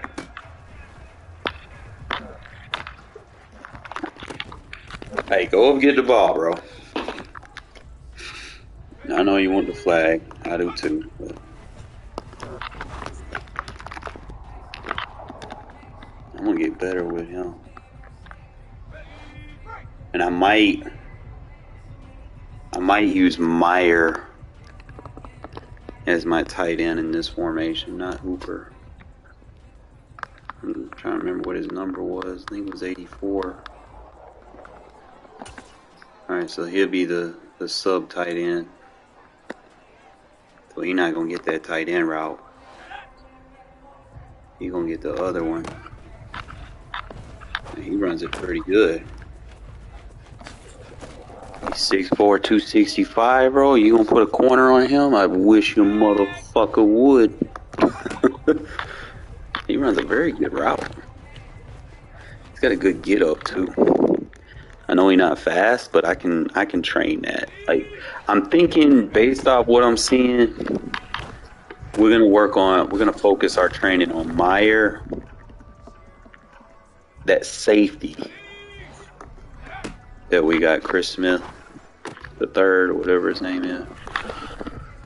Trying to think who else I want to put that third production on, but the tight end, obviously, he need to be getting the bulk of it. So we'll come out of here real quick. And I might try to develop, we'll see. Manage staff. Franchise staff formation, so a lot of things scheme, manage roster. Free agents, blah, blah, blah, blah, re-sign team salaries, improve team, NFL roster. Adjust lineup. No, this is not the screen I want. Manage staff. Team schemes. Alright, so they got me as multiple power run. Pulling linebackers, linemen and lead blockers in the run game. Quality field general helps convert critical third and short situations. We're only at 66%. We don't have physical wide receivers for that. We don't even have blocking tight ends. So they're not really going to get development if I'm multiple power run. The quarterbacks will. My halfbacks will. My fullback will. Most of my offensive line will.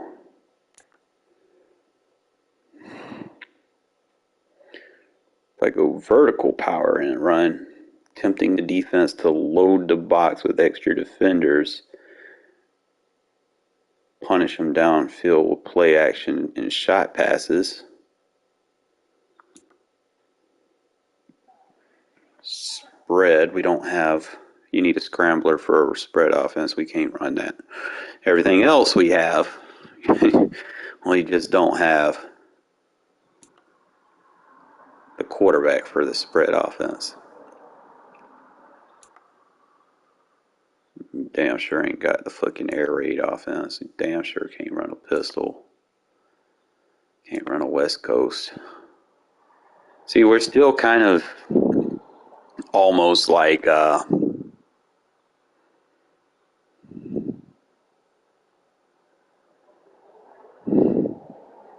way. That's probably the best scheme fit is the West Coast zone run, because I do get rid of the ball fast. Utilize short passing to keep possession of the ball. Yes. In the run game, offensive linemen use quick and combination blocks to spring halfbacks. So that's my play style, is West Coast zone run.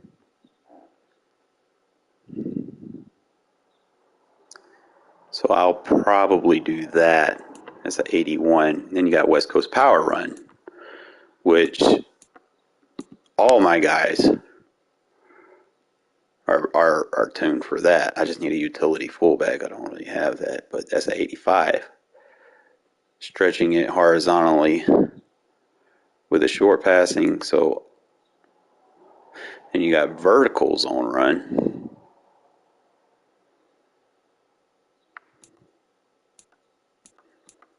So I'm thinking we're going to go West Coast power run. That's your 85%. Defensive scheme, we're at a 95% fit. You can't beat that. I'm just trying to see. Usually you don't get to take over anything and look at it. So we got power rusher on the left, speed on the right. So the right is going to be the weak side. So that's just something to kind of look in on. Left outside linebacker. I'm going to have to change him up.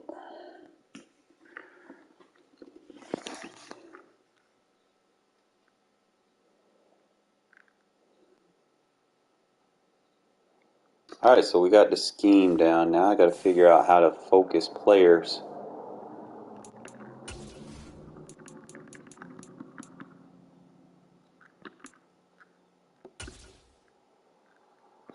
All right, so we can really go by age here because you want to get your guys, young guys. So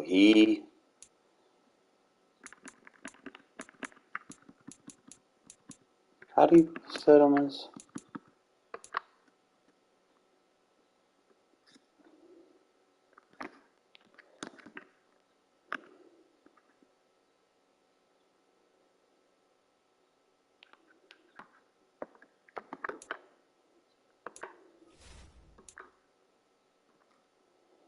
Head coach, mentor, franchise quarterback. It's just out fucking standing.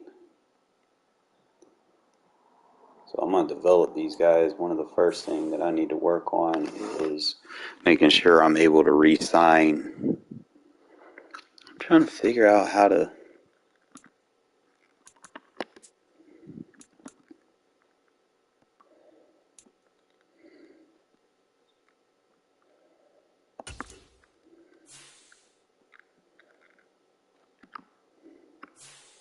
Anyone know how to set them as your focus player?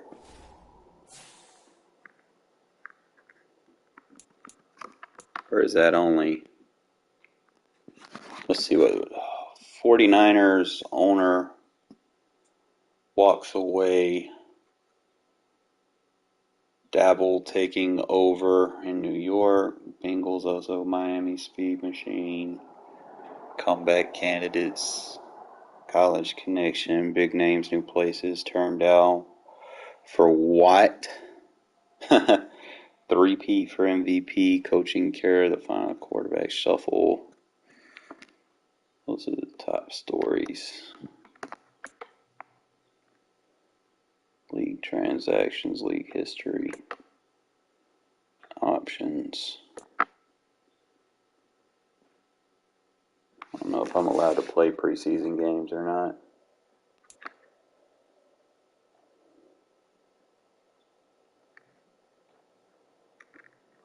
Franchise staff schemes, auto subs, and more.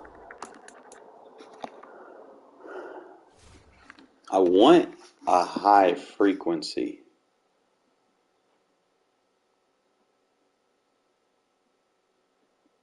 Because I don't like getting fatigued, bro.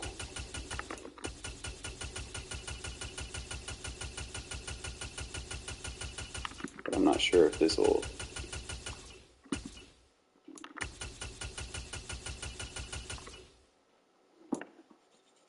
be like a 2-quarterback system.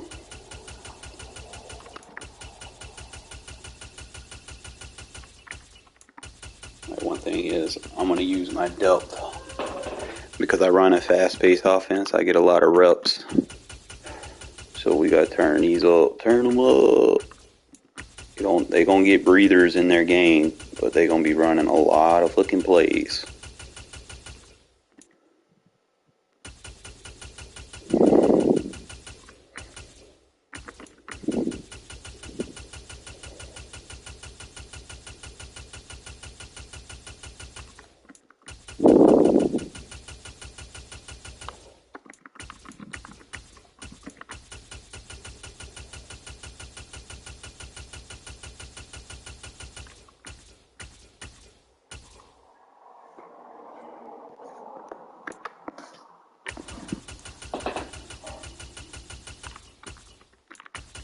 And if I need to turn them down, I can. If I don't like how they're acting.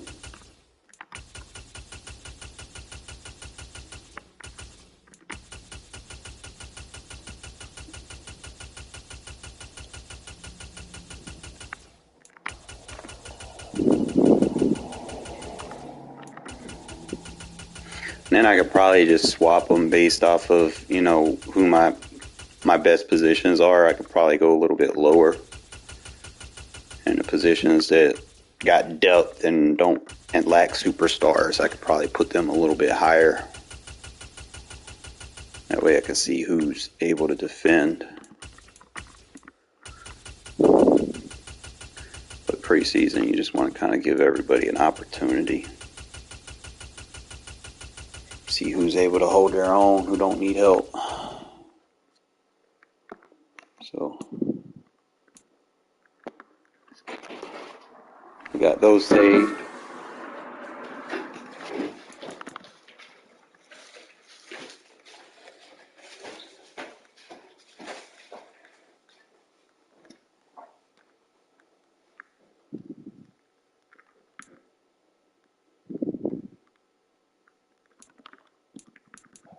I think that's it.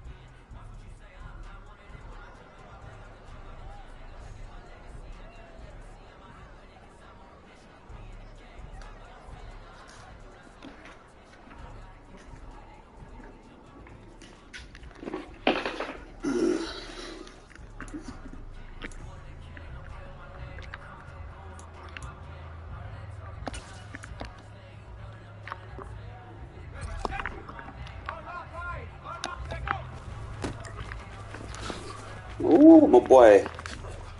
The mayor in town said he can run block. I like that.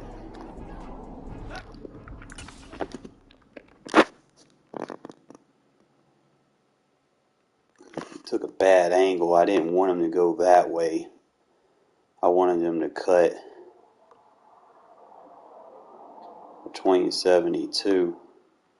So what I might have to do instead of IDing the middle linebacker right there, Probably gonna have to middle ID the edge for him to go up.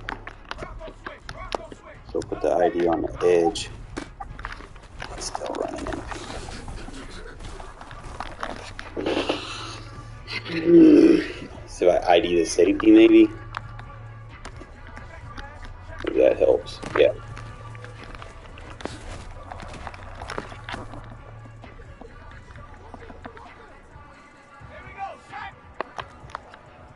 Alright, so outside linebacker. Yep. You'll get the safety if you ID the linebacker.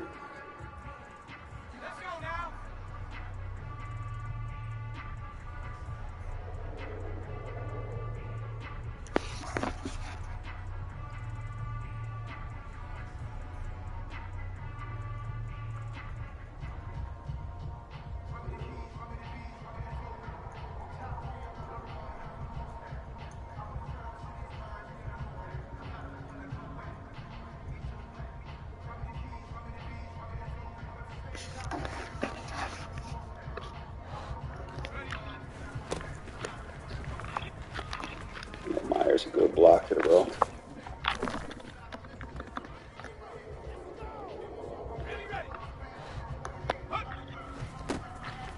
Just got to get better on that ID versus certain formations.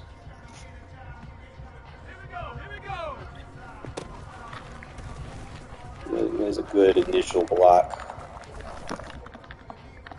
And I know, like the last franchise I had, I was using Zamir White a lot too, so they gonna get their carries. Main thing, my running back's gonna get like 10, 15, 20 carries a game, maybe in that range. But I'm gonna be throwing it like 30 times too, so. Not saying I'm gonna have 30 for 30, but them reps are gonna be there for the linemen to get pancakes.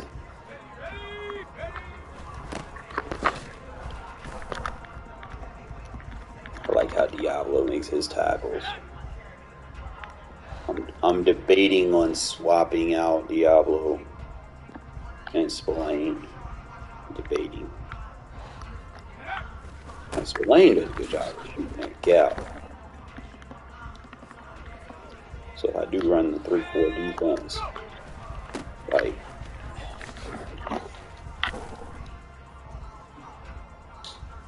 it'll vary.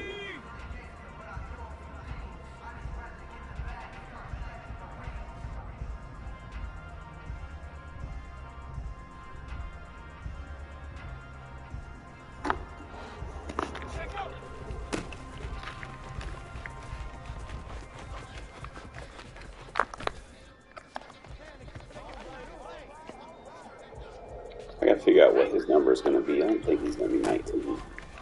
It's kind of throwing me off. It might be.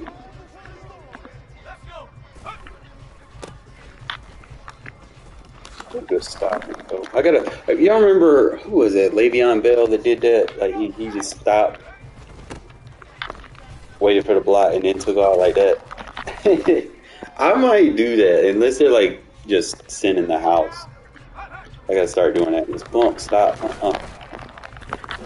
Try to wiggle with it and cut back. It ain't there.